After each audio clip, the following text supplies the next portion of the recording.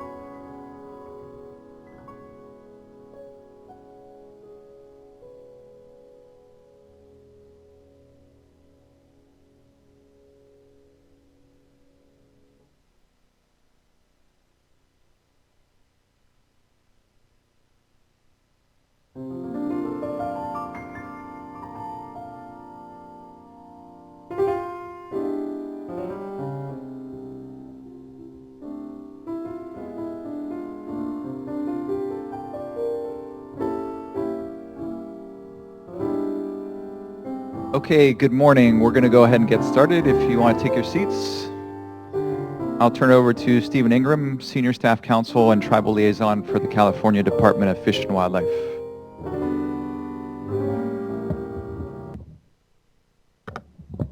Okay. Good morning. My name is, can you hear me okay? It's hard to tell. I'm Steve Ingram. I'm the Tribal Liaison for the Department of Fish and Wildlife. And I'd like to welcome back all of the tribal chairs and council members and tribal staff who were here yesterday, and also offer a welcome to all of those who are joining us for the first time today. Before we get started, just a couple brief reminders. First of all, the restrooms are located out these doors and off to the left. Second of all, we would appreciate it if you could silence your cell phones or put them on vibrate just to avoid any disruptions to the meeting. And lastly, we wanted to just make sure you all knew if you need further information or you have a particular problem you would like addressed and you want to be put in contact with somebody, we view this meeting as not only a discussion of the issues and of the programs that we're administering, but also as an opportunity to network and get you connected to the right people at each of the agencies. If you do have something specific that you are looking to, questions to get answered, information you need to get, a discussion you would like to get started or further along, please feel free to contact me for the Department of Fish and Wildlife, Anasita for DWR, Geeta, I'm not sure, back here for the State Water Board, or any of the other agency representatives that are here, and we will do our best to get you in touch with the right people. If not today, then by following up with more information later. So our agenda for today is structured a little bit differently than yesterday. Yesterday we had a series of panel discussions. Today we're going to have a series of individual sessions where we're going to address each of the major Prop 1 programs that are administered by the agencies here today. So for each of these programs, we're going to start with a relatively brief presentation by agency staff, and then we're going to have an opportunity for questions and answers and some discussion following that. We are going to begin this morning with discussing watershed protection and restoration. This is actually going to cover two different sessions. The first will be by the Department of Fish and Wildlife, and we have here the chief of our Wetlands Restoration Branch, Helen Burse, and the manager of our Payable Grants section, Matt Wells, who will be discussing that on behalf of the department. Following that, Amy Vieira, Deputy Director for the Ocean Protection Council, will come down also to discuss their separate program for watershed protection and restoration. After that, Rachel Belanti, the Assistant Executive Officer for the California Water Commission, will be here to discuss water storage investment program. After that, we're going to take a short 15-minute break. And when we come back, we're going to have a couple other sessions on clean, safe, and reliable drinking water program and the regional water reliability program. We're going to break for lunch and then have another series of sessions in the afternoon to address water recycling, groundwater sustainability, and flood management. And Good morning. I just wanted to introduce myself. Welcome. My name is Dorian Fougere. I'm with the Center for Collaborative Policy. We're part of California State University, Sacramento. My colleague Stephanie and I will be running mics again today and helping just support the discussion, and our colleague Grace is taking notes too, so just wanted to say hello. Good morning. And that just spurs one more reminder, which is this is being webcast, so when you have questions, please speak into the microphone so that all of your comments and questions can be fully captured in the record for the meeting.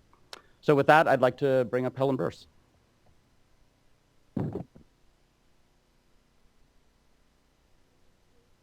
Thank you, Steve, and good morning. It's my pleasure to be here to cover an introduction to the Fish and Wildlife Proposition 1 grant programs.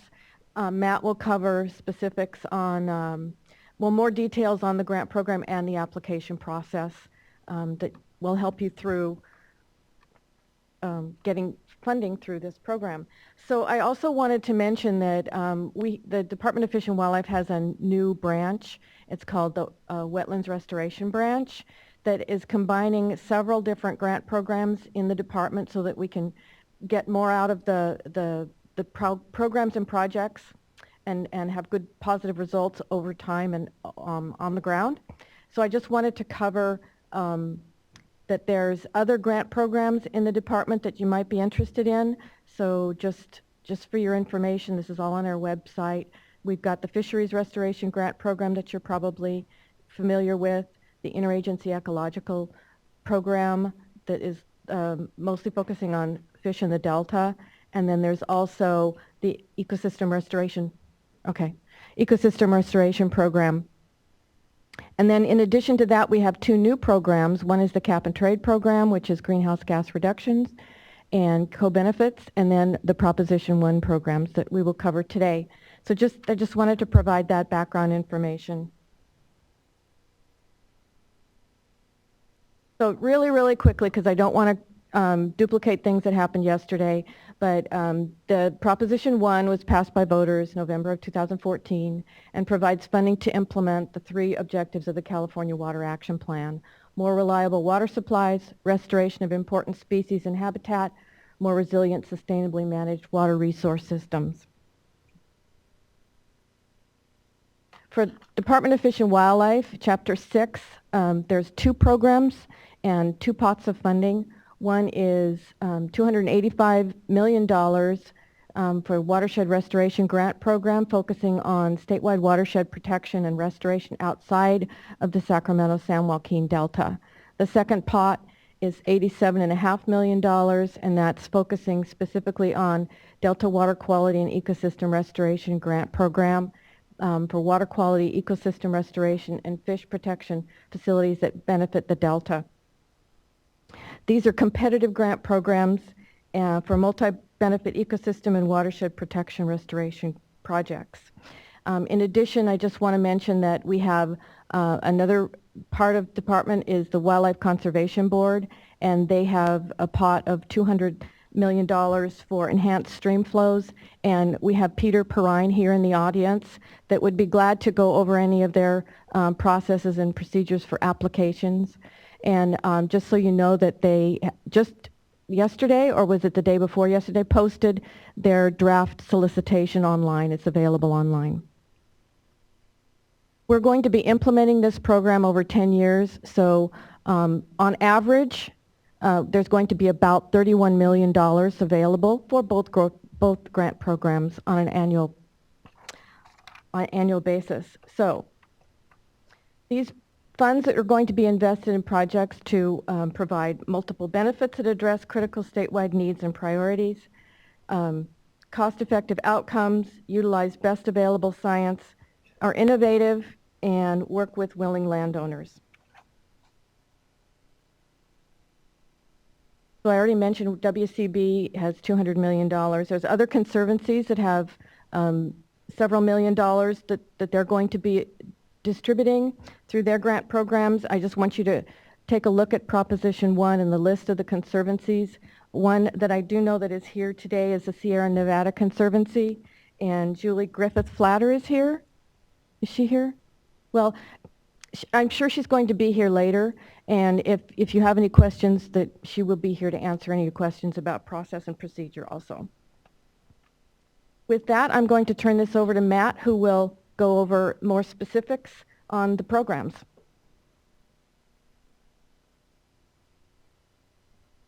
Thank you, Helen. So yeah, I'm going to try and get through our presentation relatively quickly and allow enough time for questions and discussion that you might have. So up until now, we've heard kind of a high-level discussion about Prop 1 and the funding. And from here, we're going to kind of talk about the solicitation and the process for applying for a grant. So, Proposition 1 grant process. Proposition 1 stipulates quite a few things above and beyond just the types of programs that are being funded. It's a competitive grant program, and it also stipulates that we have a set guidelines for the program that are vetted through the public. And over the past 6 months, we've developed these guidelines. They've been finalized and will be online shortly. And we've also been developing a proposal solicitation notice. And the draft solicitation notice is close to being finalized. And once that's finalized, and by finalized meaning we're going to put it out for public review and comment, and that's really important piece to talk about today because you're a part of that, and we're looking for everyone's input to make sure that we've hit all the marks and that it works for everyone. Once it's finalized, we'll put it out for release, at which point applicants can start working on their proposals. You'll have approximately 8 weeks to put together a proposal and submit it, at which time they'll be reviewed and projects will be awarded and grants will be executed.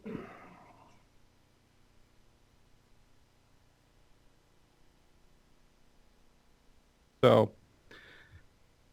as to the solicitation itself, what it does primarily is it requests proposals from applicants. We have approximately $31 million for grants for fiscal year 15-16, and grants will be executed approximately 6 months from the time of award. And the typical grant term for these projects will be 3 years. I'm kind of talking about timelines throughout the presentation, so I'm going to skip this slide. The solicitation itself contains the following components: your priorities eligible for funding, proposal categories, eligible applicants. The eligible priorities and categories, this is really kind of the heart of the solicitation specific to Prop 1. This is your scope, this is your project. Everything else is kind of the dotting of I's and crossing of T's. The proposal review and selection, the criteria that's included, that's how your proposal will be reviewed and scored. So at this point, we're going to talk about the actual grant programs. Within Proposition 1, the department has created 2 separate grant programs. The first is a watershed restoration grant program for projects outside the Delta. As Helen had mentioned, this program has approximately $285 million allocated to spend over 10 years. For this coming fiscal year, we anticipate awarding approximately $24 million for projects outside the Delta. And here it's important to remember that these are anticipated priorities for this fiscal year's solicitation for the Watershed Restoration Grant Program. This is subject to change based on internal discussion as well as input and comments we get from the public. That's kind of the point of the draft solicitation. So once we put it out and kind of vet it through you guys, this very well may change. But as you can see, there is a wide range of project types under this program. And with the solicitation, we're going to have a more restrictive set of priorities. The other program that we put together is called the Delta Water Quality and Ecosystem Restoration Grant Program. And this is for projects specifically that benefit the Delta. And as you can see, there is a map outlining the legal boundary of the Delta, but it's worth noting that projects for this grant program can, in fact, take place outside the Delta if they do specifically have a direct benefit. This is a much more focused set of priorities compared to the Watershed Restoration Program. It's still broad enough to encompass a variety of different projects, but the eligible project types include water quality, habitat restoration, scientific studies that benefit the Delta, and again, with the solicitation, you'll see a more restrictive set of guidelines. As far as categories for different projects to propose, these are them: planning, implementation, acquisition, scientific studies, monitoring, and assessment. So who's eligible to apply for our grant programs? If you're familiar with grants in general, it's more or less the same people with one exception. Proposition 1 specifically eliminates federal entities as being eligible to apply, but they can work as subcontractors. And one thing I want to note kind of on this slide is that we are really encouraging a lot of coordination and collaboration among different types of entities. So as opposed to just applying on your own, really think about how you might work with other people. The proposal requirements. Proposition 1 has a few requirements that are unique. First and foremost is that anyone who applies for a project must consult with the California Conservation Corps. And they're doing that to ensure that if there's any projects that the Corps can help with, they want to have that opportunity. And it's a fairly straightforward process. The solicitation includes guidelines and a form that gets filled out, and you run it by them and then give it to us. but that's a pretty straightforward process. Environmental compliance and permitting, that's not unique to the program, but it's worth mentioning. Anyone who applies for grant funding is responsible for environmental compliance and permitting. Performance evaluation and monitoring, and that's kind of been a big topic associated with Prop 1. We are requiring a plan from applicants to tell us how these projects are going to be evaluated and monitored for quantitative and qualitative assessment and metrics. And we want to know how you're going to measure success. Another big item is project durability. We're really looking at making sure these projects have long-term success and that there's not a short-term reverse of anything that's done. And with on-the-ground projects, we're looking at having a lifetime of 25 years for some of these projects, and that's going to be coordinated with us and grantees, most likely, at the very least, to allow for access from the department to these projects for the next 25 years to make sure that that things are sustaining. Multiple benefits, and this is another big priority with Prop 1. We're really focused on awarding projects that have multiple benefits, and an example of that would be a project where a mountain meadow gets restored, but we're also improving groundwater storage as well as habitat for native species. That's a priority of the California Water Action Plan as well as Prop 1. There are some other considerations outlined in the solicitation. Consistency with other plans. We've talked a lot about the California Water Action Plan, but we want to make sure that folks are looking at not just the action plan, but local, state, and federal plans. Oops. Disadvantaged communities. We are going to be awarding extra points for projects that benefit disadvantaged communities. And small-scale projects, and that kind of goes back to kind of coordinating with other entities to kind of package projects into one grant proposal. We're mindful and aware that there's some smaller entities that don't have the ability or wherewithal to compete with some of the larger entities that often get grant funding. So we're encouraging that people get together and, again, kind of package a proposal together that would be submitted through one larger entity. Now, the application itself. The key with a successful grant application is a complete application. The details have to be there. The elements all have to be linked together. Your scope, your budget, your timeline, it all has to make sense. You have one chance at submitting an application. Once you submit it, you can't go back and change it. You can't add things later. We will be hosting an online frequently asked question document once we put out the solicitation to address any kind of clarifying questions that people have. And what's new also for this year is we are going to be hosting the application online. So you'll go to a website and you'll have fillable fields and check boxes. And we think this is an improvement for two reasons. It eliminates, lost emails, but it also ensures that the applications are complete. Because if you happen to fill out a document and send it to us, we can't help you. So we think it's an improvement. This is just kind of an overview of the flow of the solicitation and review and award process. As you can see, the middle column for the review process, there's 3 layers. The administrative review, which is more or less a pass-fail review. Was the proposal on time? Is it complete? Are they actually eligible? The technical review is where we get into the actual scoring, and there's going to be an internal team and an external team of subject matter experts that are reviewing these projects. The selection panel kind of rolls up that scoring and makes recommendations to the director, who's going to make the final approval for awards. So what happens after you're awarded a project? A grant agreement still has to be put together and finalized.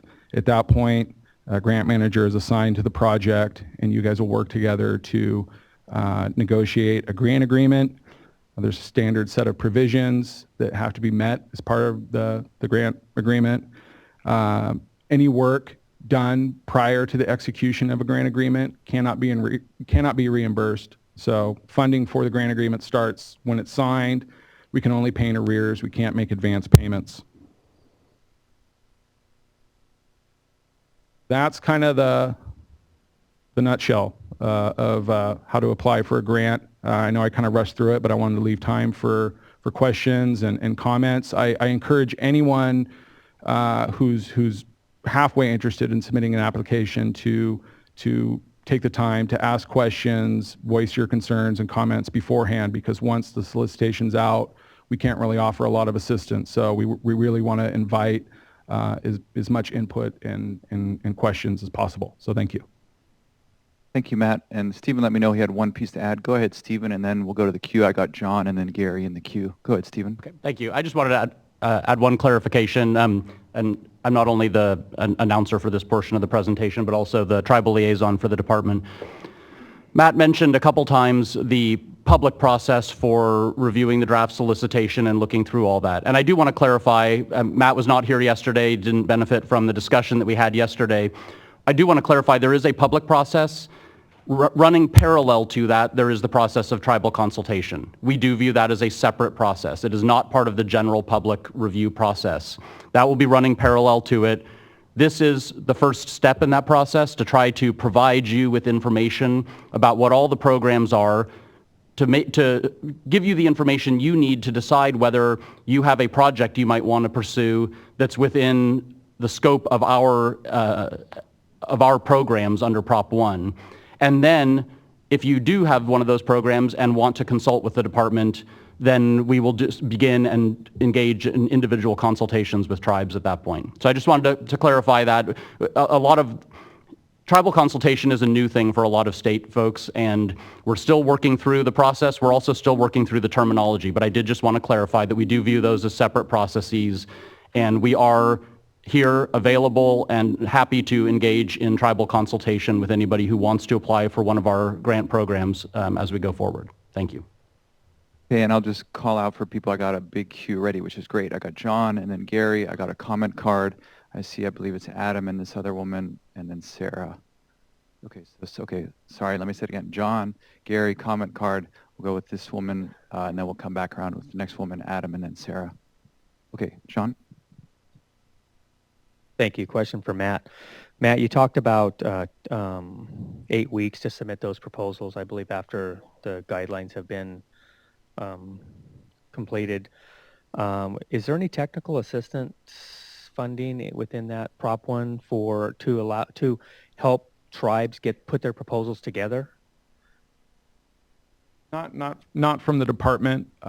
There may be, kind of outside third-party assistance that can be sought out to assist with the proposal process, but not from the department. Okay. Unfortunately, some of the tribes don't have the staff level to navigate through this process and to even put those those proposals together. So that's definitely a concern. And secondly, you talked about consultation with California Conservation Corps.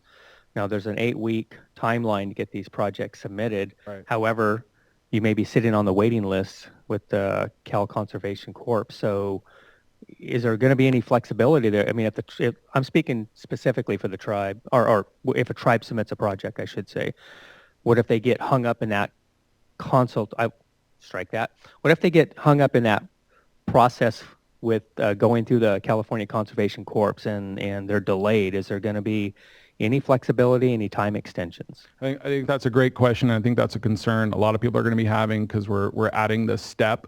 And I think the first thought a lot of people would have is, now I have to jump through this hoop. We've had representatives from the Conservation Corps at our public meetings where we vetted the public guidelines, and I imagine they'll be present at the public meeting where we talk about our solicitation. And they've made it clear to us and everyone else that their turnaround for checking off that this has been done will not delay the process. And I don't imagine with all the importance around Prop 1 that's going to get hung up. And that's something I think we're all kind of committed to making sure is expedient. Okay, and I'll just mention for the group, that was the same comment card question we had. I'll just repeat it so we have it there. I've been told that there are no certified tribal California Conservation Corps on the approved list. Is there any way to bend this rule to include tribal CCCs even if not certified? So the same question about certification. Did you want to say anything else, or did that help? I think that would be a question for the Corps representative, and we can certainly put that to them. You know, and if there's any questions that we can't answer today, I think we need to kind of tape back and, you know, even put together an FAQ from today and kind of circle back. So that's certainly something we'd be happy to kind of explore further. Okay. Okay, thank you, Matt. I see you taking that note. Go ahead, Gary, and then we'll go to this woman and go back around. Hi, I have a couple. If I can remember what they are now, I'm getting older, you know. First off, you know, in the Prop 1, and I mentioned this yesterday, yes, the California Water Action Plan is mentioned in Chapter 2 that this measure provides funding to implement the 3 objective goals of the California Water Action Plan, which are more reliable water supplies, the restoration of important species, etc. But it doesn't mandate that any grants, proposals, or anything be subjected to the guidelines of the California Water Action Plan. So I just wanted to put that out there. As far as the California Conservation Corps, so you're saying that the tribes have to, if they want to submit a grant proposal, they have to consult with the California Conservation Corps to do a project on their own tribal lands where they have sovereignty before they can even apply for a grant? And I don't think that and I didn't explain it well, but the part about the Corps being involved and you know, my understanding of why it was embedded in Prop 1 is they're looking for ways to ensure that if the Corps can help with the actual project, that they have an opportunity. It's not about, you know, seeking permission from the Corps of whether or not you do a project or how you do it. It's simply running it by them to see if they can be of any assistance. Well, I understand it's a public requirement, but now you're talking about a government-to-government relationship. Sure. So you're going to require a government to consult with a state conservation corps before they can submit a project for some project on their sovereign territory. I think that's absurd. Steve, do you have any input there? I mean, I guess the first thing to say is that this is not a decision by our department. This is part of Prop 1, so it's not something we made this choice to do. When it comes to projects that are going to go forward on sovereign tribal lands, it is obviously up to the tribe itself to decide whether you want CCC folks working there or not. The idea of this consultation, I think, as Matt was trying to say, was to figure out if there could be a role for CCC in any of these projects. If a tribe comes forward with a project on its own sovereign lands and you don't want CCC to be involved, then you still, because Prop 1 says you still have to go and consult with them. There's nothing we can do about that. The consultation should be fairly short if you don't want their involvement. However, some tribes may actually be interested in getting the assistance of CCC, and that would be an opportunity to talk to them, explain to them what your project involves, and see if there's a way you could actually benefit from their help. So, you know, again, I don't think this is meant, it's unfortunate that they use the word consultation when we're now talking about tribal entities as opposed to nonprofits and other groups. It was not intended, I think, by the legislature to be a consultation. Now, I understand that when we're talking about tribes going and talking to them, it becomes something more. Again, there's nothing we can do about that requirement, but I don't think this is something that should be a hang-up. It should be viewed, I think, as an opportunity and not one you have to avail yourselves of. You can elect to say on your sovereign lands, we are going to go forward and do the project ourselves. And CCC should have no problem with that. And if you do end up in a situation where you do have some conflict with them, come back to us and we will help work through that problem. Okay, I have Prop 1 here in front of me. Can you direct me to the section that says that it's necessary to consult with the California Conservation Corps? Because I'm looking now at 79-737, which authorizes your funding and outlines your grant proposals. And I don't have it in front of me. I do not see anything in here that says California Conservation Corps So here's where we are. It's 9:37. I definitely want to make sure, see if we can get a response to Gary's question of the exact section. I just heard we'll have it in a Yeah. minute, so they're checking. Let me yeah. check if Gary has, just while they're checking, if you have other questions or comments. Yeah, I just have say that 'cause I know another got question four is more I don't people. have the presentation you have in front of me, so can you go back to the slide where you're defining the delta so I know what is considered an out of delta watershed and what funds aren't available for the San Joaquin, Sacramento, Delta, et cetera. I know that the Klamath and the Trinity would be outside of the delta, but what area outside of this designation here would qualify? Would say Redding area qualify, or would that be considered part of the delta? Would the Feather River up at the watershed up there be considered part of the delta, or is that out? Because I don't have this map in front of me.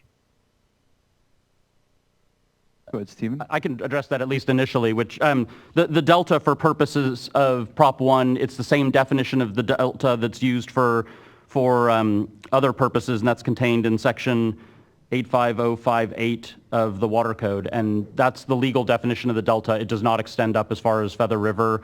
I don't have a map available, but that definition is in state law already, and it's defined in there. I can help get you a map that will show you exactly where the legal delta is. Okay. And sir, I'm sorry, just to circle back with Prop 1 and the Conservation Corps, it's item 79734. It's in Chapter 6. 734? No, 79714. Oh, I'm sorry. I'm looking at Prop 1. For restoration and ecosystem protection projects under this chapter, the services of the California Conservation Corps or local Conservation Corps certified by the California Conservation Corps shall be used whenever feasible. What was the number again, Matt? One What more was time. that again? 797 what? 79734 of the Act. 79734 of the Act. It's also addressed in 79714C, so it's in several places there. Okay, thanks. Thank you, Gary. We'll go to this woman in the back, and we'll keep coming around. I'll just, yes, I'm going to take a deep breath because I know we got limited time. Please go ahead. Julia Gully from the Hoop Valley Tribe. I also have a question on that California Conservation Corps. We have an AmeriCorps Tribal Civilian Community Corps in our community, and we'd like to consider using that. I don't know if that's available, but it's a program that we sponsor, host, and it's a federal program. Second, I realize that it's competitive, but is there going to be any set-aside funds for tribes specifically to make sure that Indian tribes get some of this money? Or do we compete with all other counties, state agencies, and so on? All the eligible entities do compete, but the tribes are definitely mentioned as eligible as anyone else. Regarding the AmeriCorps question, I think in terms of, if you have a project to propose, it's up to the applicant, to the tribe, to decide how you want to staff that program and who you want to use to help facilitate that project. So if you wanted to use them, you would just write that into your proposal, and sitting here right now, I can't think of any reason why it would be a problem. It wouldn't be a substitute for going and talking to CCC, but again, to talk to them, it's just a question of whether you want them to be involved and to talk to them about the opportunities if you do. And then are Indian tribes represented on the review panel for the any of those three categories? we haven't established the review panel yet at this point. Would they be considered? They certainly could be. Thank you. We have next question. We got three more, and then I have a comment card, and then we'll probably be right around time for the next presentation. Please go ahead.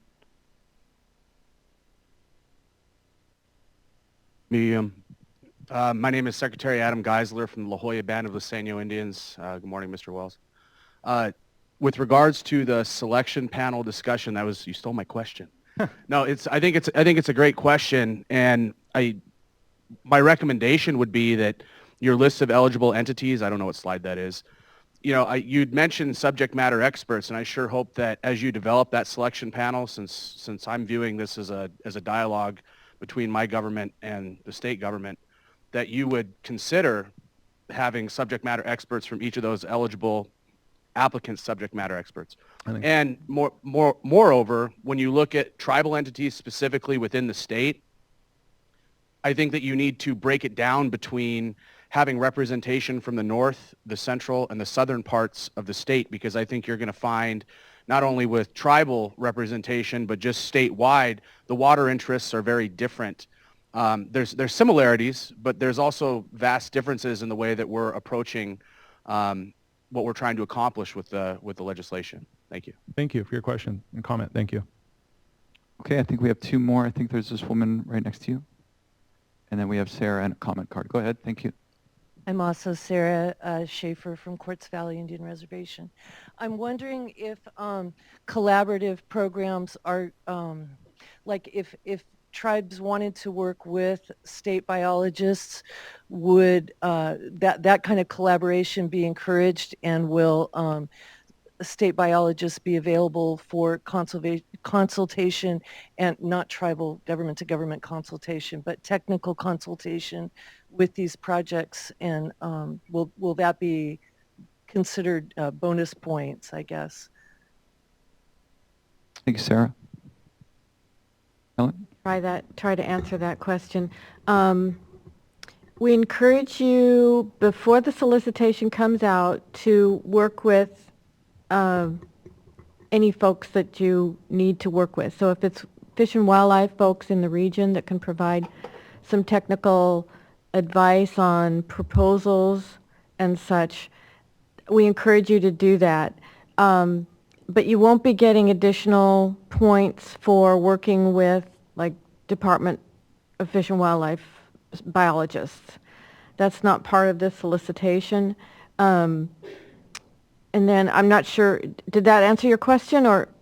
Well, so specifically, I'm thinking of a couple of issues, in Siskiyou County that state biologists would like to be able to work on, that the tribal people could help with, projects, regarding studies, with wildlife species that have to do with water quality, that tribal people could help with, that, and the state biologist might be hung up, answering bear depredation calls or something like that. What I'm saying is, if it's possible to prioritize field biologist help and collaboration with tribes on the ground with these projects. Go ahead, Stephen. Did you have something? Yeah, just real quickly, if you have projects that you are interested, I mean, we are a department of, unfortunately, very limited stretched resources. If you have a project and you would like technical assistance, or even would like to talk to somebody initially about what the department views as its needs in the area, to see how they coincide with yours, and whether there's a project that you could design that would serve some of our needs as well as yours. I think that's where you're headed. So feel free to contact me. The easiest way to contact me is by email. I have an email address set up for the tribal liaison. It's tribal.liaison@wildlife.ca.gov, and I'll be here at the break, and I'd be happy to give you a card. And you can contact me, let me know where it is your tribe is located and what it is that you're generally interested in, and I will do my best to put you in touch with somebody in the region who can help answer your questions. I can't guarantee they're going to have a lot of time to spend, but I will do my best to hook you up with the right person. Thank you, Stephen. Thank you. I see it's 9:45. I have Sarah, a comment card, and then I have Chairman Mazzetti. So let's take these last three, if that's okay, and then we'll go to the next agenda item. I just know it's a very busy day, so I want to honor the future speakers too. So please go ahead, Sarah, and then I have a card, and then we'll close with Chairman Mazzetti. Yeah, it's coming right there. I can't see with my glasses on or off. Okay. Can you go to the slide that, I think it's the priorities slide, the anticipated priorities? For the Delta or No, the non-Delta? Non-Delta. Got it.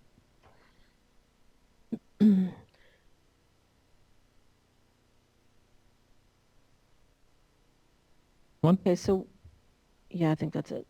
No, This is where we first talk about the programs, so this would be it. that would be it. Okay. So I have two questions. One is there any priority in the, in terms of the review and the choosing of proposals for areas where there are listed species.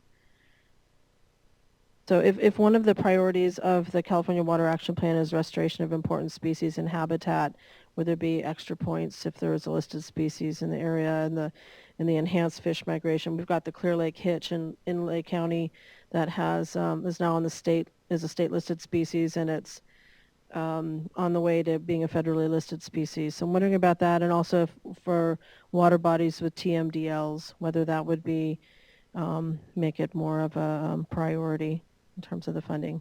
We haven't identified a specific species or area that would garner more points, but one of the things that I mentioned kind of briefly is we're really looking at projects with multiple benefits. So if you have a project that addresses native species as well as habitat, as well as watershed improvements, I think that's kind of one way to kind of look at it. I don't know if that answers your question.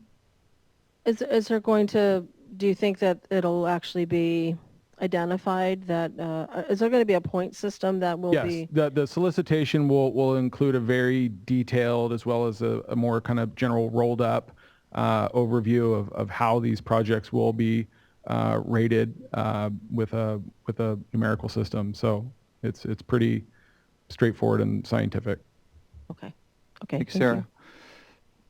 Okay, thank you. So let me just read this last comment card, then we'll come to Chairman Mazzetti, and then we'll go to our next panel. This is a question: why is the Forest Service, U.S. Forest Service, not eligible to directly apply for these funds, at least a portion of the funds, rather than going through a nonprofit organization or tribe, especially when they need funds also?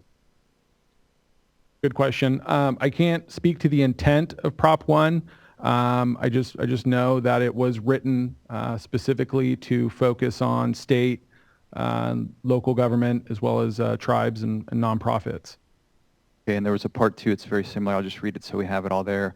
During the presentation yesterday by Fish and Wildlife, it was noted that public agencies were not eligible for funding. Is the Forest Service able to directly receive funds for projects that have NEPA completed, or do they have to partner with a nonprofit for these funds? So I think it's very similar. Yeah, question. similar question. And yeah, so the public agencies is everyone except federal entities. Okay, let me go to Chairman Mazzetti, and then we'll thank our initial panelists, and we'll go to the next piece. Chairman Mazzetti. Thank you. I'm not sure you're going to be able to answer this question, but if you go back to eligibility,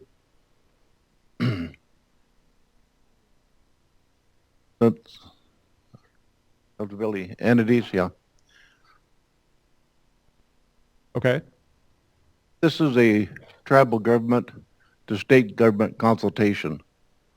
So based on this session, I don't know what a state Indian tribe is. I'm asking on behalf of Southern California Tribal Chairmen's Association and my tribe.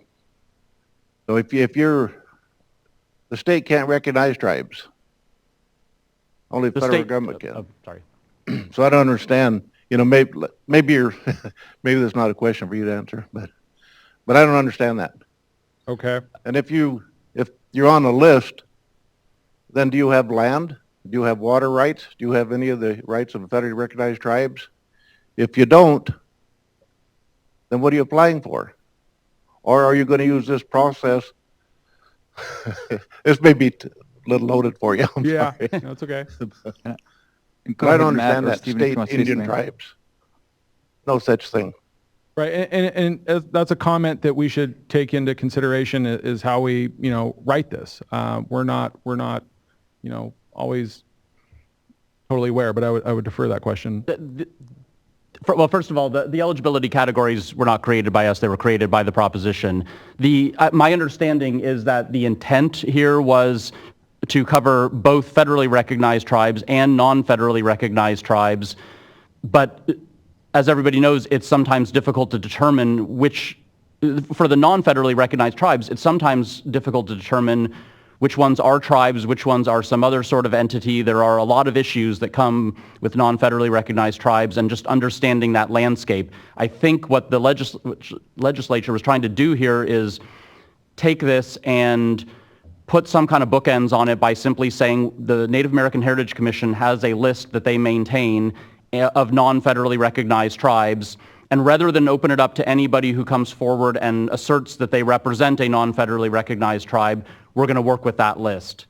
I think you point out a number of interesting issues that come with that, but we do have lots of applicants for grants that don't necessarily own the land. If they are working with a willing landowner, they can carry out a project on somebody else's land. So presumably the non-federally recognized tribes that apply will partner with somebody else, whether it's a private landowner, a local public agency, or somebody else, in order to put together a project, but they do have some unique challenges. I don't think this is intended to be a de facto form of state recognition. I think it was simply a way of trying to extend the eligibility and the benefits so that it would benefit all Native American peoples in California, whether they're federally recognized or not. I'm guessing at the intent. I wasn't there. Politically correct, okay. But it does create some interesting challenges. Thank you, Stephen, and thank you for that question. I just wanted to just bring up one more final comment, is that is the actual language used in the Prop 1 that the legislators put forward. And it's, you'll probably see it on a lot of the grant solicitations if our state agencies that are all here, if they're going to lift that exact language out of that. So it does create some ambiguity, but I think Stephen made it very clear. Also, during the time that Prop 1 was being negotiated and going through the legislative process, AB 52 CEQA was also being negotiated. So I think at that time the legislators were concerned about making sure that there was some recognition on the non-federally recognized tribal status as part of California's consultation process. So, but I do hope that it is more of the spirit and the intent of it. Thank you. I have a last comment from Sarah here, and then we're going to thank our panelists. If we have a microphone, she's behind you. Thank you. There are in excess of 3,335 non-federally recognized Native American Indians that are landholders, that are individual trust allotments and or public domain allotments here in the state of California. So 50% of California Indians are not federally recognized, but that does not mean that we are not Indian and we know where we come from. Thank you. Thank you.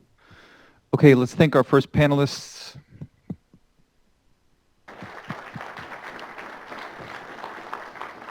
If you're watching time with me, we're just about 10 minutes behind. Our next speaker is Amy Vieira from the California Ocean Protection Council, Deputy Director. So Amy also was here yesterday, presented a couple times. I think she has a couple short slides, and she has some colleagues with her, and then we'll have Q&A with Amy as well.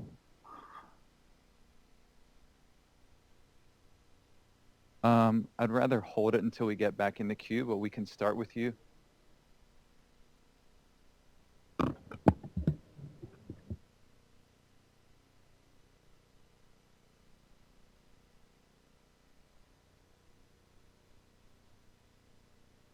Sure, it's available. Yeah. Thanks, Bill. I'll make a note. Okay.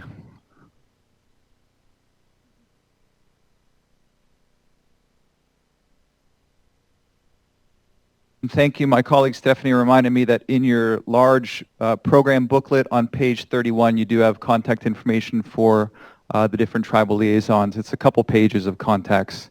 Starts on page 31 of your program. Thank you, Stephanie. Okay, Amy. Great, thank you. So again, my name is Amy Vieira. I'm the Deputy Director of the California Ocean Protection Council. And I wanted to introduce two of my colleagues. Jennifer Phillips, she's our new tribal liaison. She's been on the job for about 1 month, so please be sure to introduce yourself to her. And Nick Sadrapour, he's our Sea Grant Fellow, and he has done a lot of the writing of our Prop 1 guidelines, and I want to thank him for that. So I did present yesterday, and I was thinking today of maybe going into more detail about our draft guidelines, but I actually see a lot of new faces in the room. So I think it would be a good idea for me to spend a couple of minutes just telling you a little bit about the Ocean Protection Council. We're not one of those big state agencies that you've probably heard of a million times before. So This slide has our mission statement. The OPC will ensure that California maintains a healthy, resilient, and productive ocean and coastal ecosystem for the benefit of current and future generations. So the Ocean Protection Council is part of the Natural Resources Agency. We're housed within the office of Secretary John Laird. And our general mandate, again, is to improve the way that the state manages its ocean and coastal resources. We do that in 3 ways. We try to break down the silos of government and foster interagency coordination. We fund innovative projects. And we also ask our council to take positions on issues of policy. They've passed resolutions on issues of marine debris and sea level rise that have really kind of pushed the policy envelope forward. Our council is composed of the Secretary for Natural Resources, who serves as the permanent chair, the Secretary for Cali, PA, the chair of the State Lands Commission. We have 2 public members and 2 members from the legislature who are ex officio, non-voting. And we feel very fortunate to be named in Prop 1. Prop 1 allocates $30 million to the Ocean Protection Council for water quality, water supply, and watershed protection. We released our draft guidelines in mid-May. They're posted on our website and on the Bond Accountability webpage. And our public comment period closes on August 21st. So the Prop 1 guidelines will establish the general process, procedures, and criteria that the OPC will use to solicit applications, evaluate proposals, and award grants.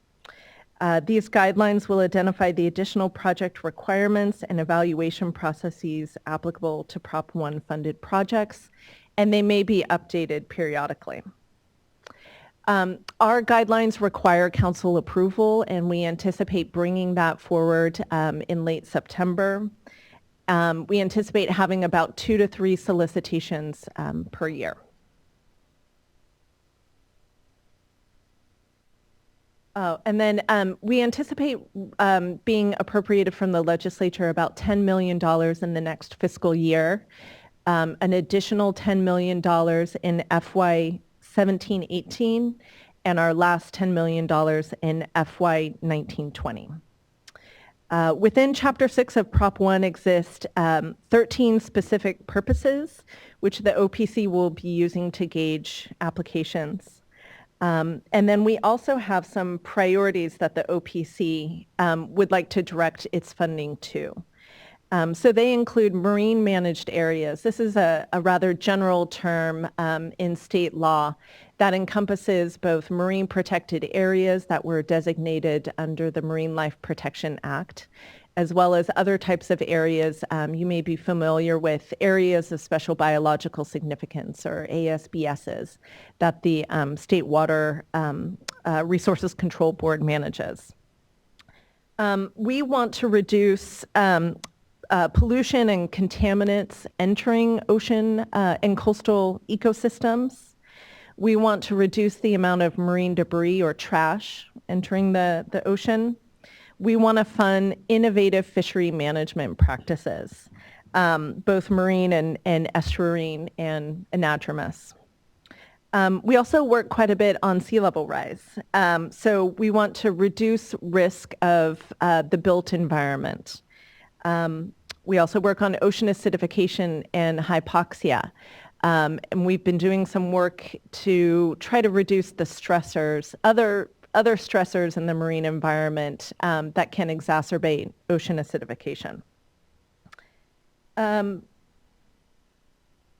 So when we're looking at our applications that come forward, we're going to be looking at both the California Water Action Plan as well as these specific issue areas. We're going to be prioritizing proposals in counties that abut the coast or San Francisco Bay, or that can demonstrate direct and measurable benefits to the coastal zone. So this slide kind of outlines the general process. We have gone with a process where we're going to be asking applicants to submit a letter of intent. And the reason for this is we want to provide early feedback and also recognize the fact that these grant proposals are very difficult and time-consuming to put together. So we envision this letter of intent taking something in the range of an afternoon to put together.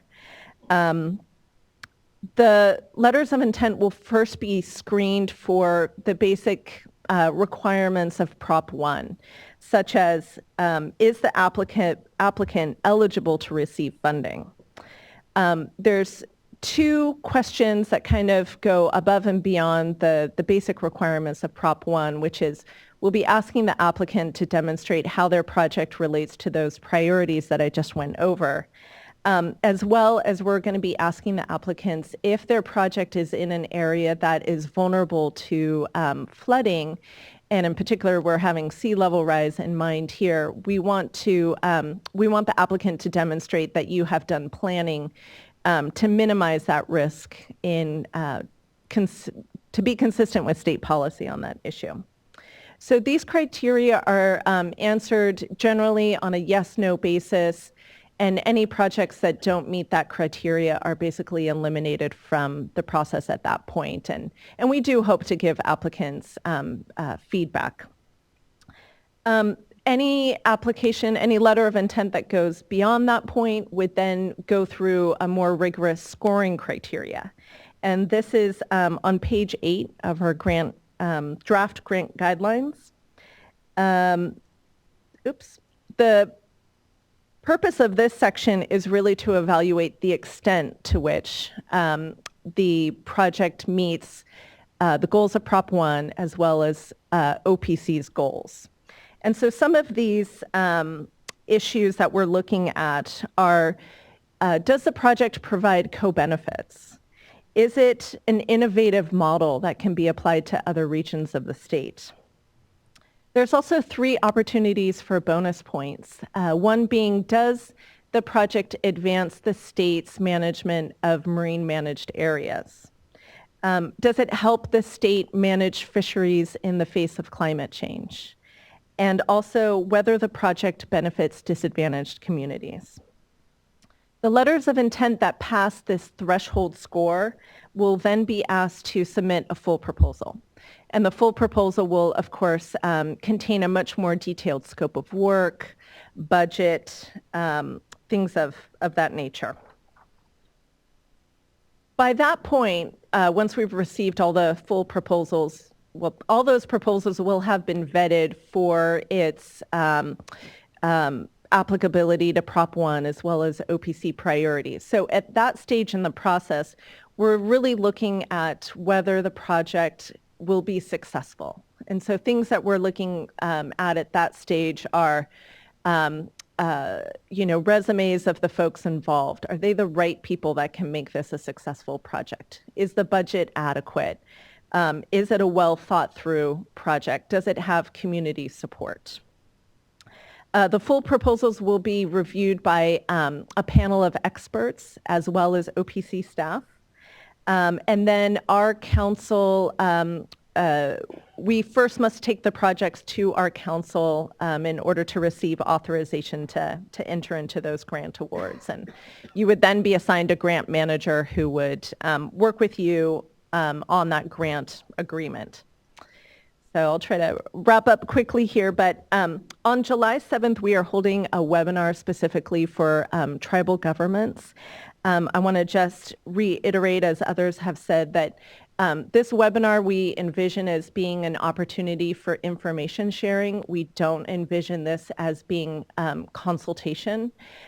Letters from our executive director have gone out to the chairpersons of the tribes that are on the Native American Heritage Commission list, and we have offered through that letter one-on-one tribal consultation, and I'd like to reiterate that offer today. If anybody is interested in that, please just hand your card to any of the 3 of us. We'll do the legwork and we'll set up that tribal consultation. We are also holding 3 public workshops. And then again, once the public comment period ends in late August, we'll be working on the revisions based on that public comment and bringing it to our council in late September. We envision the first solicitation would be in fall or winter 2015. And I think that covers it. So I'm happy to answer any questions that you might have, and my colleagues are here as well to answer. So we'll do the same thing we did last time. If you have a question or comment, just raise your hand. We'll build a queue, and then we can ask Amy questions, comments. Okay, we'll start with this gentleman over there, and I'll mention too, I got two comments when we switch speakers, so we'll go to this gentleman, I'll share what the two comments were, and then we'll keep going around. So for the prioritization for OPC, like anadromous fish and projects inland deal with anadromous fish, how does that score or rate relative to more coastal style? So we are definitely able to receive projects that are inland, and by inland I mean in counties that do not abut the coast or San Francisco Bay.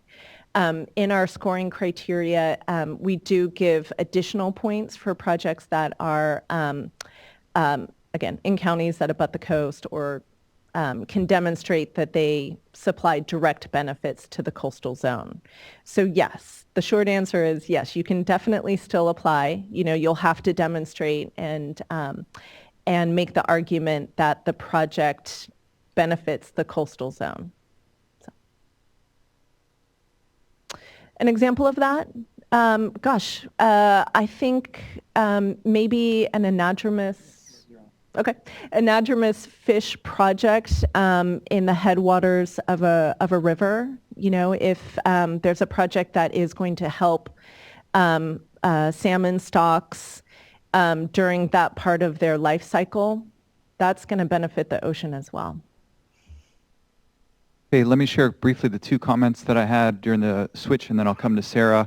The first one was for Stephen and also for Anacita and just agencies in general. There was a comment about the frequently asked questions, whether that would be available with the PowerPoint presentation slides.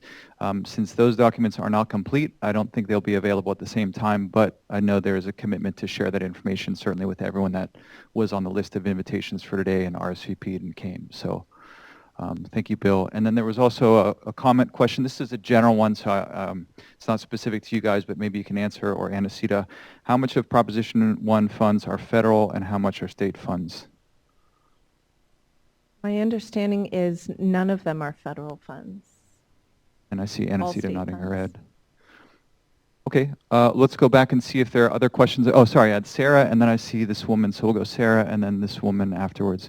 Can we get a microphone, please, up front here? And then this woman will be next. This is slightly off the topic of grants and funding, but I'm just wondering what the Ocean Protection Council's view is on offshore drilling.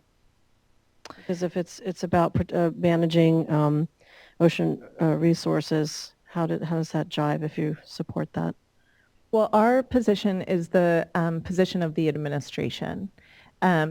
The administration hasn't, I would characterize it as, hasn't taken a formal position, but I can say that I think it was about 18 months ago that Governor Brown, along with Governor, I'm sorry, I'm forgetting their names right now, but the governor of Oregon and Washington wrote a letter to the Department of Interior asking the Department of Interior not to consider the areas offshore California in future leasing for oil and gas. So that is the most recent policy position that Governor Brown has taken on offshore oil and gas. Yes, because it does seem completely inconsistent with the work that you do. Thank you, Sarah. We'll go to the representative from Hoopa. Thank you for helping me with my language. Please go ahead. Julia Gully from the Hoopa Valley Tribe again. Who's scoring the letters of intent? Ocean Protection Council staff. At this point, if I can certainly take it down as a comment if you feel other people should be involved in that process. Yeah. Also, in the actual proposal review panel, are Indian tribes represented on that as well?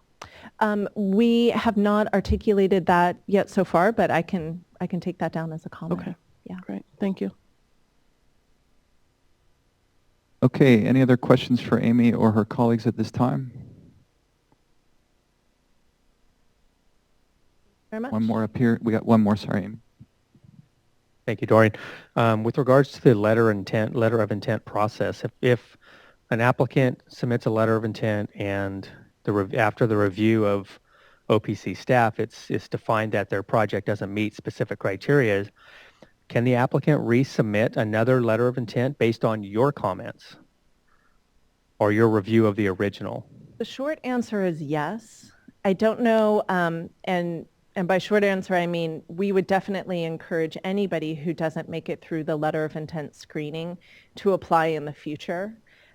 We would have to look at the timing of the solicitation process to see if we could build in enough time for someone to revise their letter of intent and resubmit it to us within the same solicitation window.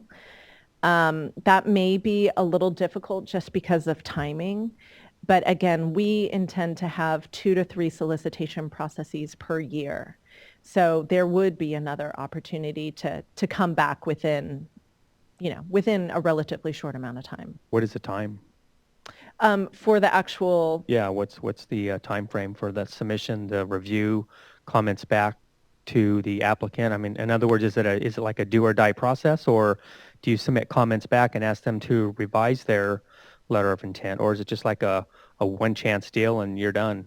Well, it's definitely not a one chance deal. So I think we need to do a little bit more scoping in terms of the timing of each of these steps in the process.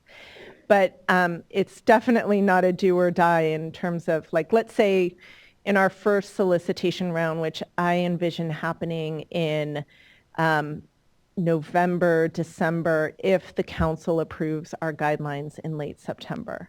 So if there was a situation where a letter of intent was rejected during that, November, December solicitation time period, we would give comments back, and the applicant could reapply in the second solicitation for that year, which, would be probably in about the March, April time period.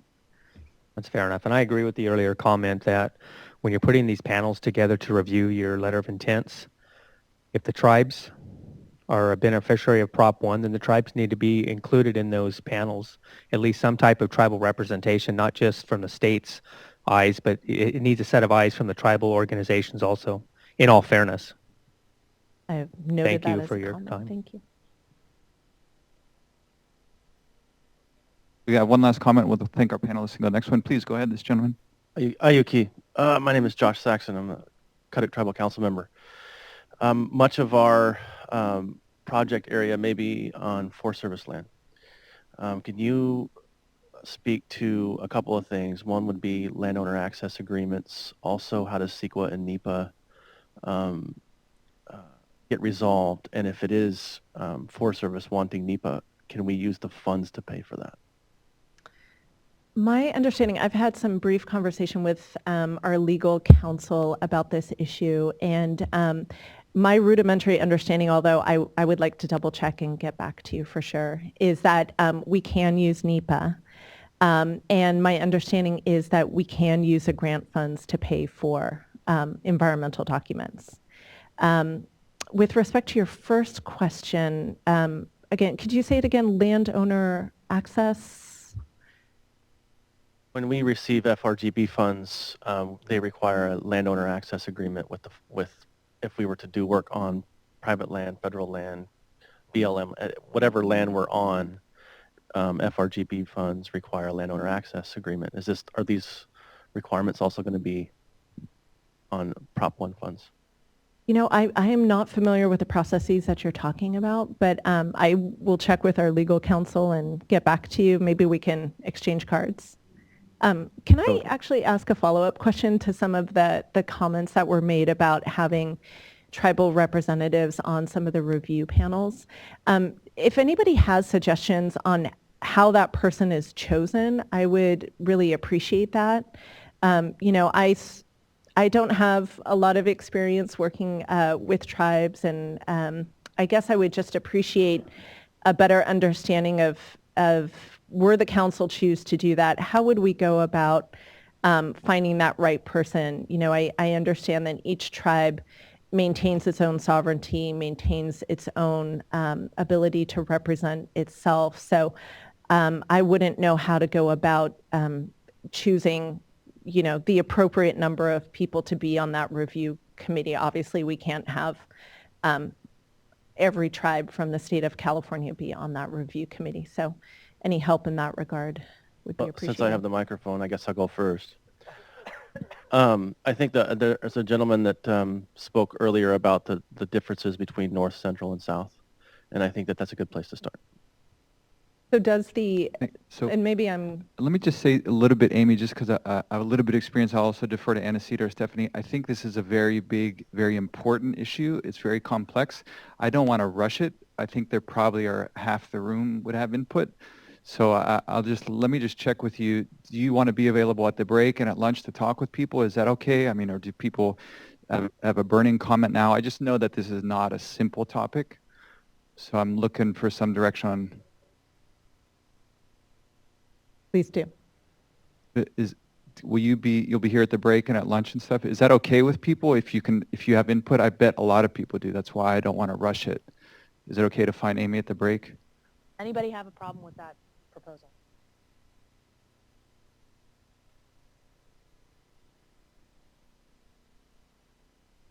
I'm sorry, can you just say, I heard it was... I just think it's not going to be just for Amy's benefit to have that discussion. There are other organizations that have these grants available that need tribal representation when they're considering grant proposals. Definitely a theme I've heard throughout this morning and even yesterday too, right?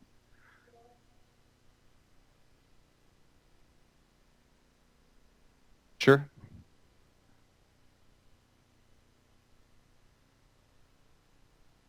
Can we add that then to the list then? What? Uh-huh. As long as we can get all of the different department heads again in the room so that they can all hear the same information. Okay, I don't believe Fish and Wildlife is going to be here this afternoon, what they told me. So that is an issue. But I know that they're here through the break. I don't know. Any other further direction on this one? I certainly want to honor what I think it was Juliet.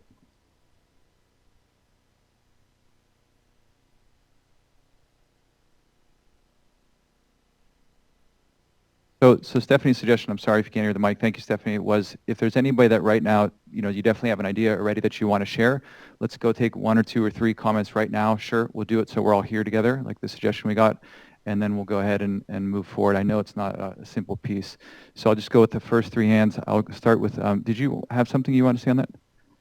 Okay, we'll start with the chairman, and then we'll go back around to this woman, sorry, the representative, and then we'll come back around. So we'll take these 3. One example of how you might get your potential applicant would be if you utilize the Northern, Southern, and Central California Tribal Chairmen's Associations. A good access. Okay, thank you. We'll go with number 2 with the representative, please. She's right there. Thanks, Stephanie. And then we'll take a third one. HOOPA also has a representative on the Northern California Chairmen's Association, so I think that probably would be a good place to start. Thank you. Please. So the integrated IRWIMP may be a good example of how you could go about getting tribal representation on these review panels. They've done so with their program, bringing in tribal representatives, and it's a voting process through tribal councils. Okay, thank you. So you have a couple options. Did you want to say anything else, Anacita, or? Okay. Okay, thank you for the advice and guidance on that. Thank you, Amy, for the question. Amy and her colleagues will be here, like they mentioned, through the break, through lunch, through the afternoon. So, okay, so we're unthreading this. It's going to be less than 30 seconds. So, Amy, I might suggest you must have a set of criteria that you're looking for when you put these panels together. And it may behoove the OPC, based on those criteria, if they wish to have Native American representation or input, to send out a letter based on those criteria for those tribes to submit back to you with their designee for that panel, and then the OPC picks it, or your board picks that person to be on that panel. I don't know what your internal process is, but surely you're looking for some set of criteria with expertise for the review process. And so it shouldn't be any different, from your guidelines to put that out there to the tribal nations. To, if they have people that meet those criteria, then send a letter back to your agency. Well, I know we don't have time to go on and on about this, but I guess I would just react by saying if anybody has concerns, I guess what I've heard through my years in state government is that it can be very offensive for the state to pick one representative. There's potentially some problems with that model, but this is, as others have said, a very complicated issue. So we will be around today, and it is an issue that not just the OPC, but many other departments are going to need to think about. So thank you. Okay, thank you, Amy. So we have our next speaker coming up, the Assistant Executive Officer for the California Water Commission, Rachel Belanti. Just if you're looking at time with me, it's just about 10:25 or so. We're going to go probably until about 10:45 and push the break back by about 10 minutes so we at least get some presentation and get some questions again. Then we will take the break. We have a little bit of flexibility around lunchtime, so I want to make sure we get through these speakers as well. Thank you, Rachel. Go ahead. Good morning. Thank you. I'm happy to be here. My name is Rachel Belanti. I am the Assistant Executive Officer for the California Water Here Commission. in the back. Is that better? Okay. And with me today, I have my colleagues Ajay Goyal and Tracy Billington. Tracy is the Chief of DWR's Financial Assistance Branch, and Ajay is the Chief of DWR's Statewide Infrastructure Investigations Branch, and the Commission has been working very closely with both of them. They are integral members of our project team, and so they will be here to help me answer questions. I also want to acknowledge our Executive Officer, Paula Landis, in the audience. So in the interest of time, I'm going to go ahead and skip through the first few slides pretty quickly. Water storage is one tool for water management in California, and it's an important one. It increases flexibility and supports that flexibility supports the use of other water management tools in the state. Proposition 1 gives the California Water Commission $2.7 billion to fund the public benefits of water storage programs. That top left corner on the graphic represents the $2.7 billion, so it's about a third of what is in the bond. This funding is administered by the California Water Commission. It is a 9-member commission. Currently there are 8 members appointed to it. The members have broad experience in agriculture, business, environment, and water, so they represent very diverse backgrounds. The Commission has a number of other duties in addition to this funding. If you're interested in more of that, I'm happy to share that information with you, but I'm going to concentrate on Proposition 1 today. I think the important thing to note is that the Commission is a public body. Everything they do is open and transparent. There's nothing that the Commission does behind closed doors because they are subject to Bagley-Keene, so you're welcome to attend any of the Commission meetings that they have, and all of the information from the Commission meetings is posted online. So what does Chapter 8 ask the Commission to do? Chapter 8 asks the Commission to allocate $2.7 billion for the public benefits associated with water storage projects that improve the operation of the state water system, are cost-effective, and provide net improvements in ecosystem and water quality conditions. Chapter 8 of the bond is unique. It's the only funding that is continuously appropriated, so that funding is continuously appropriated to the Commission. They don't have to go back to the legislator to ask for funding allocations. It's unique in that the Commission is the only organization that has to do regulations in addition to their guidelines in terms to spell out how the funding will be allocated. And it's unique in that the Commission is only funding the public benefits of water storage projects, and I'll get into the details of that a little bit later on. We're very early on in the process compared to some of the other agencies here. Because of the unique nature of this funding, And a lot of what the Commission can do is spelled out in the bond. And the work that they're doing now is looking at how to implement all of this direction from the bond. So the next few slides, I'm going to go through some of the direction that the bond gives the Commission and sort of lays the framework for the program. So the bond requires the Commission to allocate funding through a competitive public process based on the return for public investment measured by the magnitude of the public benefits provided by the project. So this is going to be a grant program. The bond requires the Commission to develop regulations, and those regulations are to quantify and manage the public benefits of these water storage projects. So that is an additional step that the Commission is going through in addition to creating the guidelines for the program that is going to explain how the Commission is going to measure the public benefits. The deadline for the Commission to come up with those regulations is December 15th, 2016, and the Commission actually isn't allowed to give out any funding prior to December 15th, 2016. So that does create room for a longer process and a more iterative process in terms of putting together the program. The legislation also directs the Commission to work with the Department of Fish and Wildlife and the State Water Resources Control Board and utilize their priorities, the DFW priorities for ecosystem and the State Water Resources Control Board priorities for water quality and incorporate those into the regulations. And we're actually going above and beyond in terms of that coordination, and we have members of both those agencies who are on our project team and helping us develop and implement the whole program. So the types of projects that can be funded through this chapter include surface storage projects, which include the CalFed projects outlined in the record of decision with some exceptions, regional surface storage projects and local surface storage projects, as well as groundwater storage projects, conjunctive use projects, and reservoir reoperation projects.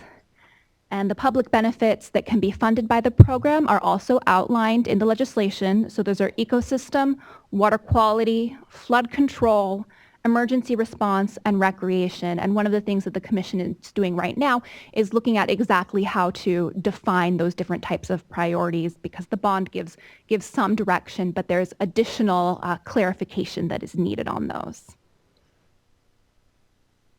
Some of the direction and special requirements that I was referencing in the bond, projects can only be funded by this chapter if they provide a measurable improvement to the ecosystem of the delta or its tributaries.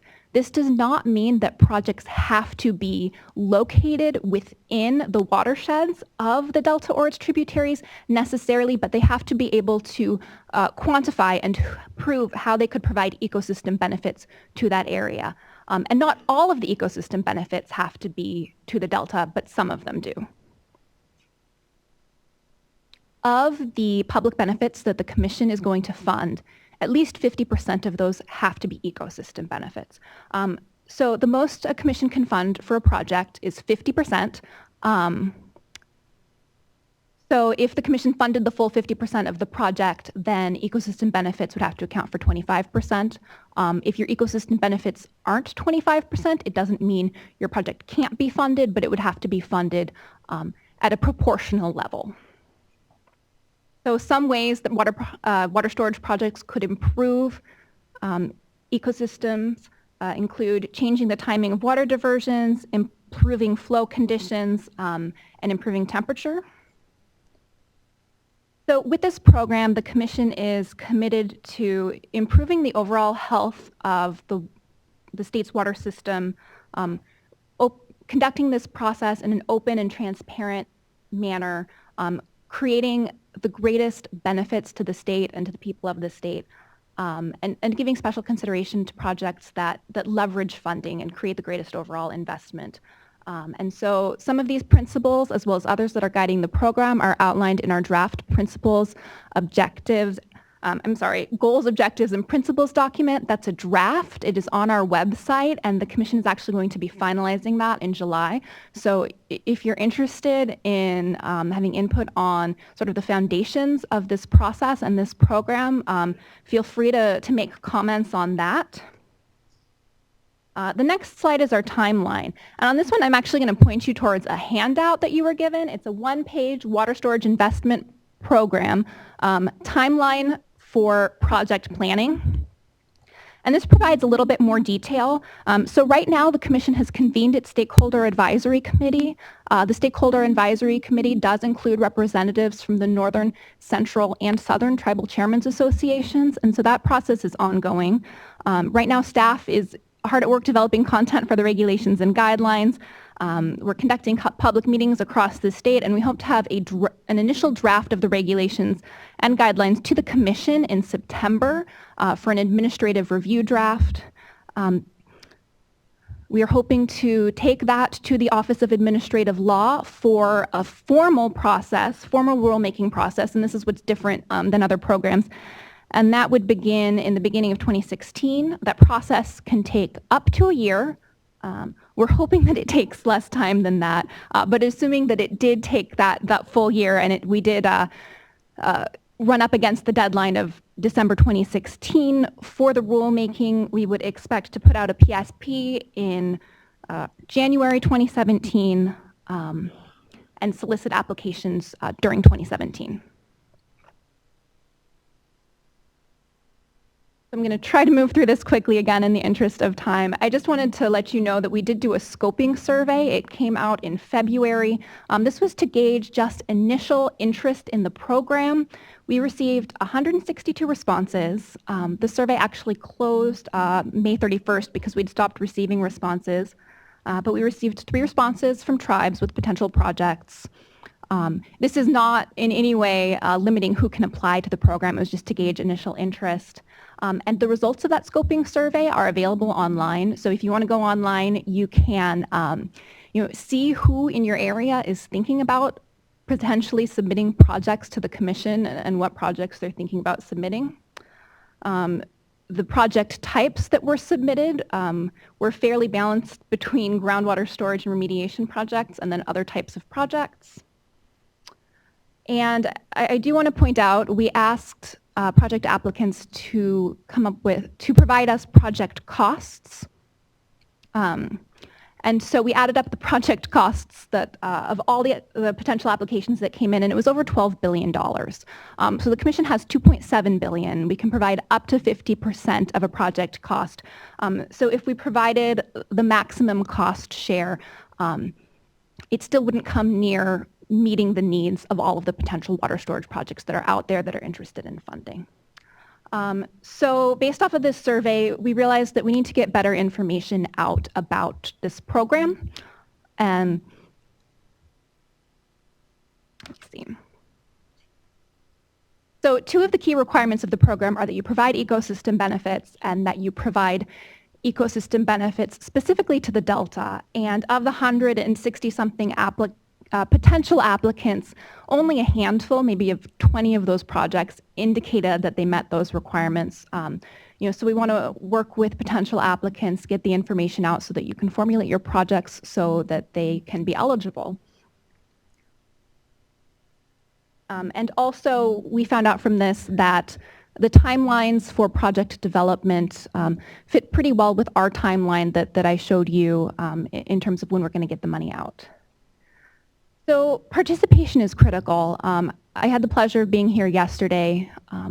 We recognize that this is just the beginning of consultation. Our Commissioner, Paula Daniels, was here, and she offered a commission roundtable with tribes to provide additional consultation. There are other ways to participate in the program.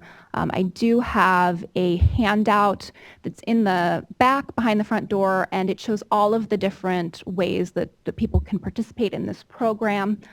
We are hosting public meetings across the state. I mentioned earlier our stakeholder advisory committee, and we're always happy to take your emails or phone calls or your comments in whatever way you want to provide them.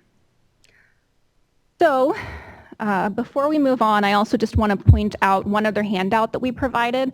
It's this one right here, and it is an eligibility checklist.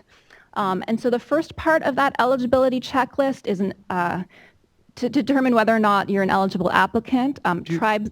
Could you just read the title of it, Rachel, just so they can find it in the Sure. folders? Thank you. Sorry to interrupt. So it is a grid, and it has a yes, no, NA, and then eligibility criteria, and it's called Eligible Applicant Checklist. And it's a 6-page double-sided document. I think they're handing it out right now. And so the first section is eligible applicants, and I think as other people have covered, tribes are eligible applicants. And then if you go on to the second page, it is project eligibility application checklist. So a checklist to help you determine whether or not your project is eligible. This is a working staff draft. The commission has not seen this. This is how staff is currently interpreting the legislation. So I'm not going to go through it in detail, but it lists the requirements of the legislation that staff are considering to be project eligibility requirements. So go ahead and take a look at it. If you have questions, feel free to contact us. And our contact information is up right here as well as in your programs. So Jenny Marr couldn't be here today, but she's our project manager for the development of this program. So she is available by email. There's my email, and you can always just use an email that goes to all of the commission staff, and it's cwc@water.ca.gov. So that concludes my presentation, and we are happy to take your questions. Okay, so we have a question back here, and then I have two in my hand, and then we'll come to Jason and Sarah. The gentleman back there, go ahead, Gary, and then I got two, Jason and Sarah. Mine's not a question. I'm going to help you out here. Second, Rachel. I'm on the Stakeholders Advisory Committee, and we've been going through some very intense deliberations on some of this stuff. And I saw some heads shaking when she talked about the Delta and the tributaries to Delta. Focus on the tributaries of the Delta. If it improves a tributary to the Delta, then the project is valid also. And so we've had some discussions on what a tributary is, and they've had to go back and look at redefinitions of what a tributary is. Bagley King, can I talk about Trinity? Okay. Because there's some things we're restricted on talking about because of the can't have a separate meeting. We are suggesting that tributaries to the Delta not only include hydrologically connected, but piped in, such as the Trinity. I mean, there's over 600,000 acre feet of water that comes into the Delta from the Trinity. And so projects that any improvement on the Trinity, we say would actually be an improvement to a Delta tributary also. But that's up for discussion, so they haven't agreed to that yet. But I want you to know that don't, we talked about what is the Delta here earlier. Forget the Delta. Look at the tributaries to the Delta, because it's everything around the rim that comes in, and they've actually even included the in their definition right now is the rivers above Shasta Dam, which is the McLeod, Pitt, Squaw Creek, those kind of things, and they should be tributaries because I mean they flow into the lake flows into the dam flows into the river, so that's our argument. So if you had any confusion about where your project might lie. I mean, it can lie anywhere up in that watershed, that if it's a spring that flows into a creek, that flows into a river, that flows down into, eventually makes it down into the Delta, I mean, that's a tributary as far as the watersheds goes. So just thought I'd let you know that. Thank you, Gary. I got these two comment cards, and I'll go to Jason and Sarah. The first one was question, will wastewater reuse projects to maintain or restore aquifer storage projects be fundable under this Prop 1 category? So we can't fund the reuse portion of the project. We could fund the storage portion of the project. Okay, thank you, Rachel. Go ahead, public Tracy. benefits. The public benefits of the storage project. Okay. Let me read. I got this one more question here, and then I got Jason, Sarah, and this gentleman there. This is, I think, open also for Anacita too. It's an overarching comment. Would it be possible for Anacita or tribal liaisons from each department to collect the names of tribes that are interested in joining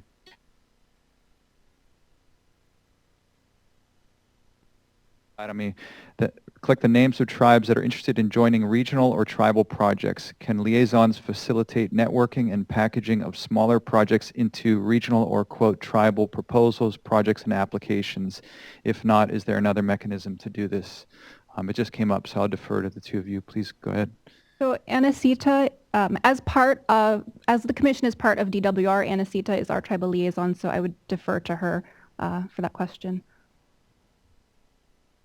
I want to say thank you for that question, and I do say yes, that's our goal, and that's why we wanted to start with a very much of a an overarching executive level program yesterday, and then today the specifics of the grants.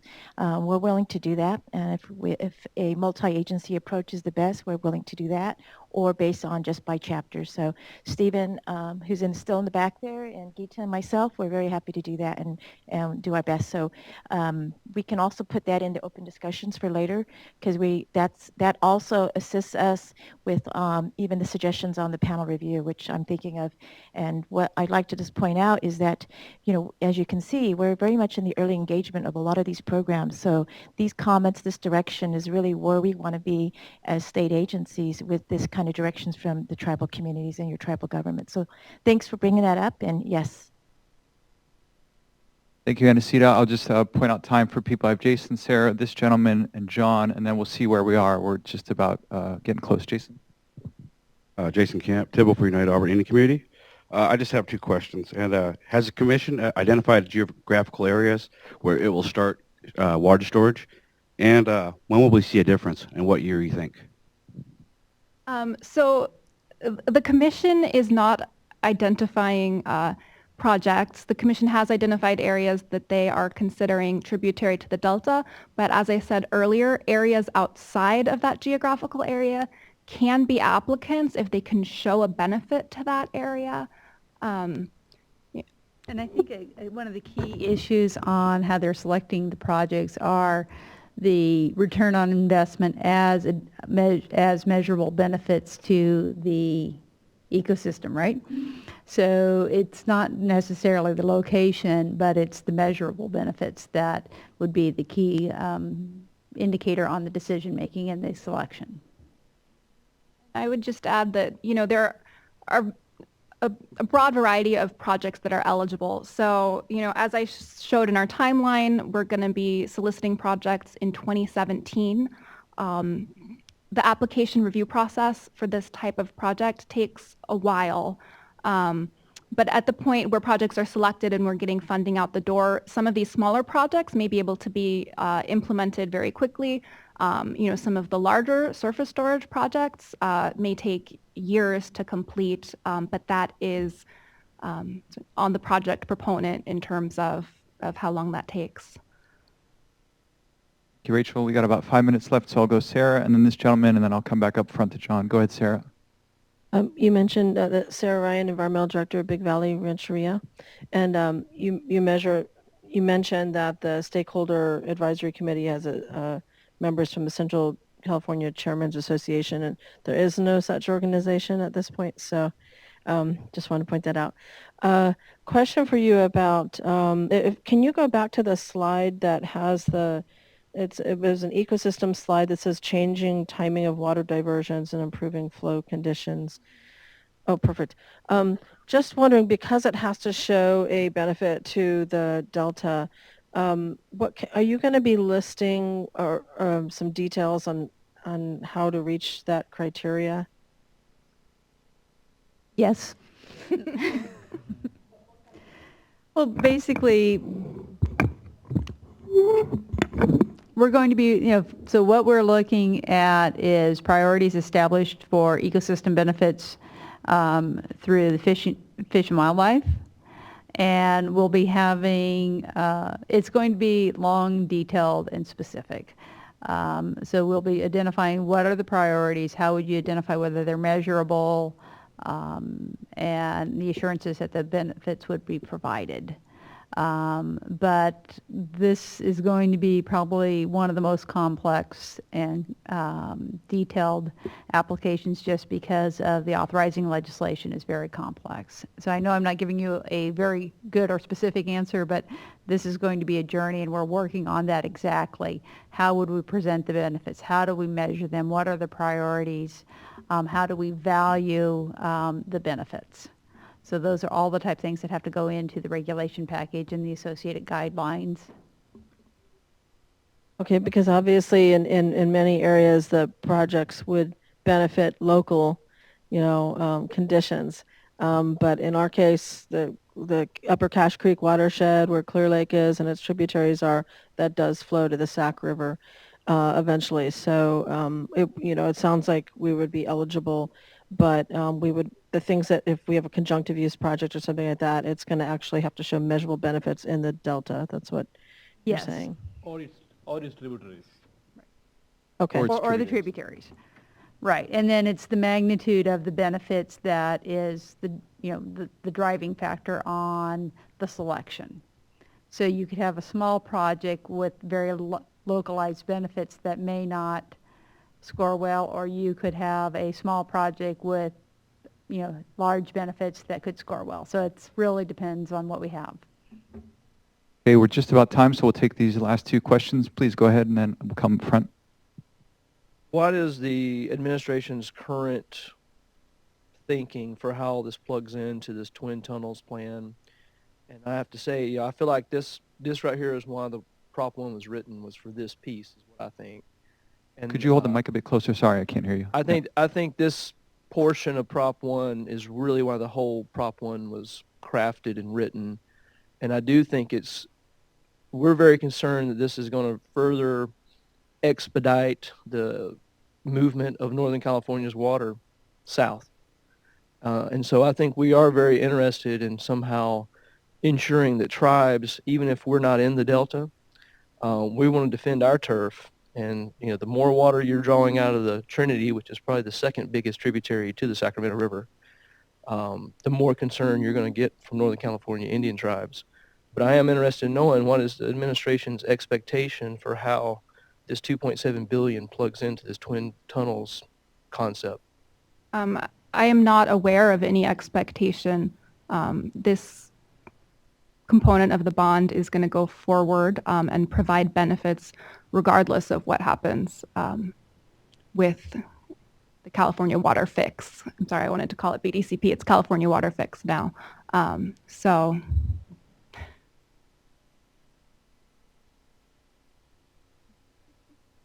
Okay, I got a comment up here. Thank you. Question for Rachel. Maybe a mute point, but I'm reading the legislation right now. So the question would be: Is it obvious that none of this 2.7 will go to benefit Southern California? Sure. Because if we're talking about showing benefit in the Delta, am I overlooking something? Because I'm from Southern California, so I want to ask the question.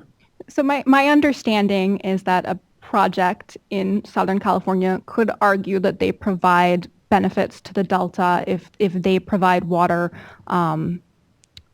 local water supply, that then they are not taking water from the Delta. And as I said earlier, not all of the benefits of a project have to go to the Delta. It's measurable benefits.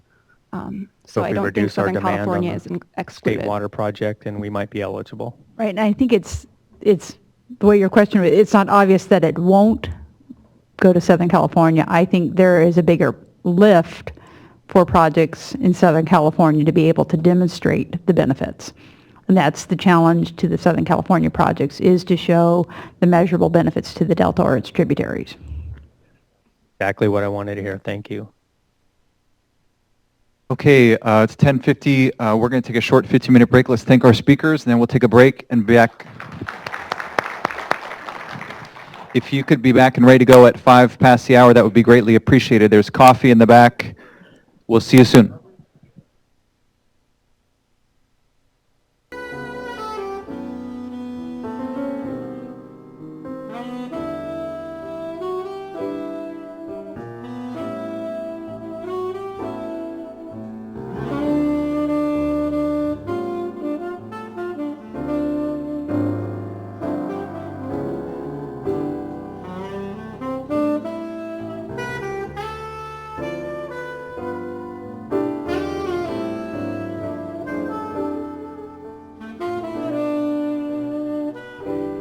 located?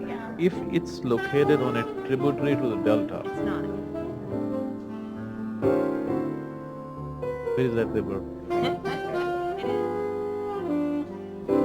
I see. In southern Connection. Now, if it somehow project can contribute water into one of the tributaries, I mean, it doesn't. It comes, so Yes. 101, where Highway 101 Yes, is, yes. the headwaters, it goes directly to the west. ocean. Yeah, it doesn't. So the ocean counties are, the areas both Yeah. will have difficult time. Hey, Gary, over here. Good to see you, my friend. Maybe less. Yeah, and I am not as familiar with them.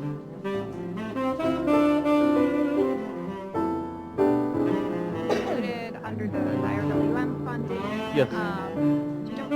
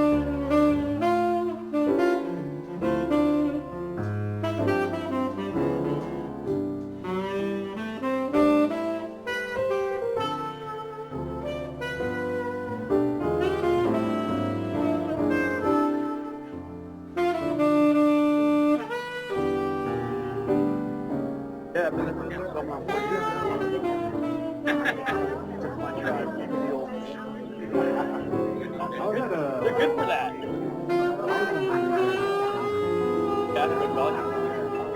Oh, in the back, huh? Yeah, got the building.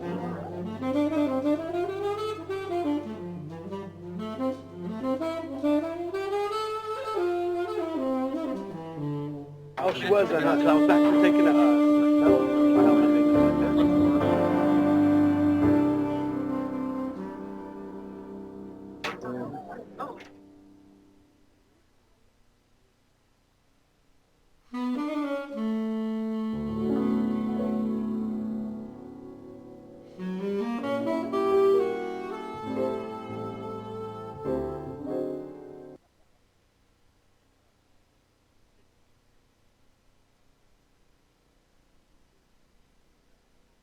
stuck with that.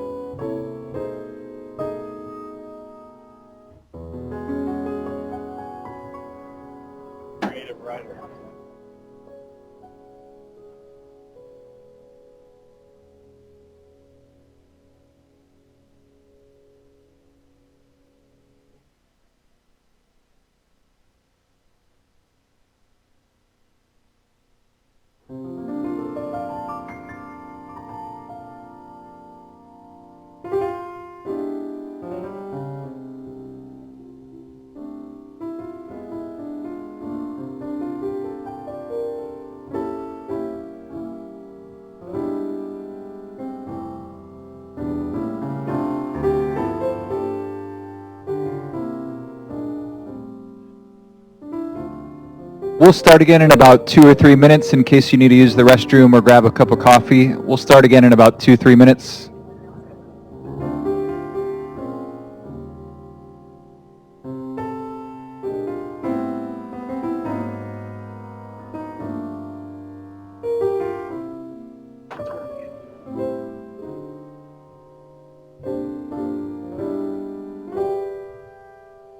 Testing 1, 2, 3, testing.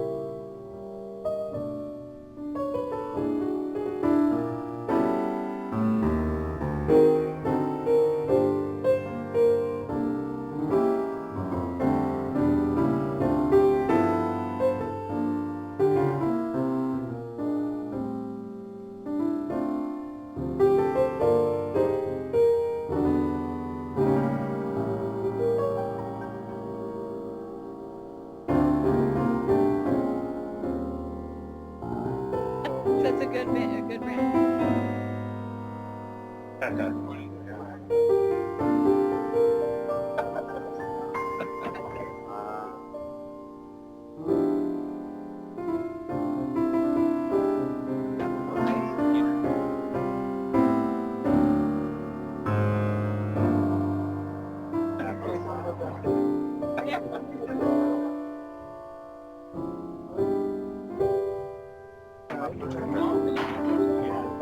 Okay, we're going to get started here again in a few seconds. Thank you for taking your seats.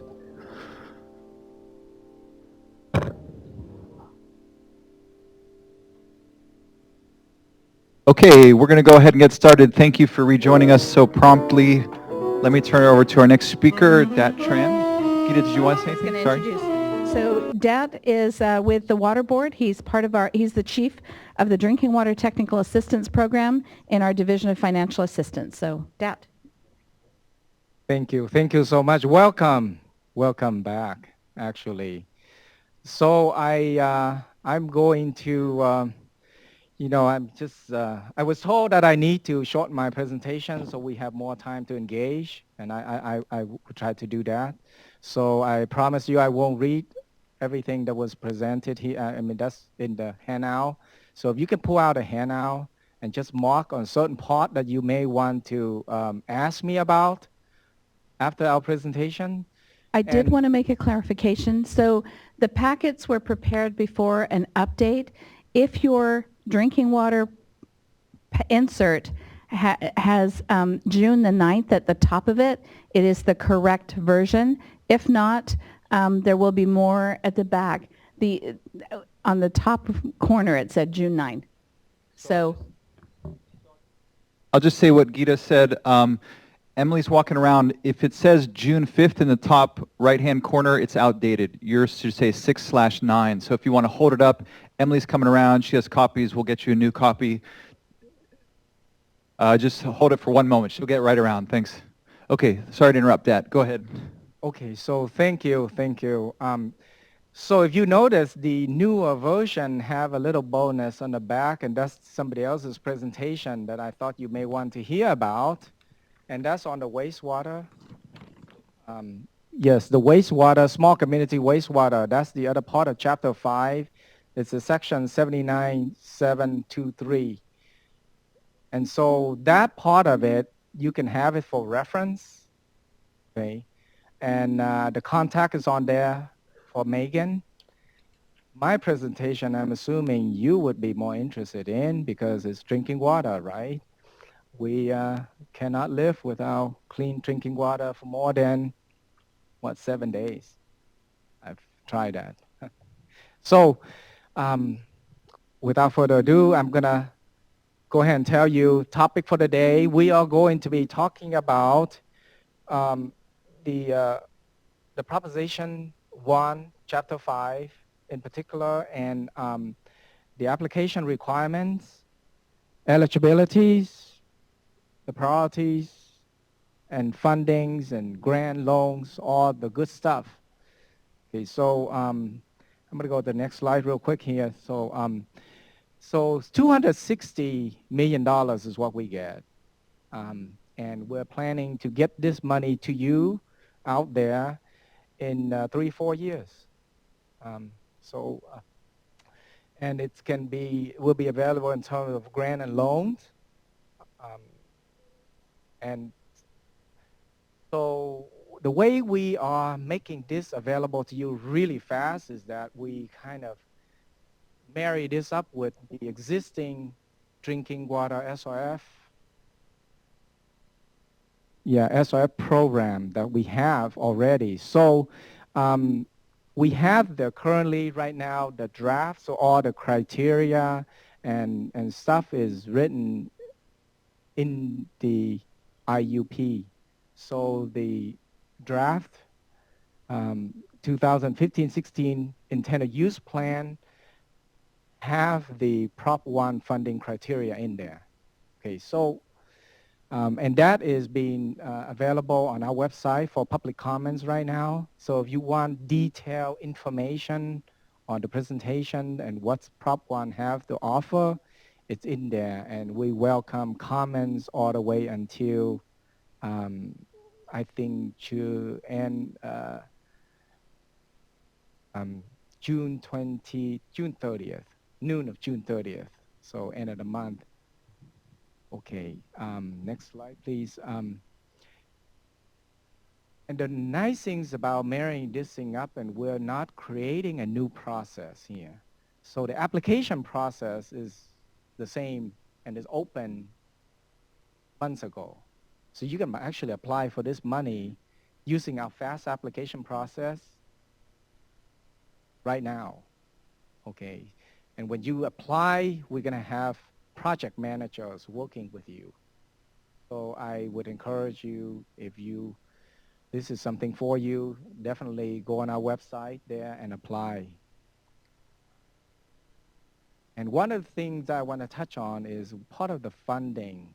When we give you this funding, we want to make sure that you have the technical, managerial, and financial ability to run your water systems. So I know it's, in other words, we just don't want to give out money that, and then you can't operate and maintain. Next slide, please. So these are some of the eligible applicants. You can apply when you're public agencies, nonprofit organizations. I think your part here is federally recognized Indian tribes or state tribes are listed on Native American heritage. Now the eligible projects here, this is something a little different I wanted to touch on. We have completely changed what we used to do when I didn't mention, but I used to be with the Department of Public Health, the Drinking Water Program. Yeah, Okay, the so mic's let me, very soft. Let me give you this mic. It might be better, but you just need to hold it very close. I think they're turning it up. okay, thank you. I'm so sorry. Yeah, if any of you cannot hear me, please just raise your hand, and that's my cue, because I really intend for you to hear everything I have to say, so I apologize. Okay, so so one of the, I was saying that I came from the Department of Public Health. We administer the drinking water SWRCB program, and there was a lot more restriction that we had on that program, and we completely opened everything up. And just mainly a couple of things I want to touch on, one of which is we used to invite in different cycle, and now there's none of those. It's continuous applications, so you can apply anytime. And then the categories, which I'm going to touch up next on the next slide, is, we didn't have it. I had it on my slide, but the different category that are health-based and so forth, it used to be we only invite down to a certain category that are on health-based, but now we open the entire category up so that you can apply for anything drinking water related. So those are two major changes. Apply anytime for almost anything drinking water related. Okay, so these are the categories now, and we shrink and combine some of these categories. It used to be a lot more categories. Now it's just A through F. Okay, so can I go to the next slide? Now, you probably are interested in, well, how much grant can I get? So this is what this slide is. We're focusing on the grant portion, how much you can get. So right now, as proposed in our IUP, we're increasing, we're not increasing, but the grant limit for the planning portion is $500,000, but there is an increase for constructions. We go from $3 to $5 million. So that's the limit, $5 million for construction projects. And if you're not ready to come in, you're not ready to, you don't have plan and specs, and you don't have, your project is not shovel ready, we give you $500,000 worth of planning grant. Now, there are some things associated with that. You have to be disadvantaged or severely disadvantaged. So compared to the statewide MHI, so So we run this thing sort of like a grant. The grant, you have to be poor or very poor. So, and there is a $20 million grant limitation for regional projects. And right now we're proposing regional is 3 or more system solving a, getting together and do a regional solution. So funding does not limit to just grant. If you're not disadvantaged, then we do have loans available that are very low interest rate, 1.663%. So that's something that you may want to take advantage of if you don't qualify for grant. And so any of your projects that you're funding, if you take a look, talk to your accountant. If you're paying more than 1.6%, you need to come to us. We do have the green to keep California clean. That's our logo. I was supposed to say that. Next slide, please. So this is some of the, I just have one table. It can be a little confusing, but I wanted to touch on this so you can see if you're a water system that are disadvantaged or not disadvantaged, or you're severely disadvantaged. That's what the DAC and SDAC stand for. So some of the things that we're applying, there's this formula. So if you are paying the affordability criteria that we have set up right now, if you are currently your water rate, we like you to at least spend 1.5% of your income toward water. So that's the 1.5% there. If you are not, then you need to get there before you receive grant from us if you're disadvantaged or this. Now, if you're severely disadvantaged, you get 100%, up to 100% grant for your projects. Now, why do I put up to? Well, there's the other part that is not written there, and we do have a grant limitation on service connection as proposed right now, and that's $25,000 per service connection, or $50,000 for regional solution per service connection. So that does apply. Okay, I think we're doing okay. Next slide, please.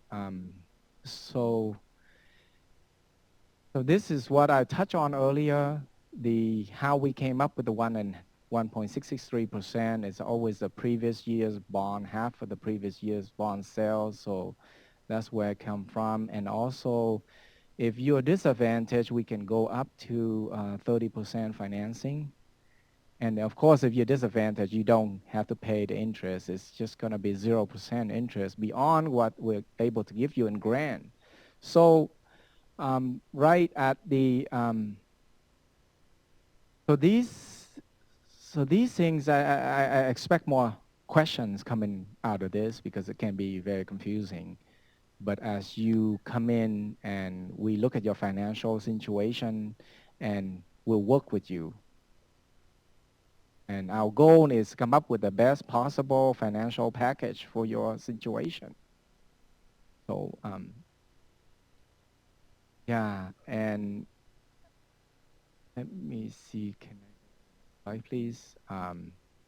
So here's what's coming up.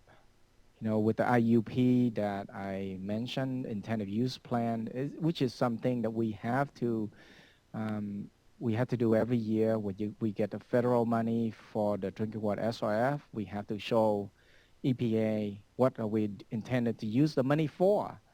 So, so the criteria for the Prop 1 in this drinking water is in this IUP that is, and part of the criteria, we have to do 3 public workshops. And I don't know how many of you have been to the scoping meeting that we did a couple months ago. Anyway, at the scoping meeting, we've done, we come out and we meet you people, in the same 3 locations, Sacramento, Fresno, and Redding. not Reading, yeah, the Riverside office. So now we're doing the actual scope, not no longer scoping meeting, but the public workshop. So we are there to present more detailed information on Prop 1 and SRF, and hoping that this is something that we get the feedback. And I mentioned earlier that we will be receiving public comments all the way until the 30th, noon on the 30th. So the last workshop is June 29, and we give you one more day to comment. But we're taking comments right now, public comments on all those. So when you go there, look at the document. If it's something that you have concern about, please let us know. We are trying to do our best to administer your tax money. So this is my information, and I do have a couple of staff here I want to recognize, and that's Brian Kinney. And Brian, could you stand up? And that's he's on the bottom there, my senior engineer who'll be helping me with this. And we also have Winton Lee, who's not here. And now so that is the end of my presentation. Now the other one that I can quickly just wanted to highlight a few things that are similar, yet different on the. So Megan Tosney, who is heading up that program, she can't be with us today, but this is her presentation here, and I just wanted to kind of highlight on this is small community wastewater, so they have the same amount of money, $260 million. So this is her plan to kind of administer and get this money out there, and it's there to provide technical, also there's a 15% requirement that of the money that they have to provide technical assistance. So that's really something that could assist your effort in trying to receive funding. So I just wanted to, I'm looking at her presentation here, and the eligibilities and the funding maximum limit. I just wanted to touch on slide number, slide number 7. If we can go to slide number 7, please. And slide number 7, there is one bit of difference, and that is the maximum grant amount to receive her pot of money does have a limit of $8 million for projects that are I think there's a $8 million limit in in the 5-year period. I'm sorry, that's slide number 8. So if you look at that, there's a single community may not receive more than a cumulative of $8 million. So there's that limit. We currently don't have a limit in our drinking water, is because we're trying to solve problems, and your problems may be more than one, and it may comes up in more than in that frequency, that 5-year period. So without further ado, I'm just gonna, I think my time is up, and I will be taking questions. So I just wanted to share with you her presentations, and also you have that handy and her contact. So I'll take questions. So let me just ask something. So Brian's here, you're here. If people have questions about the small community wastewater, can you help connect them with Megan or answer questions? Will you guys be here during lunch or Yes. later today? Yes. Okay, I just want to make sure, like we've been trying to do throughout the day, to at least get you a point person or a point of contact. So you have Dat here and Brian here, can answer questions on the drinking water piece, and also help you connect with Megan for small community wastewater. Okay, so let's go ahead and build a queue and see who has questions or comments. I see one hand, Sarah over there. Any other questions or comments right now? 2, 3. Let's take these 3 in a row. We'll go Sarah and then the 2 gentlemen behind her. Daily workout.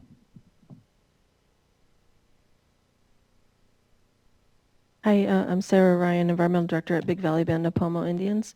And we have 2 public water systems that have projects that are on the SDS list. And I'm wondering, do you require that in order to be funded, they need to be on an SDS list? Is there something about the point system that would make it more of a priority within your funding requirements? Okay, yes, if they're on the list, then they would qualify, number one. Two, we prioritize systems based on one, when that they coming in. You know, if you coming in, you're ready to proceed, and you get the funding. But within that, if you're small communities and you're disadvantaged, then you take a priority over other systems that are not. So I think it's how much you need the money, how poor you are. I think that play a role in how we prioritize. But given everything coming in, so and the competition is mainly, and I did mention this, but it's more competing for grants. You know, there's that limit of grants and how much we can give out. But I did mention, but one of the things we did when we go from Department of Public Health to over here at the State Water Board is that we leverage our money and we will sell bond, we do whatever it takes. So if you come in for loans, we have no limit on funding. We will fund any amount.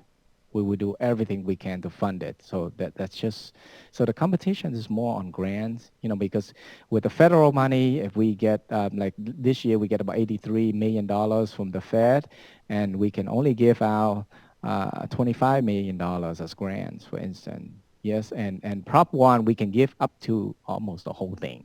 If you know, even though it's a loan program, we can give up to basically all $260 million in those years. So I think come in as soon as you can so that we can connect you with our project managers.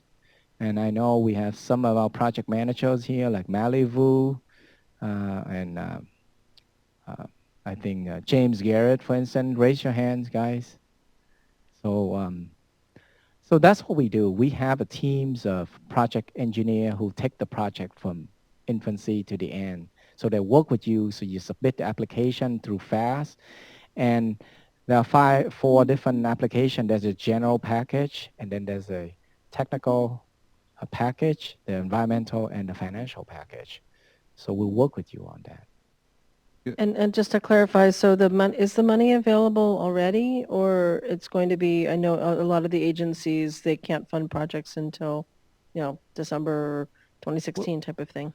Yeah, so for us, as soon as the board adopt, and we're going to go to the board after we do get all the comments for the IUP in end of June, we intend to go to the board and get this thing approved in August. Okay. So somewhere in the middle of August, as soon as it's approved, we want to issue funding agreement on that day. But that doesn't stop you from applying yesterday. So it is, the money is, we can't issue funding agreement until it's officially adopted. So so that point is really important. It's open. We're open for business. Come on in. Okay, thank you. Okay. We got 2 more. Yes. Yeah, correct. I don't really have a question, just more of a suggestion, not just for the drinking water, but for the rest of the folks that do these public scoping meetings. It looks like you have Central and Southern California covered, but we still consider Sacramento Central California. So I would suggest that maybe Eureka and Redding, a combination of both or +1, whether it's Redding or Eureka, might cover. You may actually get some of the tribes up, because for us it's it's a 6-hour drive. So it's a 2-day thing for a 1-day event in Sacramento. But if it's in Reading, I can do it in a day. Or if it's Eureka, I can do it in a day. So just a suggestion. Thank you. Thank you very much. Yeah, we really appreciate that suggestions. We do have Reading offices, so that's something we definitely in the future will look to do that. Okay, a question about what can be funded. I work for a tribe whose reservation has a lot of homes, only a few of which are connected to a sewer system that empties into a really good sewage treatment plant. We have lots of homes under construction and existing that are on septic. Will this pot of money fund conversion so that we can connect new and existing homes to the existing sewage treatment plant?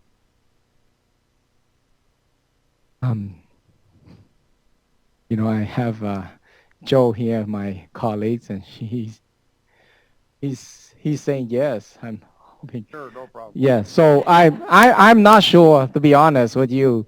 That would be a question for Megan. Joe, Yeah, you're so, nodding. Do but you want to Joe answer? can. Who's the next speaker? Yeah, hi, I'm Joe Karkowski. So I've heard Megan talk before, and I've seen a number of the projects we funded. So we will fund septic to sewer. You know, it'd still have to be the sewer entity would probably be the applicant in Tribe that runs it. case. Okay, if that's eligible, what other conditions are there of a grant that we don't know about here? Are there other specific things that are going to be a surprise? Do we have to have an integrated regional water management plan? Is this subject to the 50% limit? Well, Proposition 1 generally has a 50% match for grants, but that can be waived or reduced for disadvantaged communities. But the 50% limits this pot of money. For yeah, it would, and I'm not sure what Megan has in terms of the types of reductions for disadvantaged communities. Oftentimes we'll do it in sort of a tiered type of way, and oftentimes, and part of the thing, and it's true of DAT's program too, you look at Joe, could you hold the mic closer? a mix of loans and grants. Okay, one of the earlier speakers said that all grants would be subject to your standard terms and conditions. They may be standard to you, but I work for a tribe that has never applied for nickel from the state. We have no idea what your standard terms and conditions are. Could we find out what they are and see if they have waivers of sovereign immunity and other things like that in them?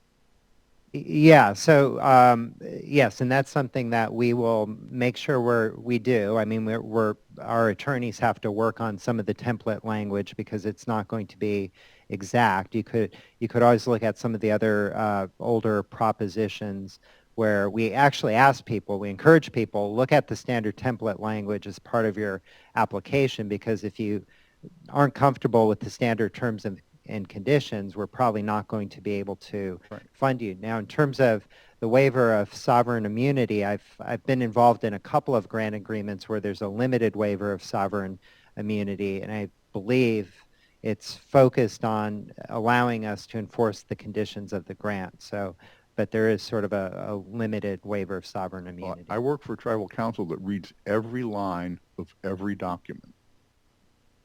That's good because you're agreeing to do those things in the grant agreement. Yeah. No, not just me, Bo. I've got council members who really do read everything, and I get questions like, you know, what is this condition number 18 here? You agree to abide by the such and such. What is that? That's the kind of question I've got to be able to answer for my council. So I need to know what your conditions are. So I did hear from Joe, just to reiterate, Joe did say that he was going to work, legal counsel was working to clarify those. I certainly heard Art's request to get that up front, very clear. What are the terms and conditions? What are the standard templates so that there's no surprises piece? People can review it in advance. So one of the things we do is before the funding agreement is issued, you know, our technical team will have legal consultation. So our attorney will contact, a lot of time, your attorney, and they work together on the language and so forth. before the funding agreement is issued. So then I think that would help you in having to answer The for earlier your the legal. better, because language that's standard and innocuous to you may be very objectionable to members of a tribal council. I understand. So this is helpful, and thanks, Dat. Can your other staff just stand up? You mentioned Brian earlier, but you called out a few other staff. Yeah, that's James Garrett, one of our project managers working under drought, and Malibu also working the Proposition 50, and will be working on Prop 1. Great, and thank you. And the reason why was just to go to the concern that was expressed, so you do have at least a point of contact here today. Like Dat said, he's looking to connect you with project managers, so you got a couple contacts here. I see a question in the back, and then we probably need to move to our next panel because we got a big chunk of stuff before we go to lunch. So let's see where Dave is, and then we'll see where we have any last questions. Dave Harvey with the RCAC. I've got a question. Are you going to provide this technical assistance, and I think that you know we're a TA provider, basically through the same model as you do with the SRF and helping folks with the applications? Is that what that 15% is about? Yes. If you look at Megan's slide, and they're looking for feedback right now, I can't quite hear you. Yeah, there is, if you look at Megan's presentation, there's a slide on there that talked about we're seeking public input on how to go about with the 15% technical assistance. Do we go to you guys, RCAC, CRWAs, and we probably are, but how is this best? How do we make best use of this money to get, something on top of what we're already doing with you, some of the technical assistance that you provide right now to some of the other agreement that we have. So we welcome your input. So that's just so people had it, that's slide 9. It's on the very back of your packet there, just in case you're wondering what slide he's referring to. Let's see, any last questions for Dat before we move to our next panel? Okay, we'll take this gentleman right here, and then we'll wrap up and thank our panelists and move to the next one. Yeah, and I will be around, so please come talk to me. Thank you. Just like Mr. Bunce had said, a lot of Southern California tribes, we've never really dealt with the state before. And for us specifically, the 4 nations, the 4 river nations, everything for water, drinking water, wastewater, everything usually goes through Indian Health Service. Indian Health Service sometimes has matching funds. Can we apply through Proposition 1 to use those monies as matching funds for a federal request dealing with drinking water or wastewater?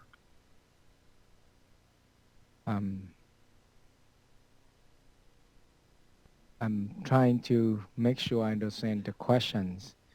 You asked to see if Indian Health Services have matching fund, and Tracy. You can use state funds to match the federal grant. You can use the federal funds to match the state grant. What you can't use is state funds to match the state funds. Okay, so I can use either in either direction, so long as I keep them segregated, so to speak. Okay. Thank you, Tracy. Okay, thank you, Dat. Thank you, Dat. Thank you very much, and I'll be around. So. Okay, we have 3 more chunks of speakers. We have Tracy coming up, we have Joe, and then also people from the Department of Water Resources. I'm not sure exactly who's here. Just so you know, in terms of time, I know the morning we've had a little bit behind. We'll probably go until about 10 past or quarter past. Since this is an important part of the day, we want to make sure you get enough time for questions. So bear with us. I'll make sure that we get to lunch by about 10 past or quarter past.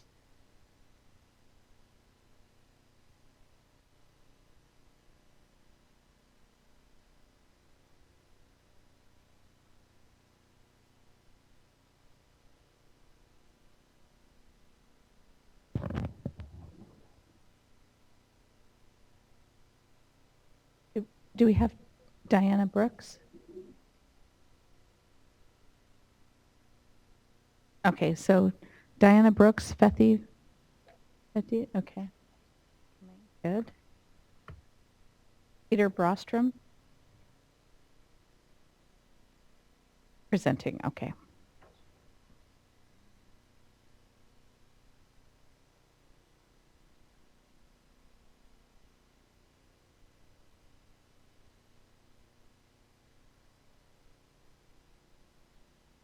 So just so you know, we have about 3 different presentations. They're each about 10 minutes or so, so we'll do the best we can.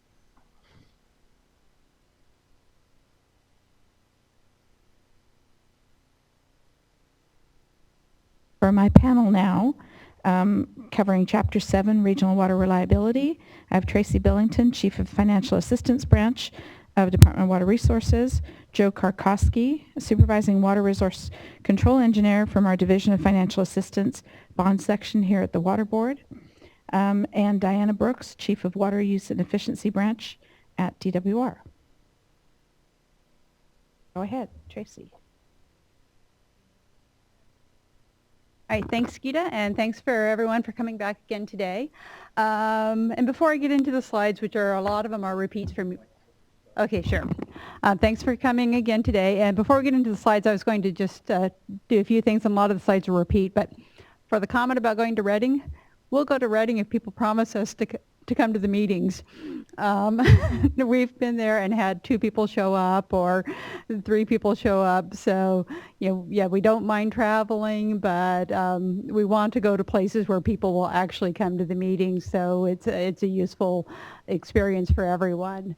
Although if only 1 or 2 people show up, then you get a lot more personal time on the discussion. So locations that we don't usually go to, we're willing to go to. We just need venues and things along those lines. Okay, so I'm going to talk about the IRWM grant program right now, which is the Integrated Regional Water Management Grant Program, and there's $510 million for that program in Proposition 1. And this is a repeat slide, so again, same list of applicants. I'm going to key in on this slide again that I talked about yesterday. So we're using all the same definitions because they're part of the proposition, but the economically distressed area, that is one where we really have to work on what does this term mean. The municipality, the population needs to be less than 20,000, but what a municipality isn't defined. Is it a city? Is it a town and village? Is it an unincorporated area? Can it be the service area of a community service district? Can it be the tribal lands? So we need to work on a definition of what a municipality is. You can be a rural county. The bond doesn't identify which counties are considered rural. So we'll be coming up with a list of counties that are rural.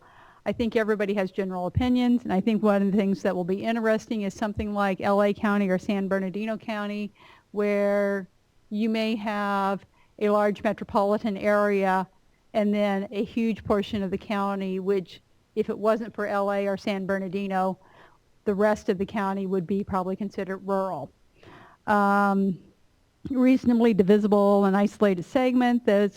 So then we look at the additional factors. So you either have to be a municipality, a rural county, or a reasonably divisible area, and you have to have a financial hardship, which is undefined.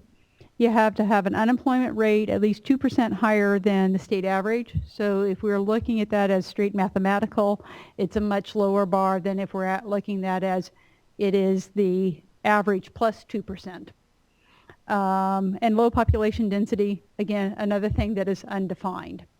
And one of the things I'm looking at and working with my staff on is if we identify the rural counties and we look at the population densities within the rural counties and we set the low population density mark at above that highest number, then the rural counties by definition would be considered having one of the additional terms. So you would have low population density, which means you may not have to be going into something more comprehensive and difficult to justify, such as a financial hardship. So we are looking to come up with a tool that is easy and useful and hopefully logical. For the IRWM grant program, again, we're looking at helping infrastructure systems adopt climate change. We're looking for we're providing incentives for collaboration, and we're looking to improve regional self-reliance with the funding made available through Prop 1. So the funding in Proposition 1, like Proposition 84, is allocated to geographic areas, which we generally call funding areas. So for example, the North Coast Hydrologic Region has $26.5 million allocated to that. Those funds must be spent on projects and programs within that geographic region. Types of projects are very open. This is includes but not to be limited to, and I'll pick it up. So we're looking at a limited planning grant program. We're looking at about making $5 million available in the next fiscal year for IRWM regions that don't already have a plan. We're looking at disadvantaged community involvement funding. It's $51 million. It's 10% of the bond. So again, going back to the North Coast, it would be $2.65 million that's available for disadvantaged community involvement, and it would be the same through the rest of the hydrologic regions because it's a flat 10%. We need to identify what involvement is. There's nothing in Prop 1 IRWM that talks about technical assistance, but is technical assistance something that should be considered involvement activities to further the participation of disadvantaged communities, economically distressed areas, and underrepresented communities in IRWM planning?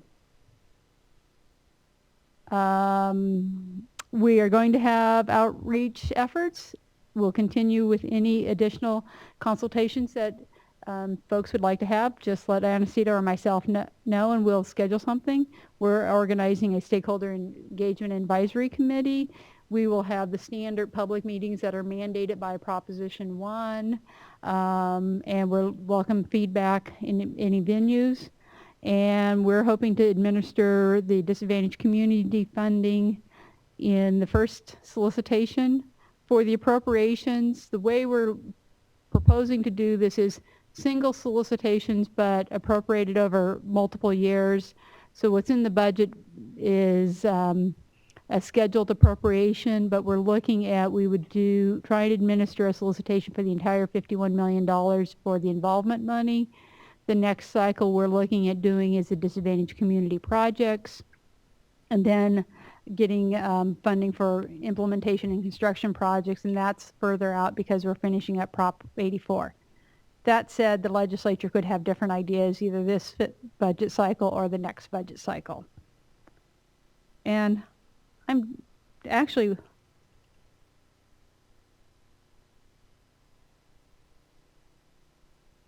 okay, I was on yesterday's slides.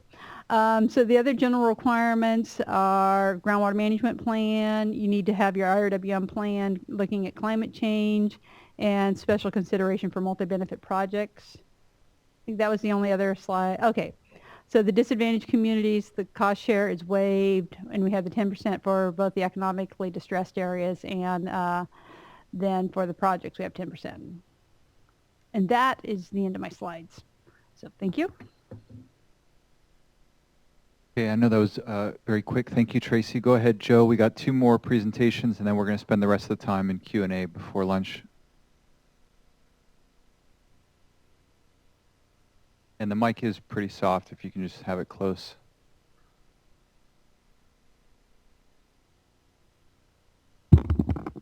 Okay, still good morning, everyone. So again, my name's Joe Karkowski. I've got a couple of programs, actually.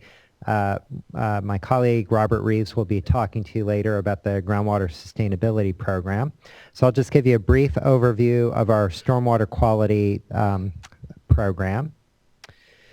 So it's pretty simple in Proposition 1, so I'm actually going to basically give you the language that's in there. So it allocates $200 million for grants for multi-benefit stormwater management projects, which can include, the multi-benefits are water quality, water supply, flood control, open space. And then, eligible projects may include, but shall not be limited to, green infrastructure, rainwater and stormwater capture, projects and stormwater treatment facilities. And I'll give a couple of examples of these later. And so we're saying about $180 million or more would of the $200 million would actually go to implementation projects. So funding can also go to the development of plans for stormwater projects, and those plans need to address the entire watershed, incorporate the perspectives of the communities that are adjacent to those affected waterways, and with a focus on disadvantaged communities. So up to $20 million of the $200 million can go to support planning projects.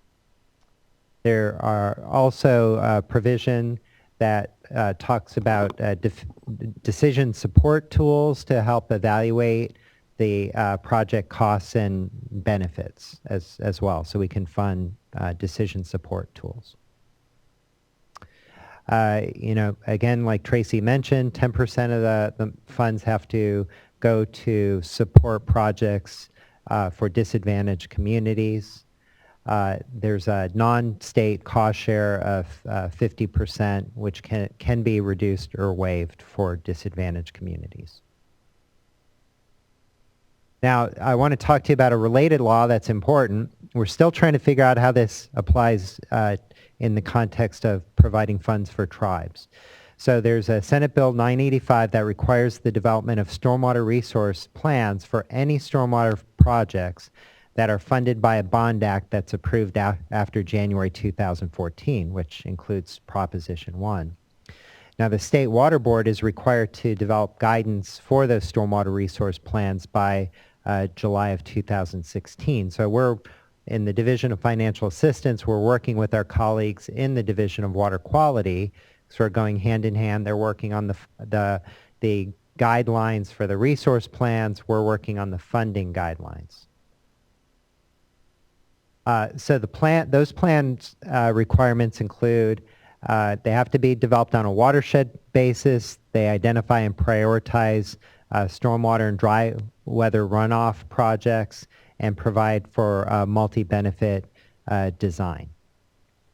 Now, there is an exception. So these plans aren't required if a community is less than 20,000 and is a disadvantaged community. So those communities don't need to have a plan in place to get funding. So we'll develop guidelines. I'll touch on the schedule in a minute. Again, we're coordinating this. We have to have, you know, you've probably heard a number of times, at least 3 public meetings after we've issued the draft guidelines. So eligible applicants, in addition to sort of the standard, you know, another standard condition with Proposition 1 is we have to develop metrics of success. So that's something we'll have to work on for these stormwater projects. How are we going to measure benefits or success? So here are just a couple quick examples. So these are typically in an urban type setting because most of the stormwater capture projects we're looking at are associated with a stormwater permit, a federal permit. So a vegetated swale, it's sort of a shallow landscaped area where stormwater runoff is captured and can infiltrate. Very similar with these planters. You see there's some cuts in the in the planter. So again, stormwater, instead of going right into the stormwater sewer system, can first get a chance to infiltrate. Rain gardens, kind of similar. You know, it's a garden where it's a shallow area. You have a chance to absorb some of the stormwater before it actually goes into the storm sewer system. And then rainwater harvesting. So, you know, this idea is like, for example, capturing rainwater off your roof, and then you can store it for use later for landscaping, or can be used to recharge groundwater aquifers. So our preliminary schedule is relatively aggressive, so getting draft guidelines out for public review in October, having those mandatory public workshops in November. We can certainly do more than 3 if that seems like it would be helpful to folks. And then we're looking to board consideration of our funding guidelines in December. Then shortly thereafter, so early 2016, we could go out with project solicitation. And we'll probably do this in a number of rounds just because there will be some folks that already have these stormwater resource plans or the equivalent. So that's the other thing. It doesn't have to be a brand new plan. Sometimes like the Integrated Regional Water Management Plan, if it has a stormwater capture element that meets all of the requirements of the Senate Bill 985, that could serve as a stormwater resource plan. Or there are some regional water quality control boards that require their permittees to have what they call enhanced watershed management plans that meet those requirements. So it doesn't necessarily have to be sort of a new thing, a stormwater resource plan. There's a potential that could take advantage of existing plans. However, there will be some folks that don't have those plans, so we'll need to reserve some of the money for later implementation projects. So some folks will be ready to go. Others will have to do the planning first before they're ready to submit applications for implementation projects. So I think that's all I had. Thank you, Joe. We have one more presentation. Thank you, Diana. And then once Diana's done, we'll go to question and answer one more time.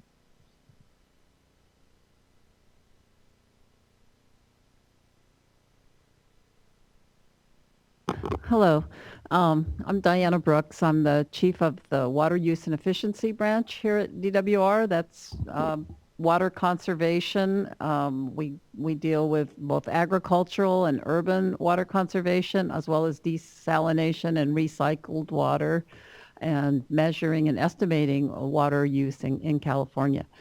I'm going to start by giving you an overview of, got to make sure I'm doing this. Let's see.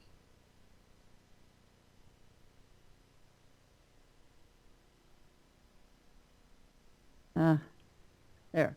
An overview of the proposition. I think Tracy mentioned yesterday that in Chapter 7 there was $100 million that were set aside for water conservation in the water bond, and that's for both agricultural water use efficiency and urban water use efficiency. We've been through the eligibility on a number of these slides, so given the time, I won't reiterate that, but this presentation will be available to you later. Let me start with the agricultural water conservation grants and talk a little bit about our proposed approach. We're looking at 3 prongs. The first one is agricultural implementation projects that result in water savings, increased in-stream flow, improved water quality, and increased energy efficiency. Secondly, we'll look at technical assistance, training, education, and public outreach. And third, feasibility studies, research and development, and pilot projects. We have a number of funding priorities, and I won't read through them all, but we want to contribute toward the implementation of the California Water Action Plan. And I know that was mentioned quite a few times yesterday, but the very first item in the California Water Action Plan is making conservation a California way of life. So we're really looking for projects that will help us move toward that. Implementing EWIMPs, which that's code for efficient water management practices, and especially those that are not locally cost effective. So we've got 2 that are critical. They're water measurement and volume-based pricing, and 14 others. So this funding can go for those. Serve disadvantaged communities, employ new or innovative technology or practices, and produce multiple benefits such as improved water quality, stream flow, timing, and quantity, and local water supply reliability. Again, the slide will be available.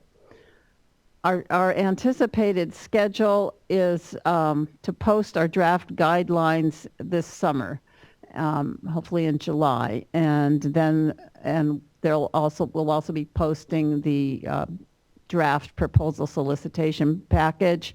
This is an opportunity for you to weigh in or call us with any questions you have.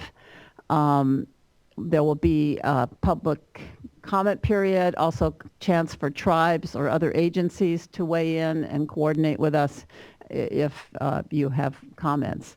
We'll also be having 3 meetings in different parts of the state. We hope to post the final guidelines this fall and announce the grant awards next spring. So what I've described is our proposed approach. If you have concerns or questions, feel free to call me or my staff that I'll introduce. On the for urban water conservation, it's a little different approach. So it's not going to be a competitive grant program, but the money is going to be targeted towards a drought response. You may be familiar that on April 1st this year, the governor issued a drought executive order that had a number of things that the state was mandated to do to respond to the drought, and included within those directives were some for urban water conservation. And DWR is implementing a couple of those. The first one was $25 million for lawn replacement in underserved communities. And the second was $12 million for water efficient toilet retrofit rebates. And then there's $10 million for a loan program for water conservation loans called CalConserve. Just quickly, the executive order specifically called on DWR to lead a statewide initiative in partnership with local agencies to collectively replace 50 million square feet of lawns and ornamental turf with drought-tolerant landscapes. And it called on us to provide funding to allow for lawn replacement programs in underserved communities, which will complement local programs already underway. So this is one way of helping people become aware of how much water is used outdoors and what we can do to change our landscape to be more in concert with the climate that we live in. I'll give you we're in the process of designing this program. We're going to have a public meeting or webinar in June. We haven't set the date yet, but it will be posted on our website. We're setting up a website where there's a way to sign up with your email if you want to get updates on this program. That should be up in the next 2 or 3 days.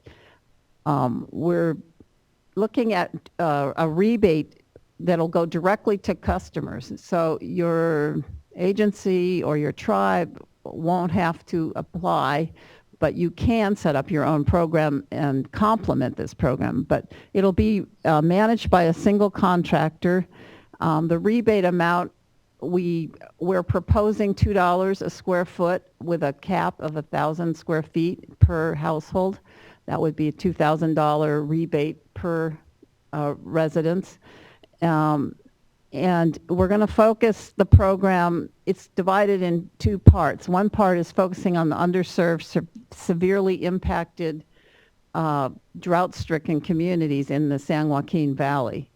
But the other half is statewide, and it's also going to go towards areas or customers that don't have an existing lawn rebate program they can partake of. And we're targeting half of the money towards disadvantaged communities across the board. In addition to what we're doing for residential customers, we're going to partner with the California Conservation Corps to do direct installations in government buildings, in municipalities that have buildings, commercial or industrial customers. So That program is being worked out right now with the California Conservation Corps. We hope to roll that out this summer as well. And they will have an application process to sign up, but we'll focus it in the same areas in the San Joaquin Valley and other areas of the state where the California Conservation Corps have water conservation crews. And then we'll be working on a statewide campaign to raise the awareness of the importance of outdoor water use efficiency. The toilet retrofit program, again, was part of the executive order. It's going to target indoor water use, and it'll be run very much the same way through an independent contractor that works statewide. There'll be $200 rebates per toilet. It should be implemented this summer, and anyone is eligible to apply for that if they don't have another rebate. The CalConserve revolving loan fund was established by legislation. There's $10 million for this. It will be a program that's implemented by water agencies, and it's to provide loans to customers for water conservation, water efficiency upgrades, like could be toilet replacements.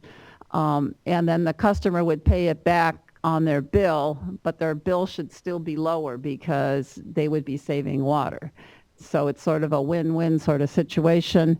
The other half of the money would be for local agencies to provide low interest rate loans to customers to repair leaks on their side of the meter, and also to save water. So they should have lower bills even though they're paying back the loan.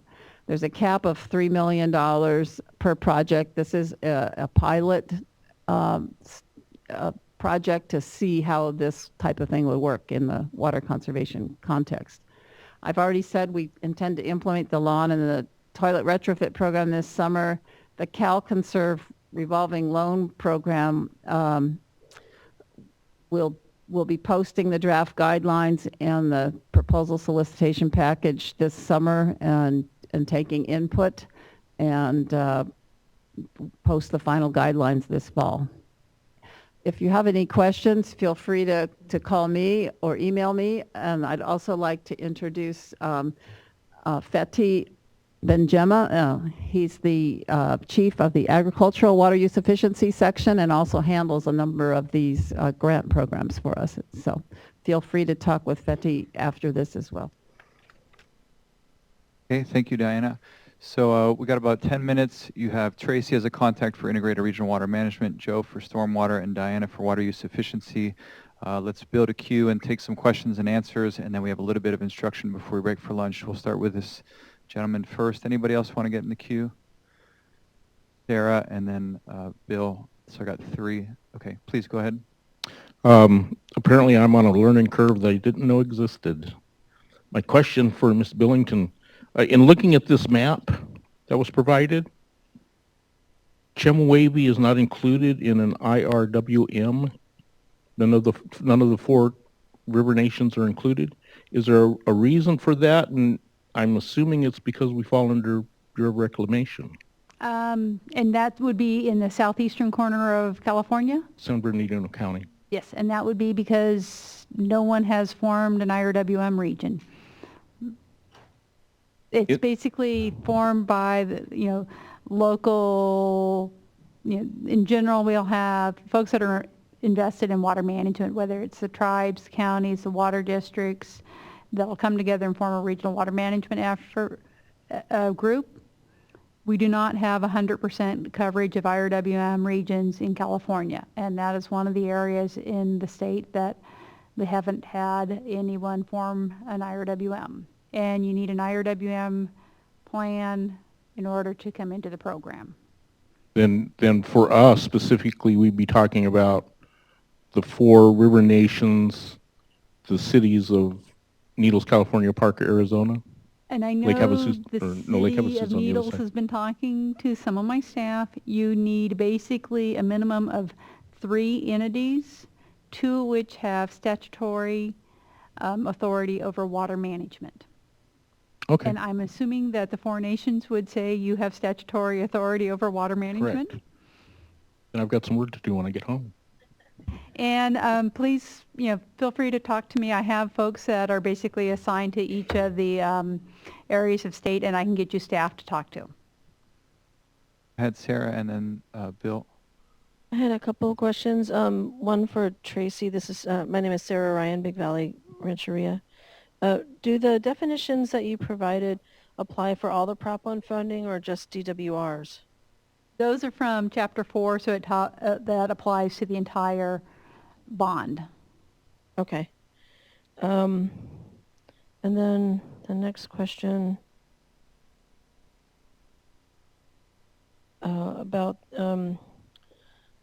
about the urban water conservation. What's the definition of urban water? And then the other question for that is, does using the California Conservation Corps, does that mean low cost or no cost? And that's why they have to be brought into it? Or they don't have to be brought into it, but is that why they're being used in these?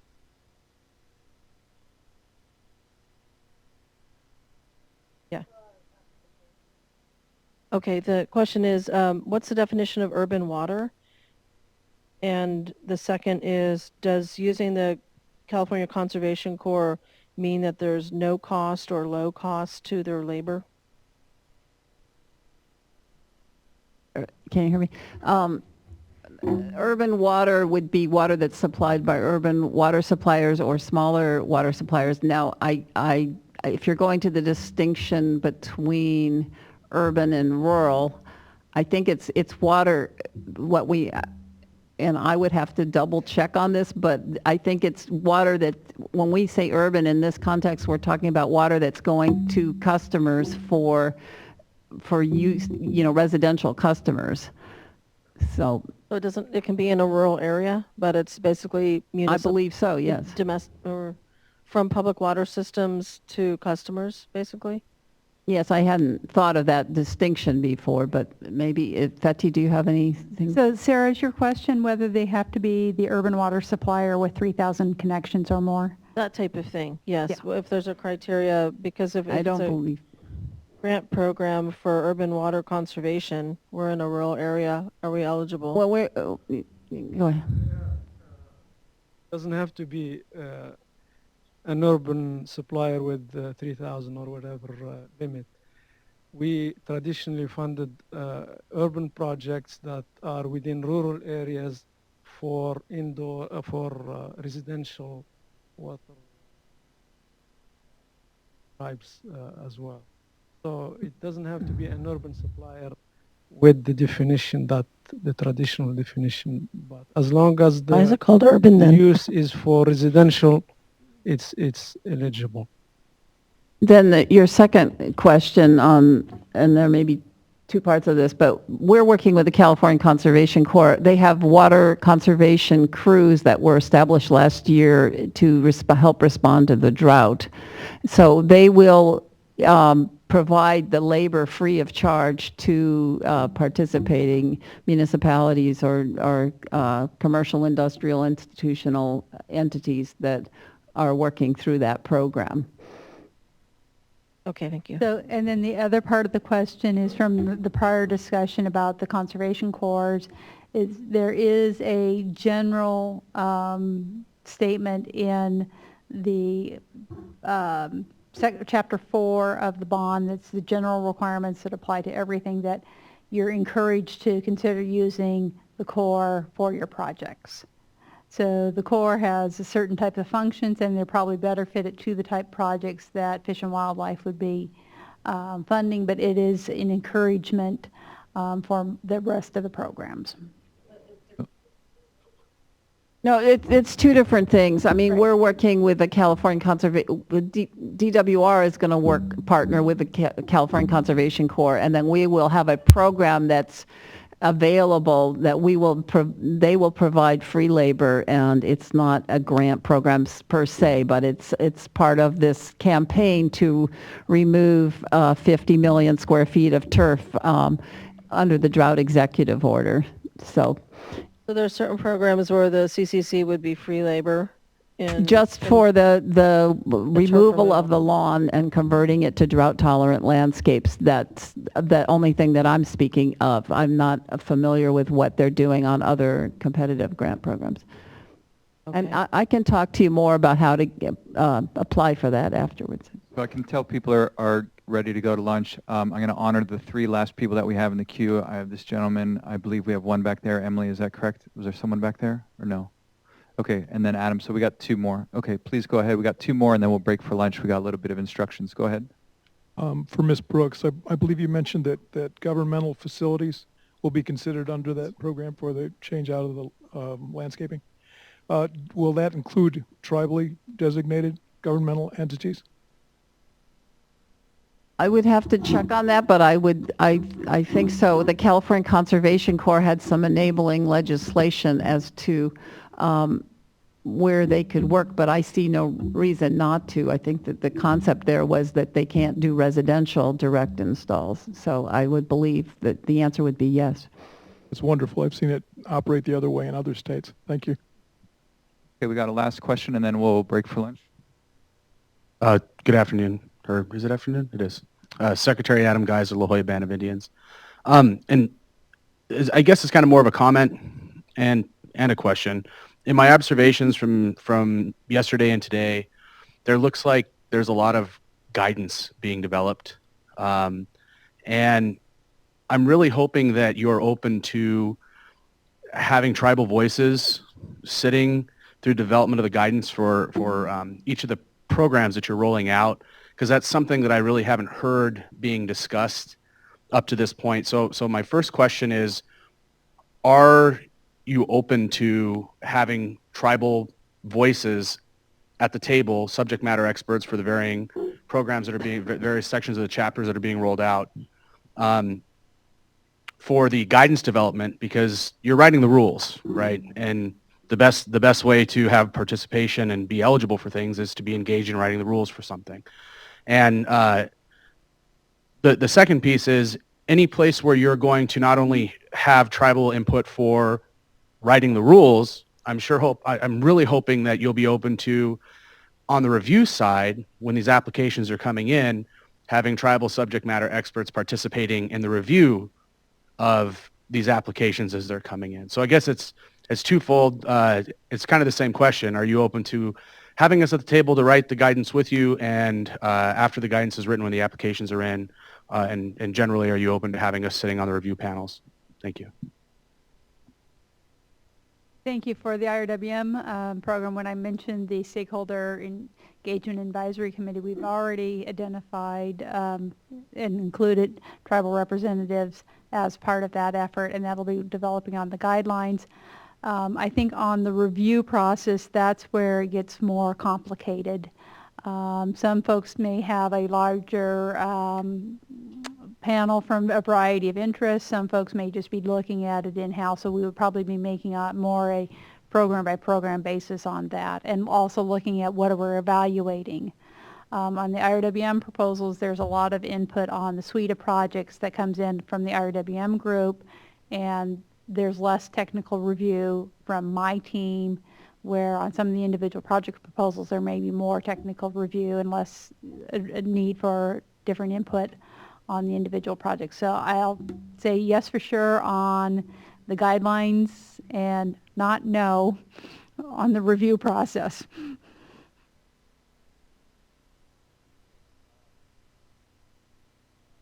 It's just about 12:20. We're going to have a bit of a shorter lunch today. I checked with Anacita. We're going to ask you still to come back at 1:30. Bear with me for one moment. A little bit of instructions. If you have to leave early, please do turn in your name tag that you picked up at registration yesterday. DWR is collecting them. And also, please do fill out the evaluation form. There are new copies printed today. That would be very helpful. Let me turn it over to Anacita, and then we'll break for lunch. I'd just like to follow up to Adam's question regarding the review as well as guidance. If you definitely, in terms of advisory, that's really what we want to be able to deal with. And, you know, you're our best audience in terms of expertise and interests. Although you may see that there's stakeholder advisory committees or there's other types of engagement committees, that is not just the entire committee. That is just an advisory group that can also be expanded on a regional basis or a tribal basis. So yes, and I do want to be able to, assist our department, Department of Water Resources. I think the questions on the review is really program by program, but we talked this morning with Fish and Wildlife. They're very interested in working with that. Oceans Protection Council. So, having it raised now, while this is opportunities to do that, if you want to connect with myself, Geeta, Steve Ingram, we can take the questions directly for Fish and Wildlife, and he had to go to a hearing this afternoon. We're willing to pass that information on, or email us, or put it in your evaluation or comment form. We definitely want to have and see that interest. So thank you, and enjoy a good lunch. And I don't know if I heard storm out there earlier, if it's raining or not. Yeah, okay, it wasn't a rumble, it was a storm. That was good. Well, thank you. And thank you to our panels. Oh, yeah.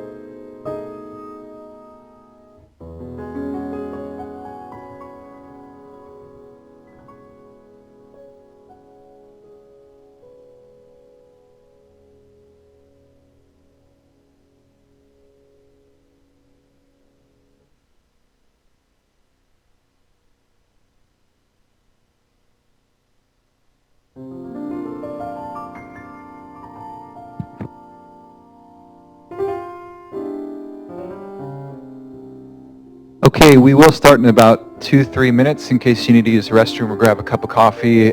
I just want to honor time because it is 1:30. So we'll start in just a few minutes. I'm going to get people in from outside.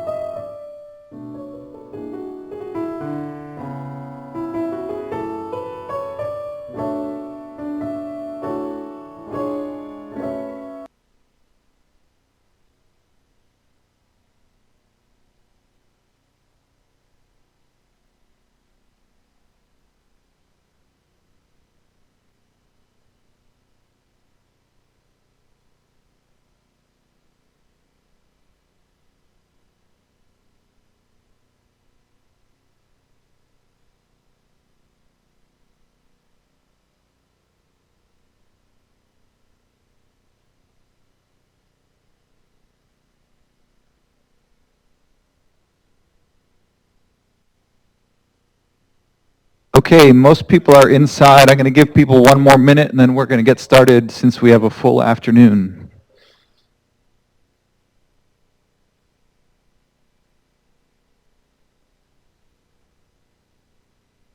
Okay. We got about a minute or so. They're fixing the projectors.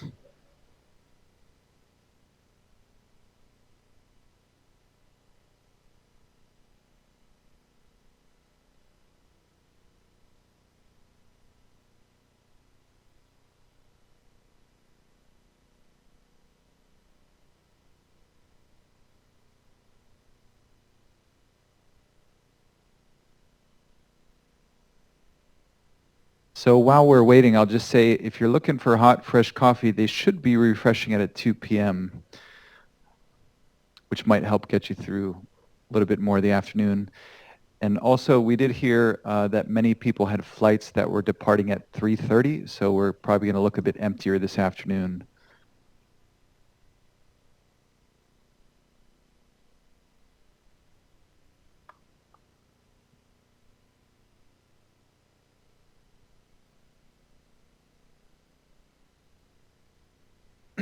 Okay, the projectors are coming back online, so maybe we'll go ahead and get started. I don't know if Geeta is here.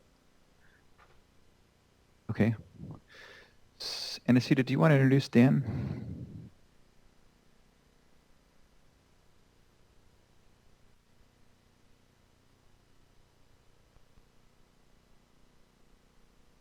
Got to press the button. Okay, there we go. Well, welcome back. I hope we all have full tummies. We're going to have fresh coffee and some snacks later on. And of course, we'll also have an afternoon break. So our afternoon session will start first with water recycling and desalination next. And then we're going to go into groundwater sustainability. And under both programs of water recycling and desal, you'll hear from State Water Resources Control Board and Department of Water Resources. And we'll end the day on flood management. I want to thank everyone who's taken the time to stay with us through to the end of the second half of our second day. I'm looking forward to further discussions and also the open discussion. So with that, I'd like to introduce Mr. Dan Newton with the Water Resources Control Engineer at the Department of Financial Assistance in the Water Recycling Program, Funding Program at State Water Resources Control Board. Dan?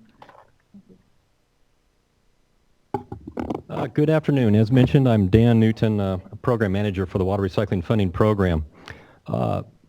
Chapter 9, actually I'm going to see if I can run this slideshow.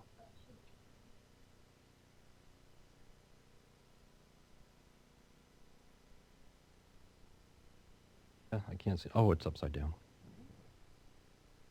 Excellent. There we go. Proposition 1, Chapter 9 provided $725 million for desal and recycle water. The governor's budget proposed $625 million for recycle water and the balance, the other $100 million for desal, which Rich and Diana will speak to after I'm done. So for that 625, and I'm going to go through this fast so that we can have more time for questions and answers at the end. That 625, the governor's budget, from what I just heard, appropriates for the first year $260 million to be distributed within the first year. Of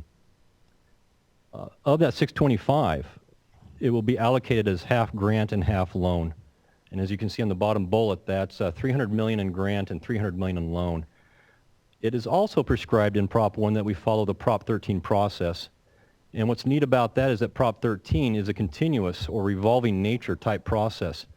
And so the loans, the $300 million loans that we administer, the repayments come back and develop, again, 50-50, half loan and half grant.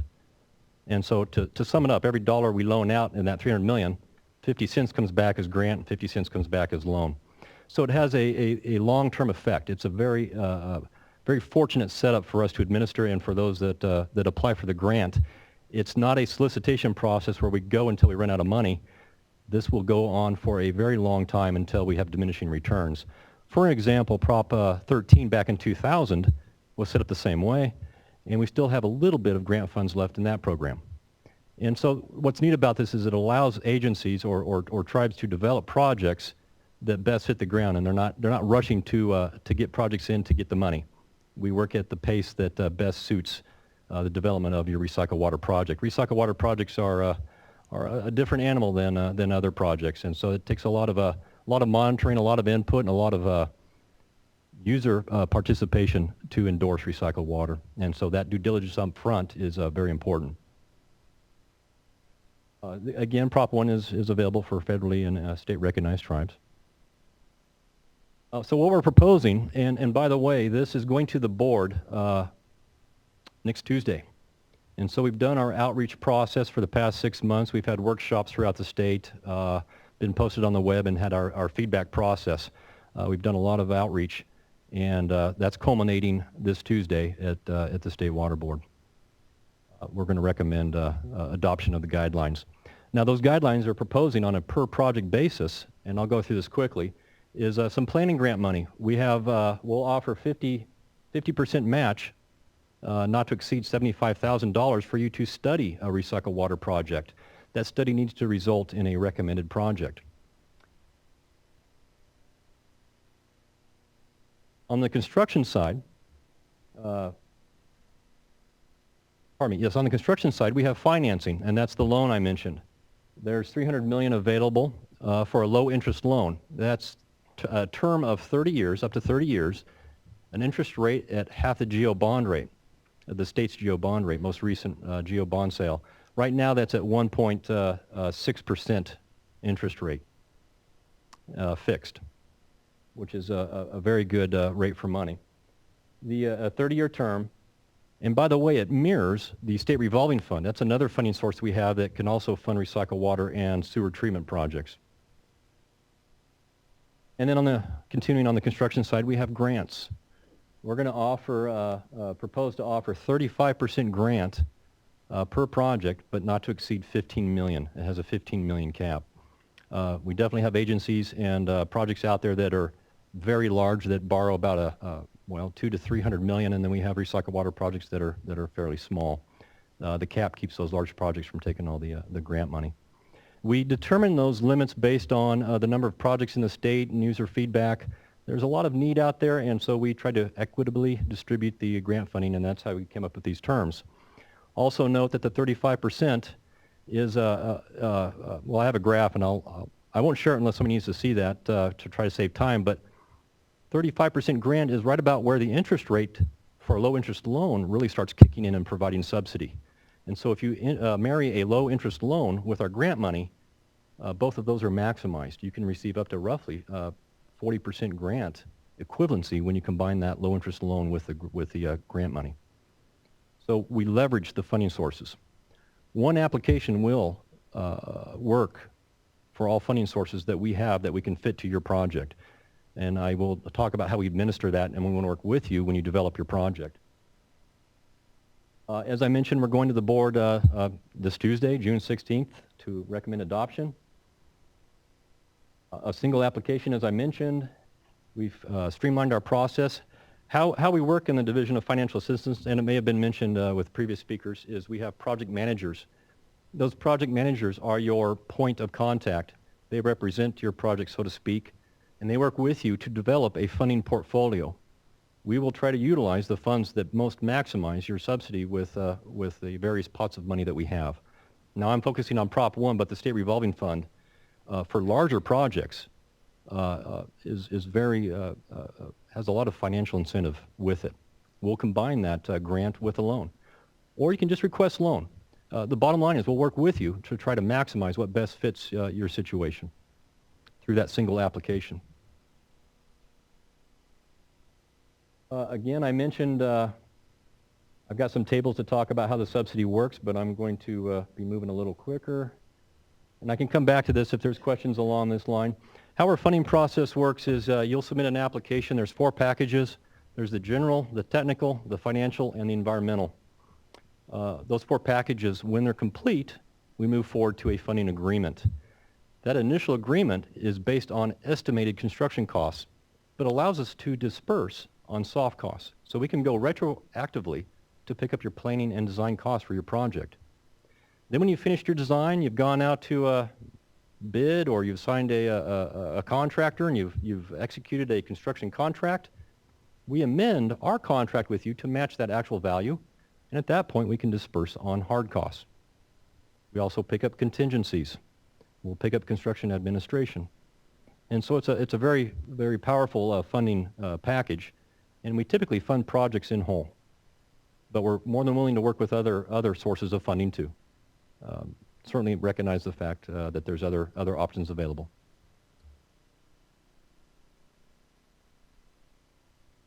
And I'm gonna leave it on this. This is how to apply and to contact us. I've got my contact information below, and I'm by all means available for discussion on how to apply and assist strategizing with you on applying. I want to work with you on developing your project. We have PMs that do a lot of projects, and they have a lot of experience, and they know the pitfalls, and they're more than willing to work with you. They also have great contacts with others in the industry and other agencies that we'll need to work with. They'll set that up. We like to think of ourselves as your first stop to starting to plan your project. And with that, I went through it pretty quick, but I'll open it for questions and answers. Yeah, so we have about 10 minutes or so with Dan. Let me just, if you have a question or comment, raise your hand. I know this is the post-lunch hour, and there is some fresh coffee in the back. I think I put everybody to sleep. Anacita? Dan, based on your experience, could you maybe give some examples of water recycling projects that have been successfully funded for tribes, or that might assist some tribes if they're thinking about this as a new area or territory of funding? This is the funding's always been available, but I don't, being that recycled water is typically very expensive, high O&M costs. It's not typically a move an agency wants to make or a tribe wants to make just to do it. It's typically driven by a need, a shortage of water, or to drought proof. However, we have a lot of projects we've funded, and I'm drawing a blank on any tribes that we funded here in the recent past. I am aware of some tribes that do recycle water, but haven't accessed the funds. They use them to recycle water, by the way, as various levels of treatment. You can use it to irrigate landscape. You can treat to a higher level and use it for water features. I know that's very attractive to some. Also use it for, in extreme circumstances, on a very large scale, for indirect potable reuse to recharge the groundwater table for future storage and withdrawal for consumption. And so runs a wide range of recycled water levels of treatment and reuse. So similar where Anacito is going, did anyone have questions about something maybe you're curious about or wondering about whether your project might fit? Is there a comment back? Okay, John. The mic's coming out right behind you, John. Thank you. John Flores from San Pasqual. This is a subject that I'm pretty interested in the tribe. Down in San Diego, I know they have a water purification plant that's been in the news a lot lately. Did you do anything, I guess, provide any funding or have anything to do with that San Diego purification plant? And if so, what? And that's really my question. The water purification plant has definitely approached us with interest for funding. They haven't applied yet. That project's very large. I don't remember how many million gallons of a day it is, but it's going to be geared someday, they anticipate, for direct potable reuse. In other words, that sewer water will be piped right into the drinking water system. Very expensive process, and so they will be approaching, very interested, and we will engage them. They have a pilot project. Prop 1 offers funding for pilot projects that are state-of-the-art and proving a new concept, not fit for purpose, and they may be eligible for that. They're looking for the grant and for the loan. A project that size, in the hundreds of millions range, really maximizes their subsidy by pursuing that low-interest loan. But that is a project that a tribe would, if a tribe were ambitious enough to go after something, a similar type project is that, maybe not quite on the scale, of course, of the city of San Diego, but in our region, is something you would potentially fund out of this this pot of money here? Absolutely. If a tribe chooses to move forward with it and it pencils out for them, we're more than happy to entertain it. And if no one else, can I just ask one more question? Please go ahead. If a tribe did go about that and they decided to use that water for reservoir augmentation, and we were working with a local water agency, would you come into play at all with that, or is that just direct negotiations between the tribe and the water agency?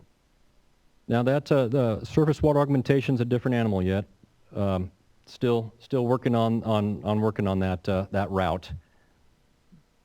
If or when that becomes available, or a project similar to that, we would certainly assist and do what we can, provide funding, coordinate the necessary parties that would be involved. Thank you. And we have another question up here. Hi, I'm right here. My name's Nina from Kashaya.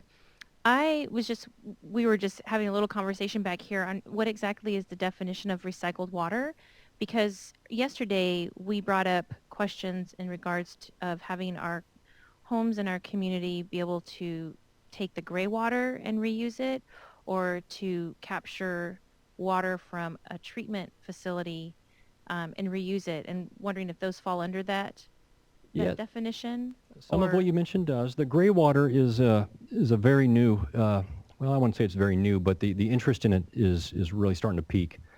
Currently, we don't fund along that lines as recycled water. We look at municipal waste, and typically gray water is an individual private type thing. However, it could be feasible, and we would have to explore this, but it could be feasible that it's collected in a municipal system, and then there's treatment involved, and we could call that possibly recycled water. Again, I'm just thinking out loud here, but traditionally it's municipal wastewater. So I think it's funny when people say it's a new concept, because I remember as a kid that all of our bath water and all of our laundry water went out to the trees and the lawn. Absolutely. Did not go into the because you had septic tanks. Right. And the less water that went in there, the less you had to pump it out. I hope I didn't say it was a new concept, but the interest in it's really become peaking here lately. And it's an old concept. So is recycled water, to be honest with you. It's a very old concept. And in fact, all water is recycled, frankly. It's something we would look at and we'd try to explore with you to see how we could work it. But this is a decision that would take many to approve to come to. But we'd certainly entertain it with you. Melinda? Along those lines, part of the discussion was packaging a project of individual homes, say on the rancheria or reservation, not necessarily, as another alternative to sending it to a central treatment plant, but just retrofitting a group of homes. So maybe as you're exploring, that could be another side of it. That's something that we've thought about. It's municipal waste, so it needs to be a publicly owned facility. And so a group of houses getting together, I don't know what kind of governance structure, but yeah, Okay, you guys will talk. So yeah, all right. Are there any other questions? Oh, okay. Dan, sorry, Dan, were you finished with your response? I just want to check. Is that what you? Oh, I'm sorry. I thought there was another question. Let me just check. I thought you were in the middle of saying something. No, I thought I'm done with my response if that answers. I saw you nodding, so okay. Okay, thanks, Dan. Chairman Wood, go ahead.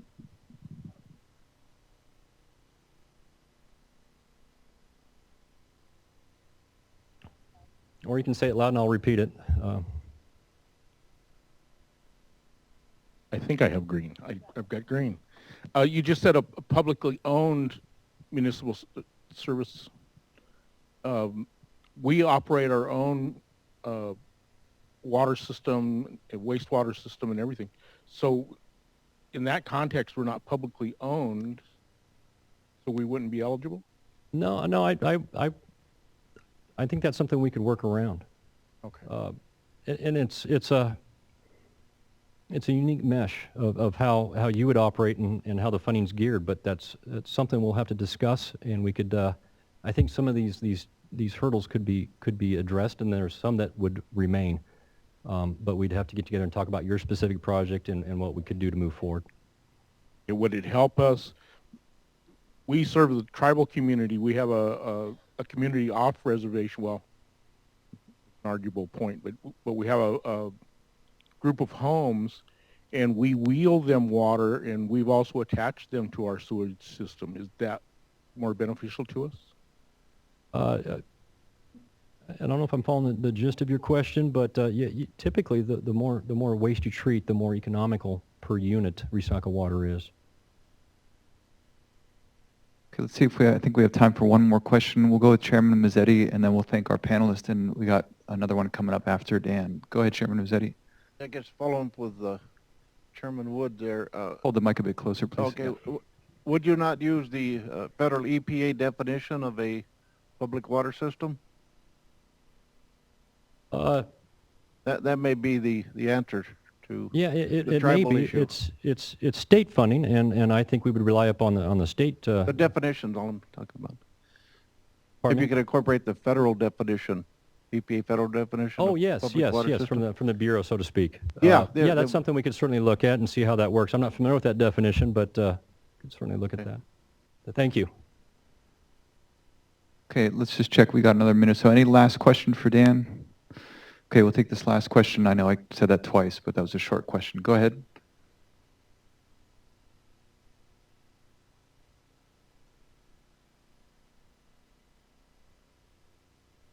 Hi, my name is Sean Muir. I'm with the 29 Palms Band of Mission Indians in Southern California. Hold the mic a bit closer, sorry. We have a wastewater treatment plant that serves one of the tribe's casino, and I'm just thinking, would it be an eligible project to take that wastewater and treat it and reuse it for like landscaping or something like that? Would that be a project that this funding would support? Or is there funding just to investigate the feasibility of those types of projects? Yes, the feasibility, as I mentioned, the planning grant, 50% match up to $75,000, produces a project report that you'll study and select a most likely, or a project that you could construct, your best alternative. Then that is actually part of the application for construction financing and grants. But that is very much an eligible project and most likely the type of projects we would see. The larger volume, I suspect you're working with a sequencing batch reactor. Is that the type of plant that's out there servicing that casino? You know, I'm not sure. It's Okay. it's an anoxic chamber. Yeah. Okay, and so there's certain levels of treatment that would be very close. Very little would be needed to then take that for recycled water and irrigating landscape nearby. Yeah, because it's going into seepage pits, and I just thought maybe it could be reused for landscaping instead of just being injected back into the ground. Absolutely, a very classic project. Good. Well, I'll have to talk to you after. Okay, let's give it thanks to Dan. Thank you.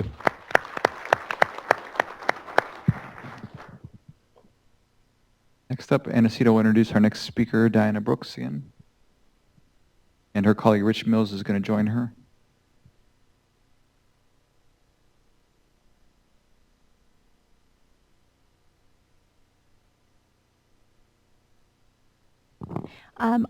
Before I go to the next speakers, Diana Brooks and Rich Mills on DWR's desal portion of that chapter. To Sean, if we could talk later, and also I'll introduce you to John Flores from San Pascual. IRWM through our department was able to do a funding for something similar. The planning money was used by BIA grants, which was, if beneficial, to handle the CEQA NEPA process. And in this instance, you'll be able to have the State Water Resources Control Board's funding for your planning, but it'd be great to get a federal partner to assist you with the CEQA hurdle, so we can talk about those nuances. But so now we go to the next phase, and Ms. Diana Brooks and Rich Mills. Thank you. Thank you, Anacita. Let's see.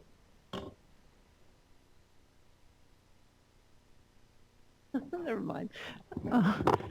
I have a little, I'm going to just talk here and look at the slides there. I'm here to talk about our desalination grant program under the Prop 1 funding.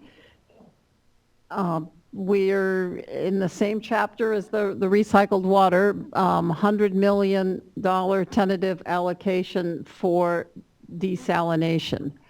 What right now we have planned are 2 cycles for 2 application solicitations planned over the next 4 years. There's $50 million allocated in the proposed budget for next year. The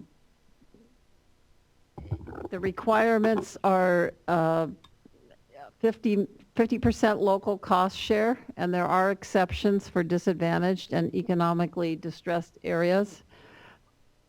There's a $5 million cap per project. That's in the legislation. The cap can be lower. So for example, if it's a feasibility study or research, the cap will be developing these guidelines, but the cap would probably be lower than that. But for a construction project, we're looking at $5 million. We're going to be implementing this consistently with Prop 50, which was also required in the legislation. The types of projects, the Prop 1 provides for funding for contaminant and salt removal projects. That's for treatment, storage, conveyance, and distribution. Pilot projects for new salt and contaminant removal technology, and technical and grant writing assistance for disadvantaged communities. The eligible applicants, again, are, as we've talked many times, but it includes federally recognized tribes and state tribes listed on the NAHC consultation list, as well as public utilities, mutual water companies, other public agencies, and nonprofits. The types of projects, we had a desalination grant solicitation under Prop 50, and that's the previous one that we're just finishing up awarding, putting the contracts together. The types of projects that we funded under Prop 50 were construction projects, pilot projects, feasibility studies, environmental documentation, and research. The focus in Prop 50 was on brackish groundwater or ocean water sources. So desalination isn't always at the coast and ocean water desal. There's also desal that desalts brackish waters inland. So we funded both of those and product water for potable purposes. Our anticipated schedule is to post our draft guidelines later this year in the winter, along with our proposal solicitation package, and then there will be a comment period for public, for tribes, other agencies, and we will have public meetings and take those comments into account, and then post the final guidelines in the spring of 2016 and open the application period. And then we expect to announce the grant awards sometime next summer. This is just to give you a little overview of what the types of project that were awarded under Prop 50. And I'm not sure how well you can see it from where you're at, but we had 3 funding cycles, $48 million over the 3 cycles. The little red triangles were construction projects. There were 7 construction projects. We had 16 pilot and demonstration projects. Those are the yellow ones, and 12 feasibility studies, which are the green. We also had 16 research projects, research and development, but we didn't put those on the map. So that gives you an idea of generally where they are. If you have questions, feel free to call me. I also want to introduce Rich Mills, who's the chief of our water recycling and desalination section. Rich has a wealth of experience in desalination and running the Prop 50 grant program, so I brought him along to help answer your questions. So thank you. So we'll do the same thing. Go ahead and raise your hand or give me some indication if you have a question for Diana or Rich, anything around desalination. We'll do the same thing. We got about 10 minutes or so.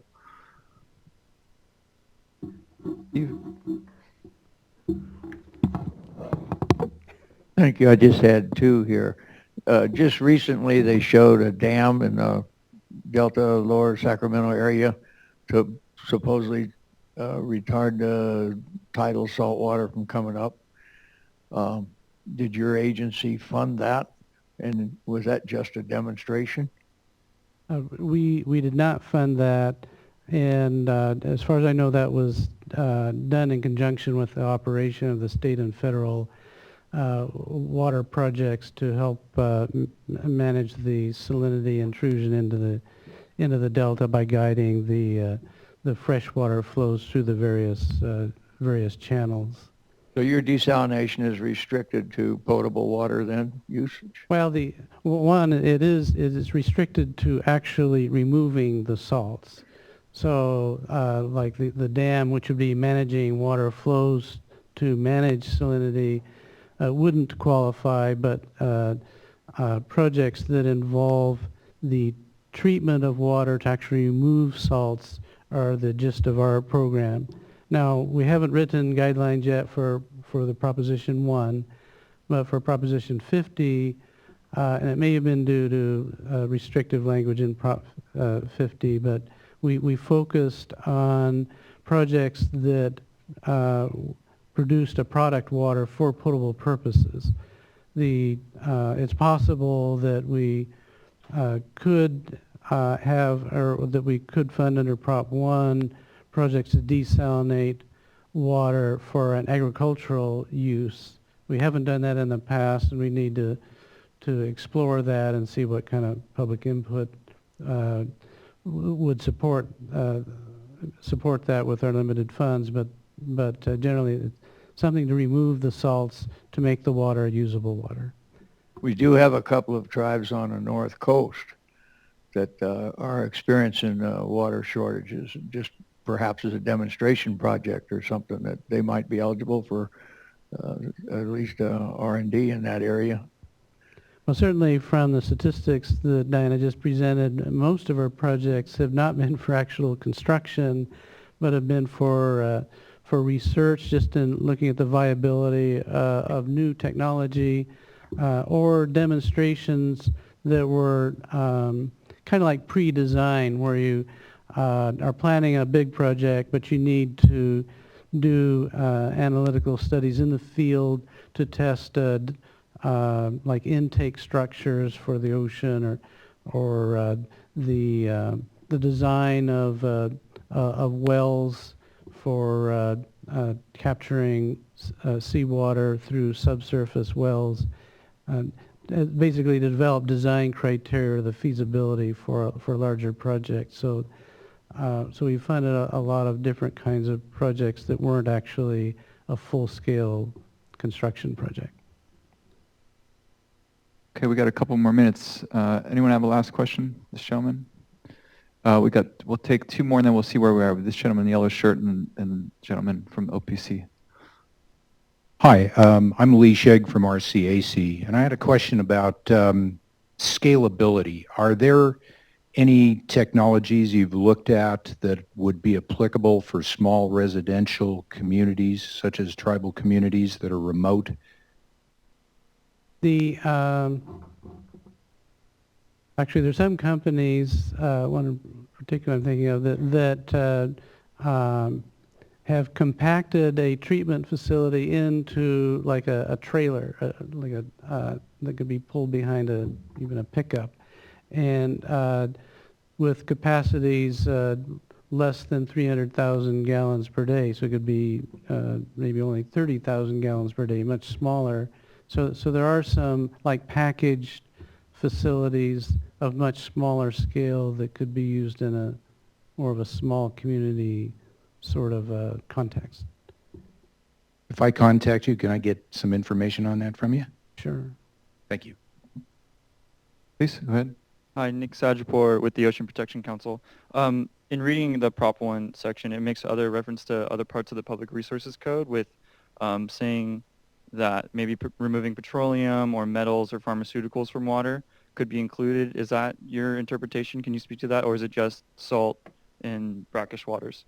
Well, I guess for our program being a desalination program, we focused on removing salts. Now, in doing that, of course, other contaminants are often removed simply by virtue of that technology. So, but we've considered the salt removal as the primary function for our program, and other contaminant removal is just kind of like a side benefit. So if the project was just to remove, say, just pharmaceuticals or pesticide runoff, it wouldn't be eligible? Not under our program, because that would be more of a pollution control sort of an objective, and whether that might fit. Maybe even under the state revolving fund of the State Water Board that Dan was referring to, which is a wastewater treatment sort of a program. Thank you. We have time for a last question. Anybody have a final question on desalination? Okay, we'll thank our speakers.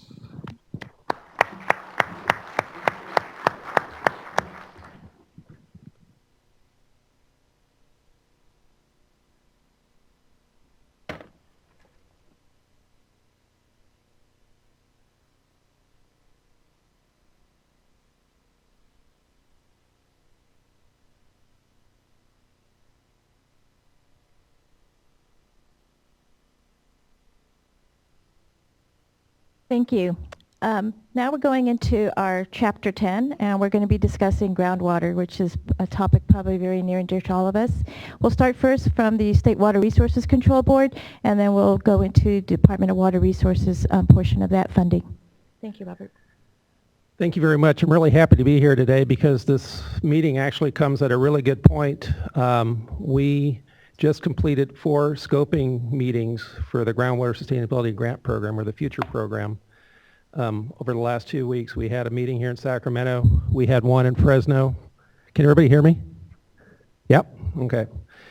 And we had 2 down in Southern California. So as I went through to try to figure out how to do this presentation, I looked at that presentation, or the presentation we gave in those 4 scoping meetings. So I think as I go through this presentation, really we're kind of at the beginning stages of developing this program. It's really unique. It's not something that ever has been done at the scale as far as what the objectives are for Chapter 10.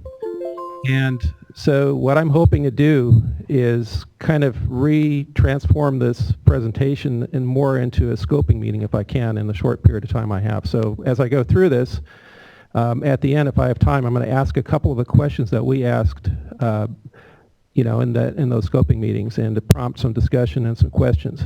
So quick question, Rob. Do you have a presentation? Yeah. They're just checking for it. I have one.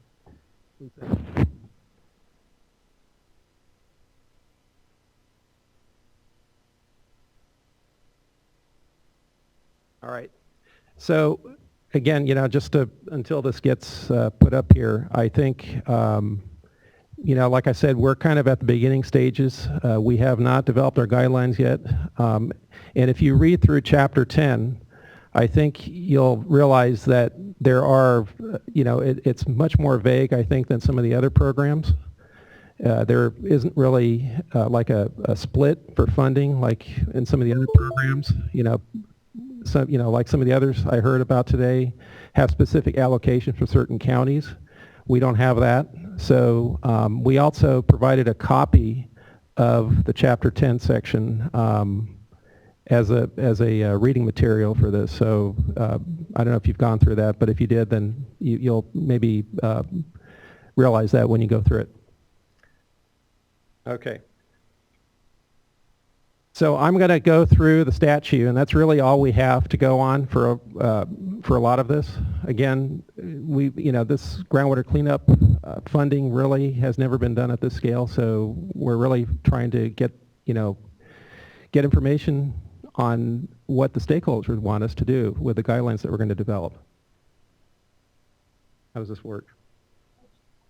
Where do I hit it? Oh, here it is. Okay. All right.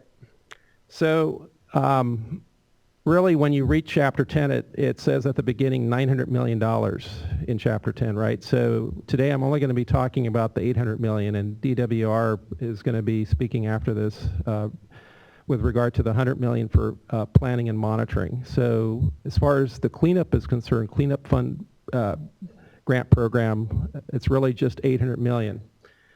So in the guidelines, it says $800 million shall be spent on prevention, cleanup of contaminated groundwater that serves or has served as a drinking water source, okay?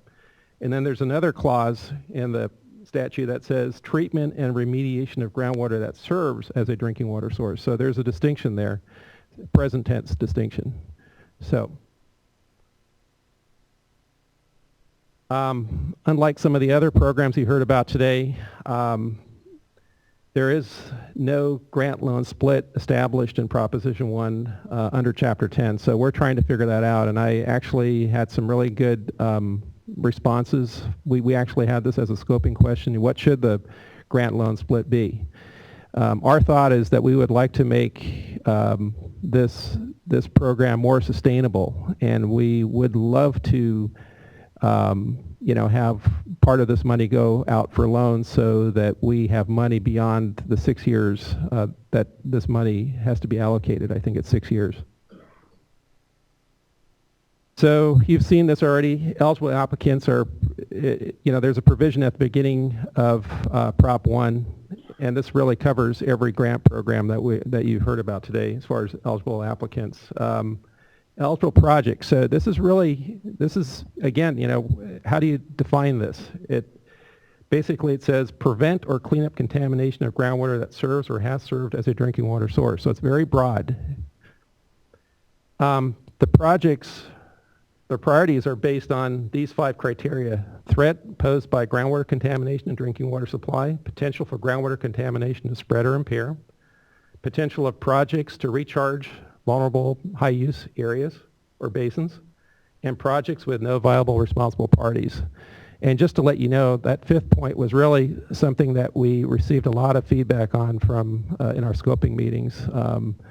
I think the overall overarching response was, well, we're not set up, this water agency or this agency applying for funding isn't set up to identify RPs, and everybody pretty much in unison said that it should be the responsibility of the regulatory agencies.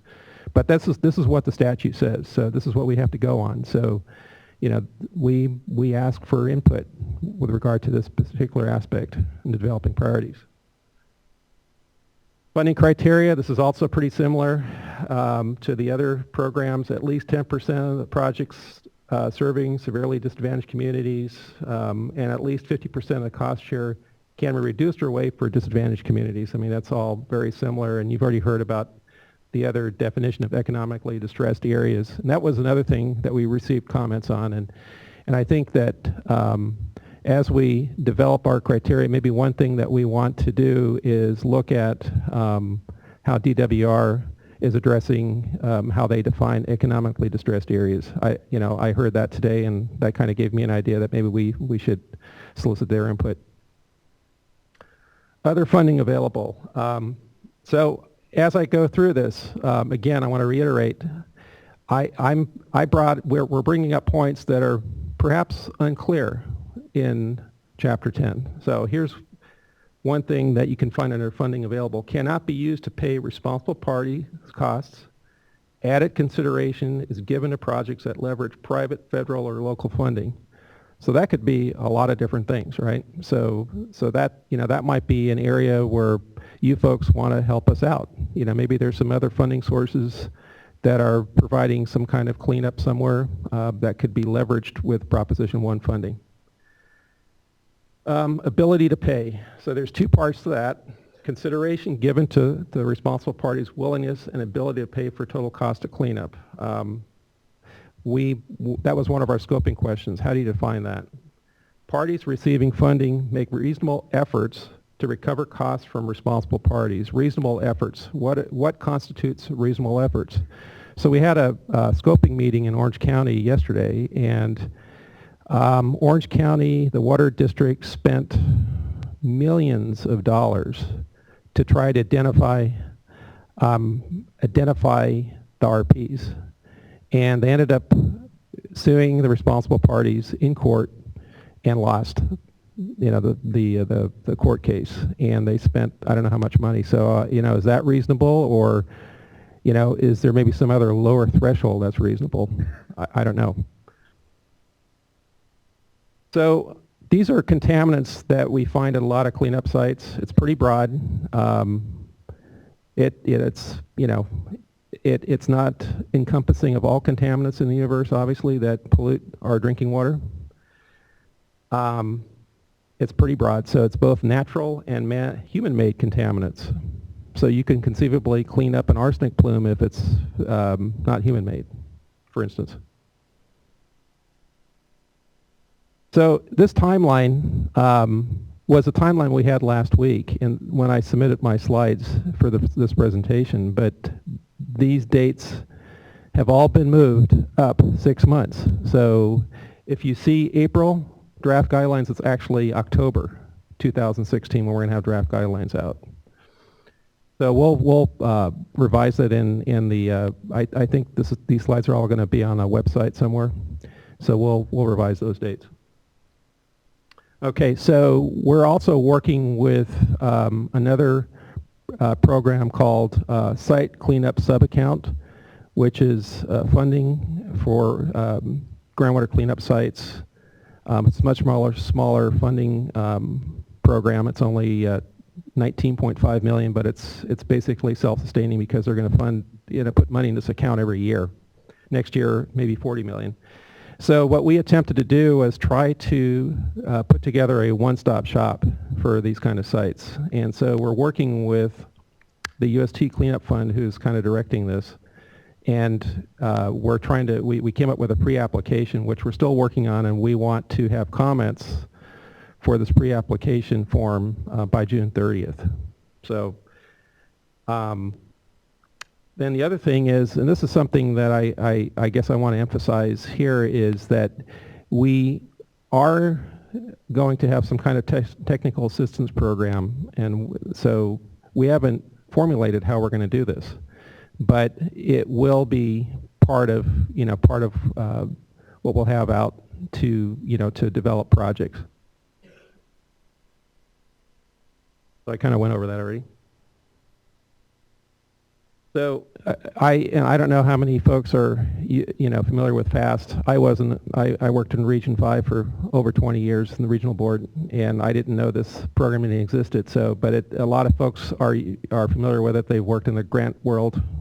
They've worked with many other programs we have at the regional board. But we're going to have all this on FAST, and there's tutorials and other information if you need help on that. And we also have a helpline. So here are the websites, and you notice my name isn't on there yet, and for good reason, because we're getting a lot of questions and comments, and we're trying to centralize all those questions and comments So the middle one there, which is about as long as I get as far as links, is the one where, you know, you could send some of your comments, or any of them really there. So,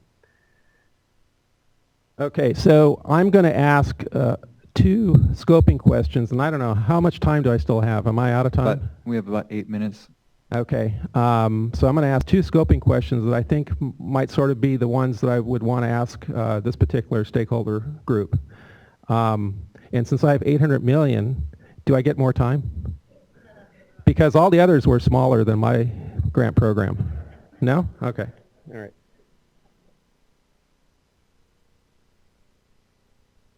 Yeah. Well, we just had a big check for another grant program. Okay.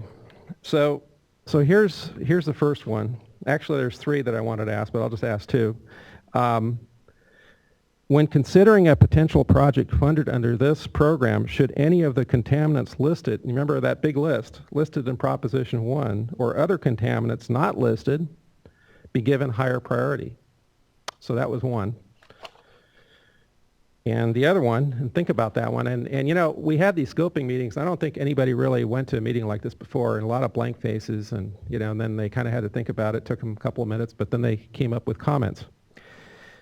The other one is, what areas of the groundwater sustainability section of Proposition 1 should be further defined or clarified in the guidelines? And I gave you folks a lot of areas that were, you know, we want to solicit your input to get clarification. We can come up with something, but we would love to have your input. Anyway. So we'll build a queue again. Rob mentioned there were 2 questions. Should some contaminants be prioritized? And then also, should there be certain sections of, it was the guidelines, Robert, that you're asking should be clarified? Second scoping question. Yeah. Can you just repeat the second one, Robert? I'm sorry about that. The second one is, okay. So the second one was, what areas of the groundwater sustainability section of Proposition 1 should be further defined or clarified in the guidelines? So we'll start with this. We have 1, 2. Let me just see if you want to get in the queue. 3 will come to Sherry in a moment. So, okay, we'll go 1, then Sarah, and then Sherry. Thanks, Sherry. Go ahead. Hi, Sarah Schaefer from Quartz Valley Indian Tribe. Can you just hold the mic a bit closer? It's a bit soft. Thanks. Sorry. So where I live, you know, small Indian tribe, rural area, the large private ag influences are the ones that are doing the polluting of the groundwater. Mm-hmm. So it's not really a pollution or prevention grant to us that would be helpful, even though it's our fisheries that are going to be, you know, reaping the negative benefits of the pollutants that are coming out of unmonitored huge ag wells, being polluted with nutrients and going back into the water system with TMDLs and affecting the fish, as well as dewatering, you know, large, you know, surface water areas. So even though this is an issue that is so critical to us and our tribe, the groundwater surface water interaction, and we really want to do something with this and help with this and monitor this, I don't know how we could get in on that program if it's private people that are doing the polluting. And that's part 1. And part 2 is, I haven't read Prop 1 yet, but is there going to be monitoring of commercial interests and, you know, I mean, accountability, you know, on the front end of this commercial interest thing before the water gets polluted? I mean, how can So just to try to, you know, again, you know, all we have to work on is the statute right now. So you know, it could be a lot of different things right now as far as what kind of sites are addressed. I mean, what, you know, so what you're basically saying is we should look at your concern in terms of identifying priorities. And I think, you know, that would be, you know, that would be one thing. And so if you could submit your comments to us, you know, we have the websites available, and you know, formulate that as a concern. Now, as far as monitoring is concerned, one of the provisions in Proposition 1 has in it that we can use 10% of the funding, so that would be 80 million in our case, for planning and monitoring. So, you know, perhaps we could have part of the grant funding go to, you know, areas where we don't know where the where the polluters are. You know, they're maybe not, you know, where you're at. They're contaminating groundwater upstream, and then it's getting to you, right? I mean, that's kind of the description here you're giving me. So, you know, perhaps some of the funding could go for something like that. So that would be maybe in a form of technical assistance. So enforcement or technical assistance with monitoring pollution? Well, which we've been doing for years. Right, right. I mean, certainly those are things to look at, but, you know, this is a grant funding program. We, you know, we're there to, you know, to give out funding to, you know, clean up groundwater. That's the primary focus. So, you know, if there's an enforcement aspect, then we need to look at other, you know, other entities, the regional boards, DTSC, you know, to do that. So. Okay, next we have Sarah and then Sherry, and then we'll see where we are in time. Help me with my scoping questions. So regarding your scoping questions, you are asking about what other pollutants should Just hold the mic a bit closer, be on Sarah. that list. What other pollutants should be on that list? Mm-hmm. And I'm wondering, could you answer, because I'm not familiar with all the chemicals that are in the code, and there aren't many, but are they things that are on the drinking water list for primary contaminants? Yeah, yeah. Many of them have MCLs, secondary MCLs. You know, some of them that we really haven't focused so much on as far as the groundwater cleanup world, like iron and manganese. I mean, those really aren't, you know, constituents. I would call them constituents, but they could be contaminants if they're above the MCL or secondary MCL, because, you know, they could be impacting, you know, the the groundwater. So, it's a mix. I mean, you know, I think the list was developed with, you know, with the intent of listing just a few chemicals that we have seen a lot in our drinking water wells that have impacted groundwater and made it unusable. Okay, so it is primarily to make the groundwater safe for drinking water. Yes, for drinking, right. Okay, so what about contaminants that are on the I forget what it's called. It's like the CCR, or that might not be the name, but it's basically the emerging contaminant or the candidate contaminants list, CCL. Could be that too. Yeah, if you want us to focus on that, I mean, you know. So I mean that could be a recommendation. Okay.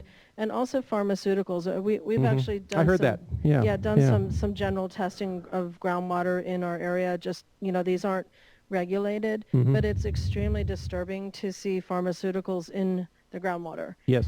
Especially since our treatment facilities aren't necessarily able to handle things like that. So if it could if it could pay for some initial monitoring in certain areas where there are either improperly established waste to land discharge, or you know, septic systems like we have in our area that have just, you know, are old and would never be approved now, but are contaminating the groundwater. I mean, there's if there are, so that would be, I guess, one recommendation is that there are contaminants that aren't necessarily on that list, but they're coming from land use issues that are disturbing to have that in the groundwater. Okay. Thank you, Sarah. We have Sherry. Go ahead, Sherry, and then we'll see where we are on time. We're getting pretty short. Go ahead, Sherry, please. Hi, thank you for asking these questions. So, and I'm noting that you can go down the website and give you some more answers later. So as we think. By the way, I'm going to have all our scoping questions on our website. Oh, and beautiful. Anyway, that was one thing I wanted to add. Very cool. Yeah. Okay, so this actually piggybacks off what Sarah just said. It would be helpful, especially with pharmaceuticals and some of these chemicals, if there was some ability to use funding for public education campaigns. So, okay. Then secondly, same question, this is number 2, what areas could go in there? Some incentives for tribes to be included in folks' projects. What kind of incentives are you thinking of? I'm going to have to get back with you on that, which I'm glad you have that. But see, I got to ask questions too this way, you know. We need to incentivize it so that it happens, and so that some of the counties that might not be including tribes would be more excited about doing so. Okay. Okay. Any last question for Rob? Okay, so we'll take these last two questions and then we'll go to our next panel. Dave Harvey with RCAC. I noticed that you did have primary and secondary contaminants up there, but basically when you're going to do project selection, it's going to be probably based a lot on public health threat, I assume. Would you like it to be? Well, I don't know. Well, Okay. Yeah. I would like it. Is that your, okay? My All question right. is this, that if it is ranked that way, then if you did have a secondary contaminant, it probably would fall off the fundable projects, right? Or be at the bottom of the list if you had iron and manganese. You know, if I were working on a site and if I was still working for the regional board, maybe I would be looking at it that way. But, you know, the guidelines, the statute is not clear on that. So, you know, if you have suggestions on how we should approach a site like that, then we want to hear about that. Okay, well, so okay, we have one more question. I wanted to just add one other thing. So, but anyway, go ahead. Yeah. Just a very quick question. Is California's waters blessed with not having PCBs? I see that's not on the list. PCBs, bichloral biphenyls. Yeah. PCBs, I mean, they could be on the list too. Yeah. If I just wondered if it was an issue. It could be, you know, it's very vague. I mean, it says, or other contaminants. So.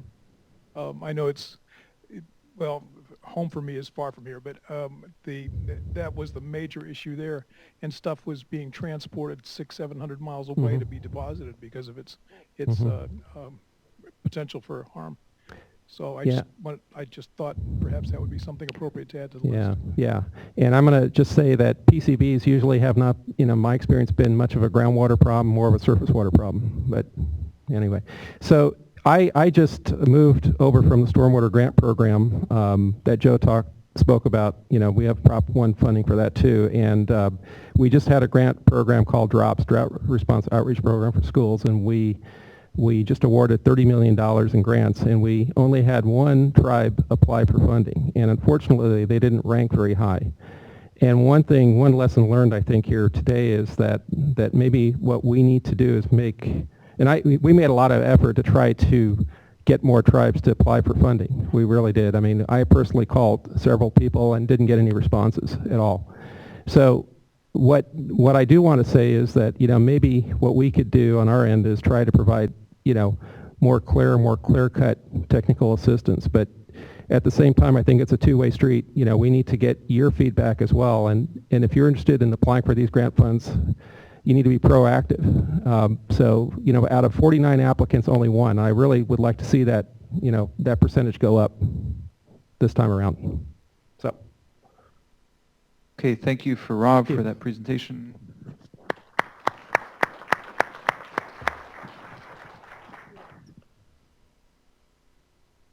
At the 2 p.m. they can.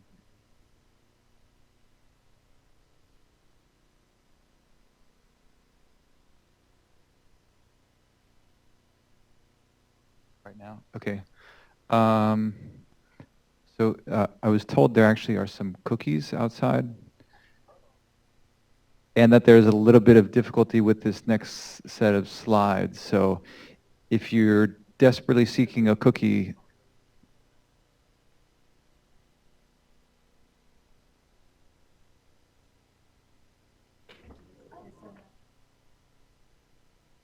if you do go, please come back in quickly, though.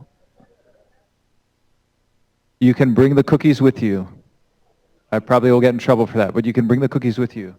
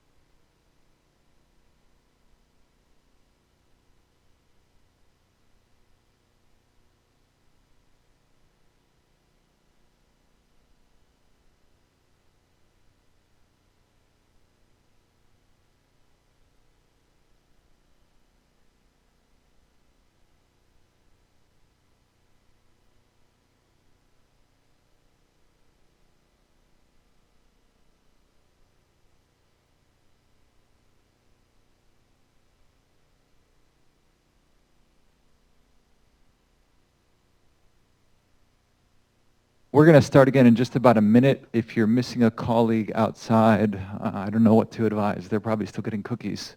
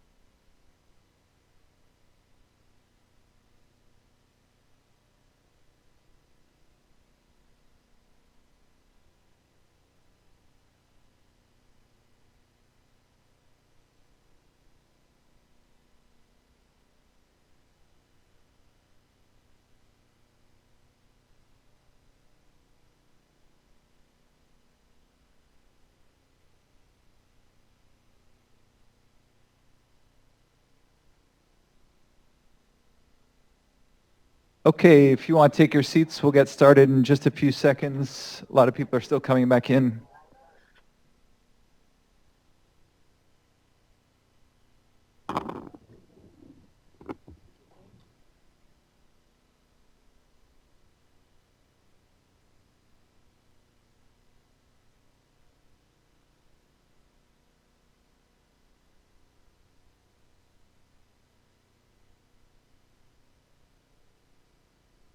Okay, are we all set? Okay, Anacita, thank you. Hi.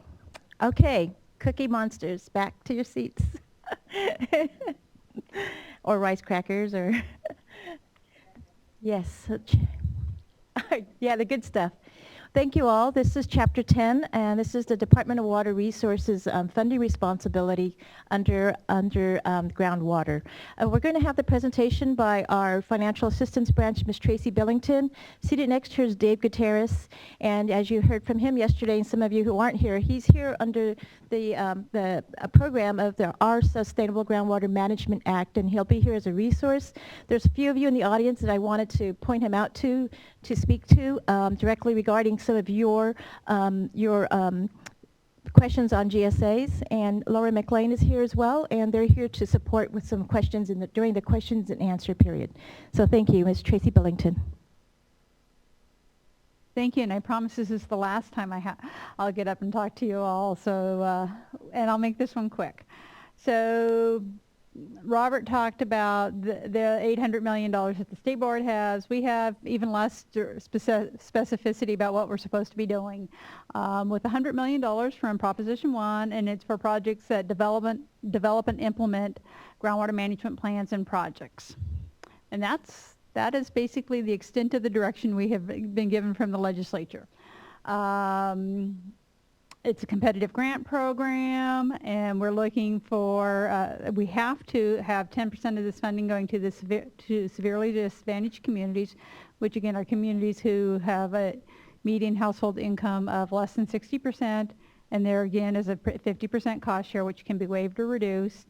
There's technical assistance. It gets a little bit trickier for our funding because the $100 million is all required to be competitive grants, so how do you do technical assistance in a competitive manner.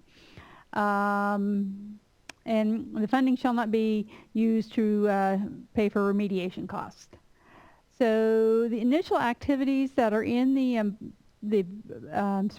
May revise and are being discussed over at the Capitol with the budget is appropriation of $60 million, and that would be going for sustainable groundwater governance planning And with that, $10 million, so that's $50 million for planning, and then $10 million for either updating or developing groundwater ordinances or coming up with a plan, and that would be directed towards the counties.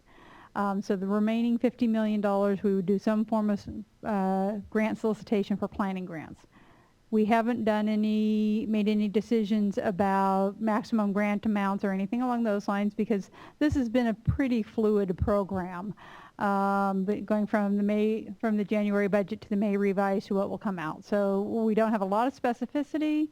We're looking for input. We're looking for how tribes can be engaged in the groundwater planning activities. We are hoping to have additional public workshops and get a better idea once we have our appropriations on how we're going to approach this. Guidelines would be available in the end of the year, and our solicitation starting early next year.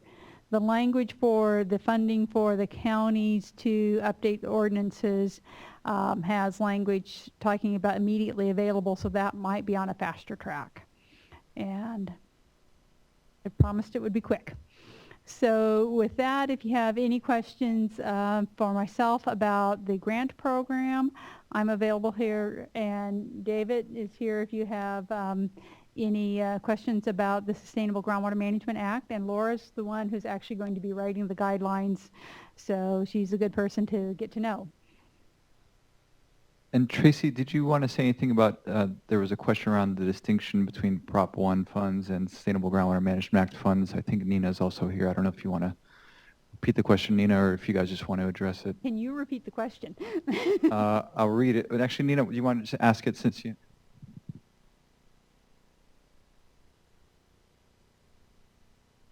So yesterday, while Dave was providing his presentation, there was a slide that had a lot of verbiage on it, which he said, I'm not going to read, you could just look at it. And as I was going through it, it said how if tribes have the opportunity to participate in making their groundwater plans, and there are things that they're eligible for, and besides the planning, which you just mentioned, it had a list of other things, and it also said funding. And my question was, and I think Dave, he answered it, I think he answered it yesterday, was basically, my question was, well, the funding that tribes are eligible for to do this planning, is it the same requirements as we are currently following under Prop 84? And he had said no, that it would be different. So for the Proposition 1 funding, it would be for the requirements associated with Proposition 1. Well, so if tribes are eligible for funding to do planning, to do groundwater, sustainable groundwater management plans, how they get the funding, how they write or have access to the funding, that means they have to jump through the same hoops as we do currently for Prop 84? You would know. Yeah, are you looking at through the IRWM grant program, or you're working with the IRWM? It was under his presentation that he gave yesterday. Right. Didn't talk about IRWMP. No. It talked about sustainable groundwater planning. Yes, but there was no, here's the confusion on my part. There was no groundwater funding in Proposition 84. So which hoops are you talking about? What I'm asking is that so far when we've had access to funds through the state, we've had hoops that we've had to jump through. So with Prop 84, we have to go through a nonprofit or some other entity. Is that the same thing that's going to be required under if we participate in the Sustainable Groundwater Planning Act? No, because here in Proposition 1, tribes are eligible grant recipients. So you can apply for a grant directly. Oh, okay. Thanks. All right, thanks. That was all. I just wanted clarification just to know because, yeah.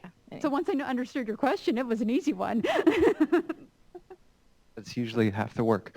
Okay, other questions or comments for Dave or Tracy or Laura on anything related to groundwater sustainability? Some of them are coming later, and there's one actually that was for Rob. If you want to read it, if you can mention it, it's more about the water quality piece. Go ahead. The other two are general questions that we'll save for the open discussion. So we have, can funding be used to clean up, remove uranium? The mic, Stephanie. Huh? I can't hear you. Sorry. I'm losing my voice. Can funding be used to clean up, remove uranium from groundwater? What about soda water wells? I'll guess that the answer is yes. just because based upon Rob's discussion, it seemed like it was a pretty open list of possible contaminants. And that would be through the state board funding, not through the department's groundwater planning funding. And the other two we'll definitely come to with open questions. Want to hear anyone have another question? I saw on the slide previous, I think it was that these were going to come through, maybe it was, with county governments. Do we have to work through county governments? No, for what this looks like that they're proposing in the budget is $10 million would be directed towards counties to receive that funding to support the activities of the counties. So then there's additional funding that would be for just general planning, a competitive grant program that everyone else could apply in addition to the counties. So it looks like they're trying to front load some funding to the counties to get them started on either developing or updating their local ordinances, or to start working on forming a groundwater sustainability agency. Is there mandates for counties to do that?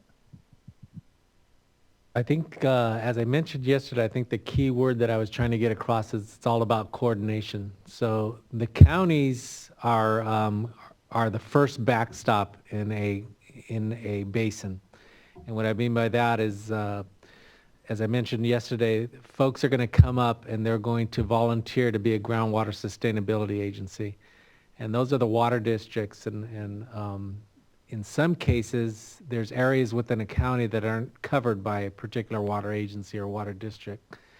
And those have been called white areas or PUMAs in the past. And basically, the way the law is set up is those counties are going to be the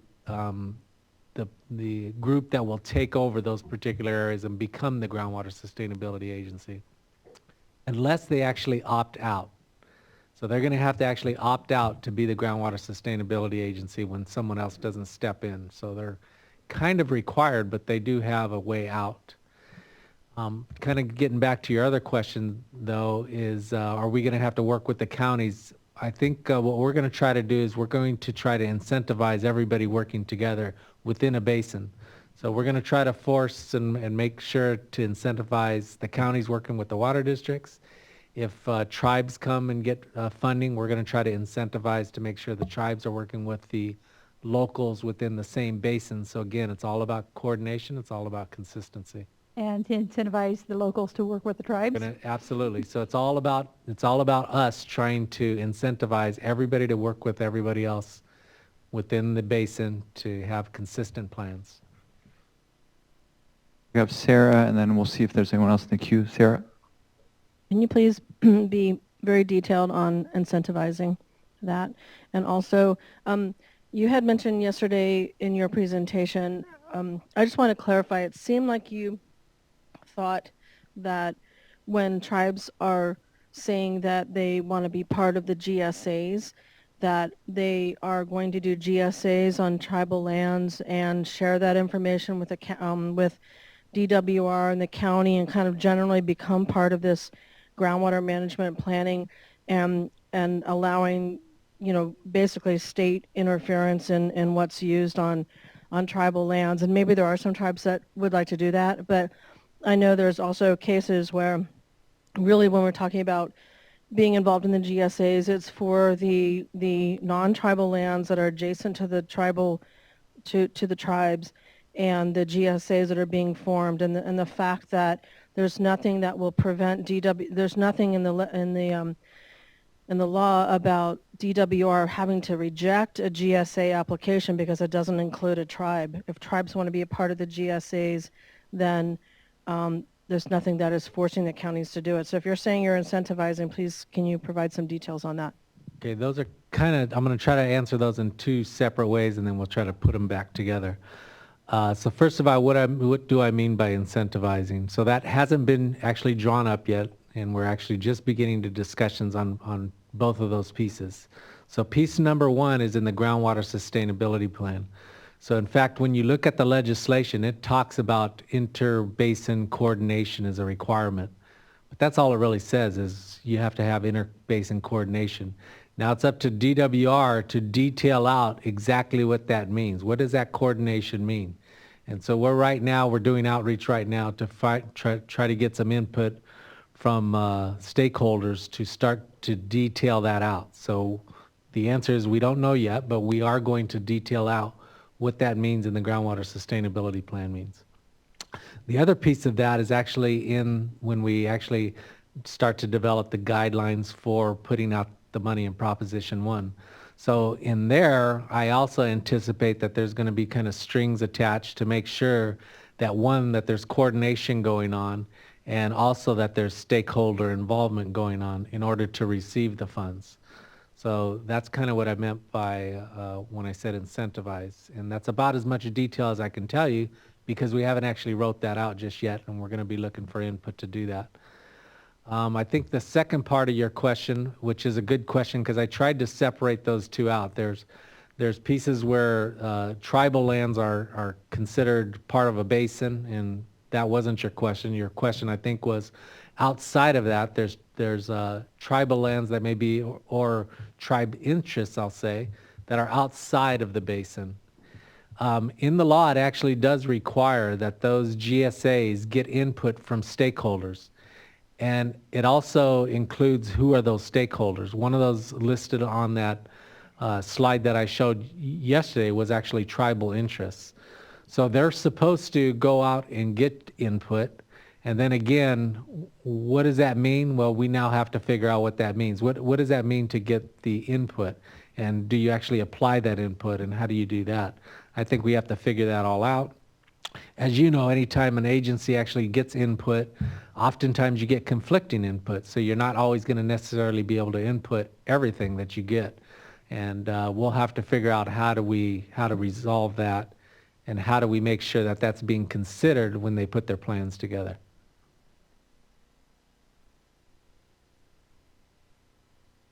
Actually, my question was about actually being a part of the GSA. Not just providing input for the GSA, but being a part of the GSA. So if a tribe wanted to be part of a GSA, then it's through an agreement, which I think is also kind of outlined in the law. Remember though, it's on a voluntary basis.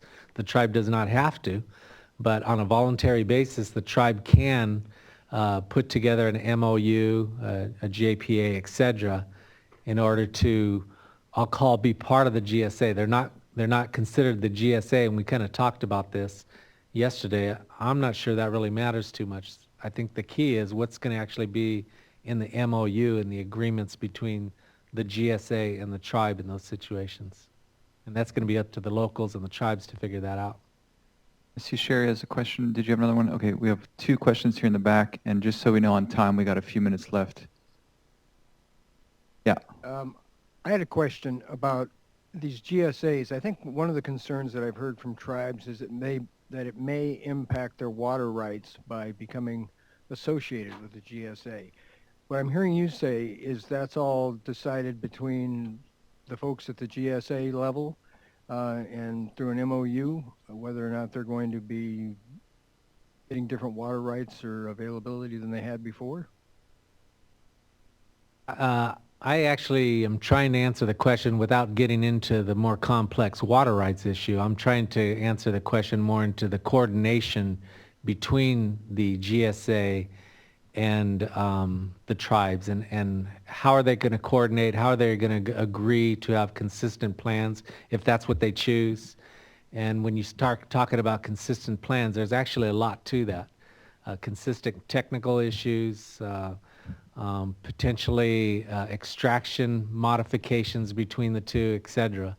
And so that is going to be between the two, with the regulation that we actually write as the bar that needs to be gotten over. Sherry, and then I'll let Anacita add in here, and I think we have one more question afterwards. Go ahead, Sherry.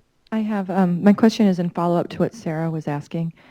What happens, and I know this is a repeating question, but maybe I've just repeated it with colleagues so many times. What happens if a GSA or the county, as the lead agency, chooses not to involve a tribe that has asked to be involved? So that's, I think, what we have to figure out in the regulations. And so we're actually looking for your input to write that. So, and there's two kind of pieces to that. So I think there was a good question just previous, and we're talking about two separate instances. One where we're talking about tribal lands, and one where we're not. We're talking about tribal interests. And I think those are two different things, and I think we need to separate those out, and then I think we need to make those a consideration in the groundwater sustainability plans. And it's not just the tribes that I think DWR needs to worry about on that, it's other stakeholders too. So the legislation says that the GSAs need to involve stakeholders, and then there's that long list, and it includes the tribes. It doesn't necessarily say what that means, and I think that's where we have to kind of try to figure out how are we going to detail that out, and what does that mean. Okay, David, can I interject a question that Stephanie brought up? What is the schedule for developing the regulations and getting the tribal engagement and the public engagement on the regulation development? Okay, so unfortunately we are on a fast track for this regulation development. We were given a couple of deadlines that were pretty difficult to achieve. The first one is a basin boundary regulation that we're actually in the middle of actually just starting to write, and that one's due December of this year actually. Now the groundwater sustainability plan regulations are actually due in June of 2016, so about a year from now. How are we going to get your input? We actually are very anxious to get your input like right away, and I think I've been asking Anacita to put a tribal advisory group together. We've got several other advisory groups already where we're actually trying to get the input to answer some of these and many other difficult questions. And I've asked Anacita to get that tribal advisory group together as quickly as we possibly can, because we're actually trying to get the issues outlined right now over the next month or two. And then over the next 2 or 3 months, we're actually going to start laying out what we think is the direction to go. Then we're going to be getting input if people agree that this is the direction we go. And then sometimes in September, then we're going to lay out our draft regulations, and you're going to be able to review that. We're going to possibly modify that. And then we're going to be putting out regulations before the middle of next year. So we're in a real big hurry to do this. Housekeeping issue on that sheet I mentioned yesterday that's sitting outside, that there's now 2 sheets. One is the evaluation. The first part is if you're interested in giving input into these regulations in this groundwater advisory committee and a number of other advisory committees, please fill out that sheet with your contact information so that you can get with Anacita and you can help in developing some of these. So if you are interested in that, the sheet is out on the front. Please fill that out and get it back to us. If I could just address some of the tribal engagement, that has already begun through a series of workshops. Some of you participated April 13th in Red Bluff, May 7th in San Pascual. We're presently scheduling one for Central Valley. In addition to that, each workshop has really generated great interest. We've got a lot of questions that we're going to be utilizing and sharing with State Water Resources Control Board. We're putting together a fact sheet. These are questions raised by tribal attorneys, tribal staff, and we're hoping that it'll answer some of the basic questions. And there's a lot of questions that we haven't even begun to tackle because they're very highly complex issues. They're dealing with tribal water rights. And so some of those questions we're going to leave there as future discussion items as the guidelines become developed. And those are the things that we're going to share with all the participants that not only here today, but that was on the email list for April and May, or anybody else that is interested. You'll get to see the type of questions that were generated and the ones that we can answer that are a quick answer, it's going to be there. If those answers are not sufficient or satisfactory, let us know, because that's coming obviously from a state perspective. So tribal engagement has begun. This is part of that. We're very open to that. In terms of that advisory committee, we've been looking at how to do that. It's a tough committee because it's not just going to be a few people. We're looking, and some of our suggestions have been regional, to look at regional committees that look at their regions or their basins, and based on that, and then having them take a look and tackle their issues locally, and then have that larger committee or group meet together. And so that's sort of the plan that we're trying to put together in terms of how to assist us with the groundwater. I've got 100% support from DWR. We want to also assist tribes with the planning grants and the technical assistance that we can do, not only as the advisory group on the questions, but then the advisory group on how to get the technical assistance and then the groundwater management planning tools to your communities and your governments. So thank you. So we're past the hour. I had one more question here. Let's take it from Steve, and then, thank you, there's a mic for Steve, and then we're going to thank our panelists. We have one more panel, and I want to make sure we're wrapped up by 3:30. We also have some open questions, too, after our next panel. So go ahead, Steve.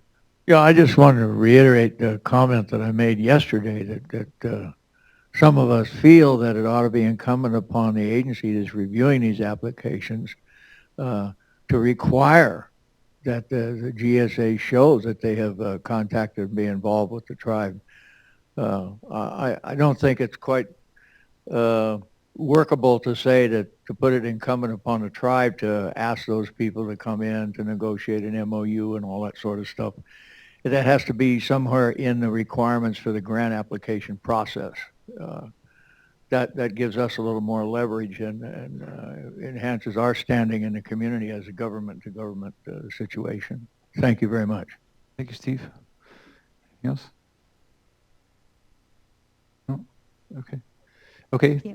Anything else, Tracy or Dave or Laura? No? No, I think that's the type of suggestion we'll take into consideration when developing the guidelines for the grant program is, how does the applicant show that they are making the good faith effort to outreach to the necessary people that need to be involved. Okay, thank you to our panelists. We have one more, and then we'll go to open discussion after this next presentation and Q&A.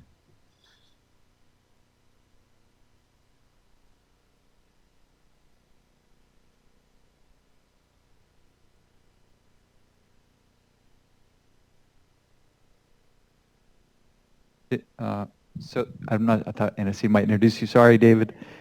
So this is David Martasian, the Chief of the Environmental Support Section and the Flood Projects Office at Department of Water Resources. Thank you, David. Is it on? Very sensitive. Yes. Now it's on. I'm here today to talk about Chapter 11.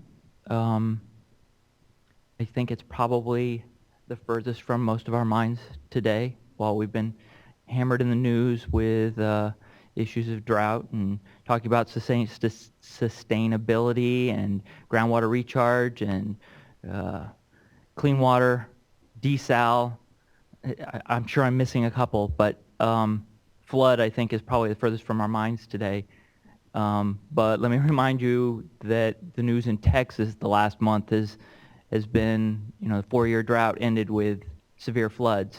So sadly, we'll probably be experiencing the same thing here at some point. It may not be this year, it may not be next year, but our drought will likely end in severe flooding. So Chapter 11 has, I have no PowerPoint, but has about $395, or specifically $395 million designated for flood management.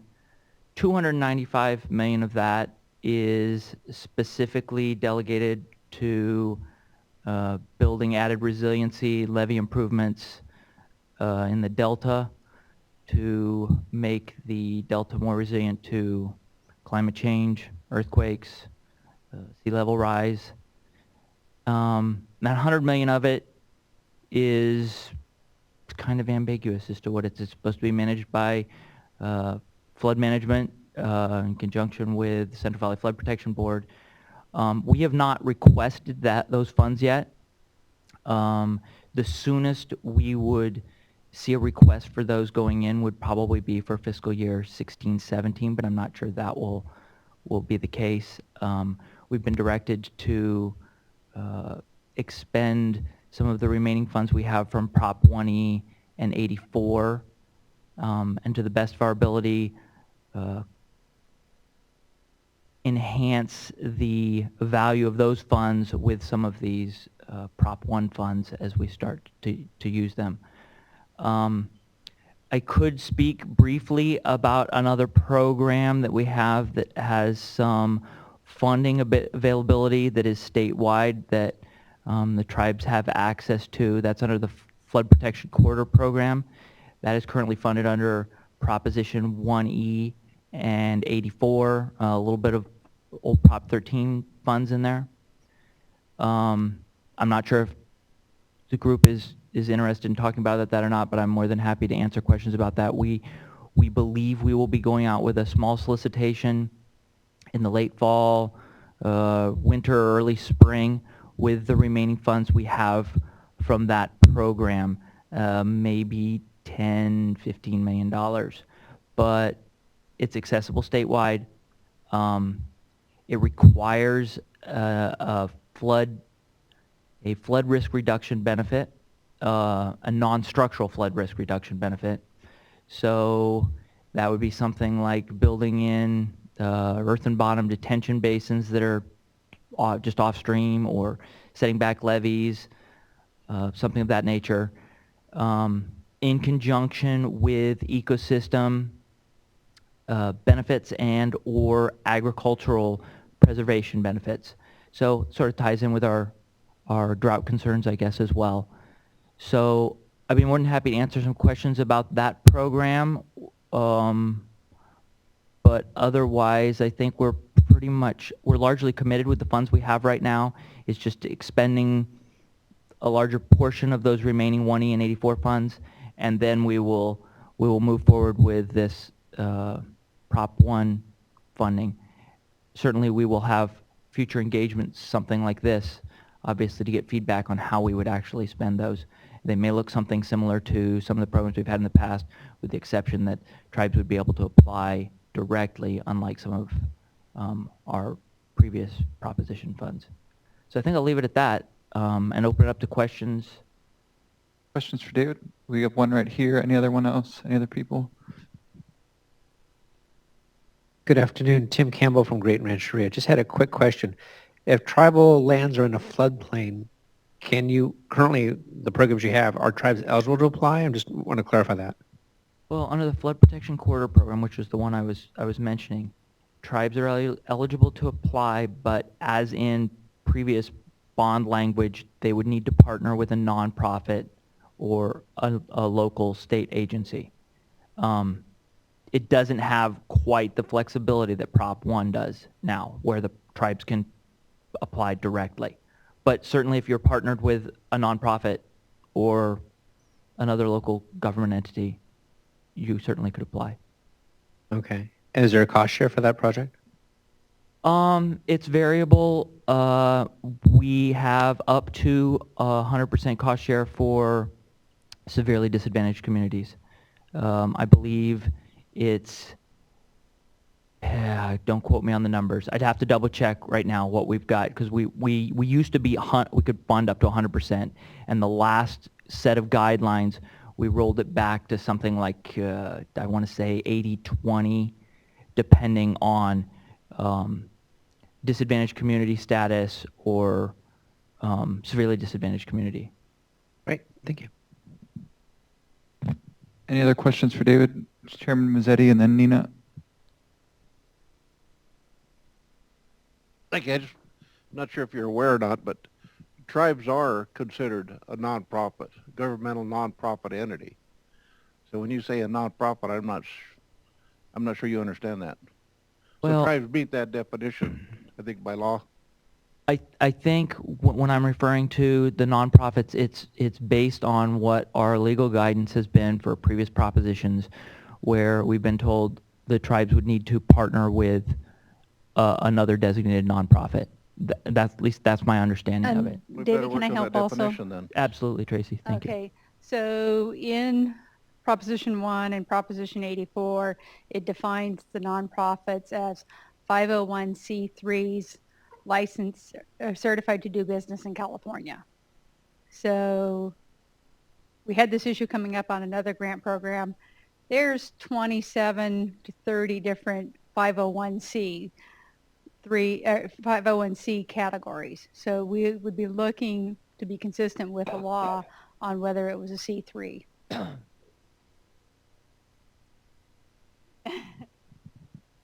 Nina, please. So I just, so my question is, you mentioned that under the flood protection, the current Prop 1E funding, that the funds have to benefit like ecosystem and our agriculture. Is your agriculture, your definition of agriculture, the mainstream agriculture that you talk about? Because some tribes have traditional food plants that they do maintain and manage. Would that not fit under that definition if it was a food source for the tribe? I think that that would, I mean, it goes under a consensus review. I mean, technical review and consensus review, but I think that there are certain flexibilities there in the interpretation of that that might allow that.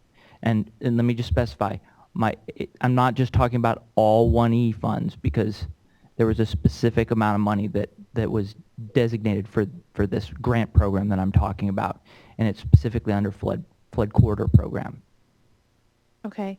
And then my other thing was just about the 501c3. My understanding is that a tribe could have one of its entities be a 501c3, and if they did that, they'd be eligible to fund through their own system, right? Okay. Get a thumbs up. from Yes, Tracy. but just make sure when you incorporate as a C3. Right. Right. Yeah. Okay, any last question for David on flood management? Okay, thank you, David. We're going to go into open discussion now. We got about 15 minutes left. I know we got a couple cards I want to read for Anacita and for any other members of state agencies that are here, and then we'll have a few minutes to wrap up at the end. So bear with me. I got 3 questions. I'll let you reply to each in turn. First one says, thank you, DWR, for providing us with names of your stakeholder engagement advisory committee. The question is, will the tribal representatives be assisting in guideline drafting for Proposition 1 funding? And I believe that's specific to IRWM, and yes, that is the purpose of that stakeholder SEAC committee. And although they are the committee, they're an advisory group, and we're looking upon them not only for their own networking skills, but to give us some basic guidelines and also outreaching truly to the entire tribal community, specifically tribes that have already participated and have been successfully funded through IRWM. We're really looking at some of those tribes to also assist us as we go through. They were the ones who really did the trial by fire through Prop 84, and obviously through Prop 1, we want to make sure that there's consistency as we go forward. Thank you. Okay, thank you. And I know there's some echo. I'm not sure why that's happening. Second question here. So this is for all agencies. Can other agencies provide us with information on the tribal representatives who are assisting in their guideline development? So I don't know if you, Anacita, or if anyone else from another agency wants to say anything. I think it's a request and a question. I'll just read it again. Can other agencies provide us with the information on the tribal representatives assisting in guideline development?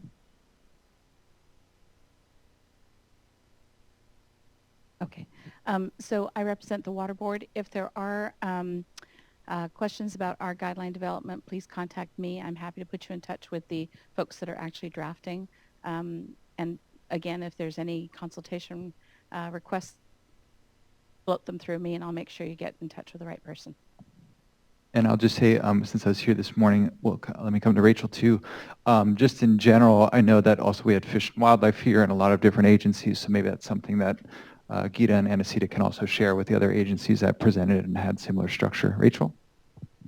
Hi, Rachel Belanti, California Water Commission. Our tribal representatives on our Stakeholder Advisory Committee are actually on page 31 of your program. And the entire list of our stakeholder committee members is available on our website. Okay, I got one more question card here. Thank you, Stephanie, for helping me. This was a question. Does anyone on the panel, so I guess anyone that's here that's left, have information on SB 208? SB 208 will, if passed, provide 50% of grant funds to be released as an advancement to the grant awardee. This is for nonprofits and disadvantaged communities, but tribes are not listed in SB 208. Tracy? I know it's a proposed bill. And yes, it is, so it's a proposed bill, so you still have the opportunity to influence it. And yes, it is specific for nonprofits and disadvantaged communities. The idea is it's for projects that are less than $1 million or less. 50% of the funding could be advanced for basically a 6-month period to help with cash flow. But if you wish to have tribes included in that list of people who could get advances, you would need to go through your legislator to get those modifications. The author of that bill, SB 208, is Rudy Salas. So if you need a name, as well as your own local legislator, keep that in mind. Okay, we do have a few minutes for any other loose ends, questions. Did you have, okay, we'll go with Chairman Wood and then we'll go with this gentleman right here. I just wanted to thank the state. It's obvious that you put a lot of time and energy into this. The last 2 days you've kind of gotten bruised a little bit here and there, and you've carried it off very well. My perspective, though, is this is a statewide issue, and rightfully so, I think, maybe because we're here, but there seemed to be a Delta NorCal emphasis. And it was said at least twice this morning that perhaps there should be another meeting or a subsequent meeting for Southern California. I think the river tribes, in our own respect, even the river tribes kind of have completely different issues from the western Southern California tribes, just because of landscape and different issues. There are things that we do that I think are particular to us in say, saving water. We did a salt cedar eradication. We estimate we saved the state about 7 billion gallons of water by doing that. And in conjunction with that, then we had native habitat wetlands restoration. You know, we're looking at the southwestern willow flycatcher. It's an endangered bird and different fish of the river and things. And so we have a different style and different issues to address, I think. And if we could arrange, I would encourage some sort of outreach to the river tribes, specifically, and to the southern tribes in general. Thank you very much. This is Irvin Jim from the Hungalelti community. I'm the chairman of the Hungalelti community. And we are the southern band of the Washoe tribe in Nevada and California. How will this funding be available to us? Our main tribal office is in Nevada, but I represent the California side, my community. And this is our chairman here for the main tribe. If we put in for these grants and everything, will it be able to help our whole tribe, or will it be just on the California side?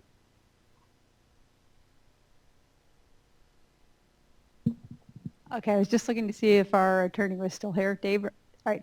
So we've had this type of question before, you know, and variations on if we can do a project in Nevada that benefits California, if we can do a project in Mexico that benefits California, can we fund the project located outside of the state of California? And it seems like the prevailing opinion is no, the projects need to be located in California because the perception is that's what the voters were voting for. So it is one of those that it would take some legal research to figure out if you can, but absent that, the answer is most likely no. David, is that okay?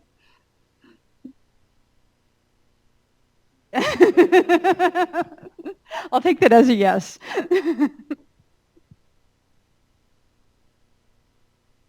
Yeah, I haven't been presented that question before, so I'm not sure who you were talking to, but it'd be one that you gave a nice answer. We'd have to research the possibility. Not on. It's not on. That's the type of question that, you know, as a state agency, we're down the pipeline of policy. we're implementing the policy that was created through legislative mandates. That is something that is really important that can be raised through advisory committees as some of these guidelines. We create these guidelines, and there's going to probably be a parallel document of tribal issues that cannot be incorporated to advantage of a tribe through these guidelines. But that would be a great issue for our legislative process. And we have the California Water Plan had a tribal advisory committee that created guidelines that was sent to Natural Resources Committee, both on the Assembly and the Senate side. And I do think that a lot of that effort was really instrumental educating the legislators on what issues have been hurdles for tribes. And that's why you see this year, historic for California, not just for California non-tribal citizens, but for California tribal citizens to have Prop 1 say tribes are eligible grantees. So hopefully they'll understand that we have all the tribal governments in California. Not only Washoe has the issue of being on a California and Nevada border. We have the Modoc Nation with the California-Oregon border, and we have our other tribal brothers and sisters dealing with the Lower California and Mexico. So I definitely, I'm sorry, our answer is no, tentatively, but I do think that that is a legislative process, and I'm happy to, anytime I have an opportunity to say that is a concern, and I'm glad that we're capturing it through our notes, and definitely share it up the chain as much as we can do through the Department of Water Resources. And thank you for bringing that up. I'll just say where we are. It's 2:25. Why don't we see if we have a last comment or question, and then I'll turn it over to Anacita and Gita for the end of the day. Chairman Mazzetti? In relationship to that last question, it seems like to me what should be evaluated, because we have Chibwavy who's here, but their agency is Phoenix, but they're California tribe, just like the Washoe people. If the benefit is enjoyed in the state of California, that should be eligible. I would think that should be the basis of evaluation, not where the tribal office may be located.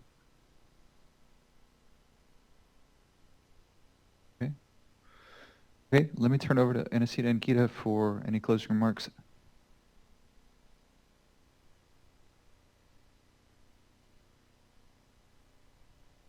First of all, thank you all for your attention over the last 2 days. A lot of information, a lot of numbers and details, and I appreciate your patience with us. We're learning, but thank you very much for being here. I know some of you have traveled great distance, so we appreciate your time. I'd like to thank our facilitators, Dorian and Stephanie. Thank you very much. I think they did an excellent job. I'd like to thank my staff. Some of them aren't here. They're behind the scenes. Sandra's in the back of the room. Esther Tracy has been managing all the technical stuff for us. Thank you on behalf of the Water Board. I appreciate you being here.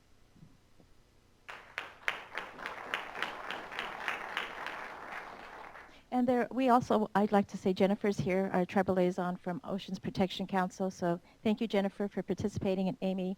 And we have Central Valley Flood Protection Board. We have our member here. From Department of Water Resources, we have several tribal liaisons, and they're here, and you could mind standing. We have Jennifer here, Emily Alejandrino, and Tito, Mary Randall. And so these are individuals that I really rely upon that are here statewide for us. And so I wanted to introduce Torres Martinez and Chairman from Chemwegi to Jennifer Wong. She is our grants manager in your region for IRWN, and she will be your direct contact through myself or through Jennifer, and we're willing to make that trip out there. So thank you so much. And I believe, yes, and some of the PowerPoints will be revised. We'll have them up on a website immediately, and we'll also share with you the notes once those are crafted. The webcast is already up, so from yesterday and today. And so the final point of order is we're going to be honored with a final closing prayer, and I want to say thank you to our Chairman Woods from Chemwegi for honoring us with that. As tribal people, we've come very, very far distances, and we want to say thank you so much for your time and your valuable commitment of time. And Chairman?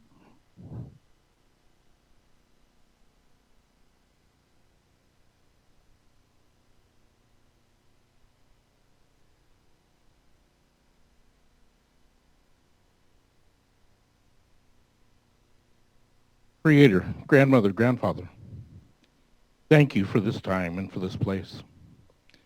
Thank you for bringing us all here safely. Thank you for my ancestors who have taught me the way to speak, the way to walk, the way to share my life. Bless our children who are the true future resource of our people. Thank you for keeping my family and my people safe in my absence. Thank you for the state who has prepared an excellent presentation. I know it took them a lot of time and energy to do that. The process we've entered is going to be probably a little bit long and give us the strong heart to state our opinions and to ask our questions confidently. And in turn, give them open hearts and open minds to hear what we have to say and to accept what we have to say to the best of their abilities. I thank you, Creator, grandmother, grandfather, and I only ask in closing that you bless our trips home, that we might share what we've learned today and pass on some great news. For me personally, I've learned many things in the last 2 days, and for that I wish all people good tidings and safe trips home for all my relations.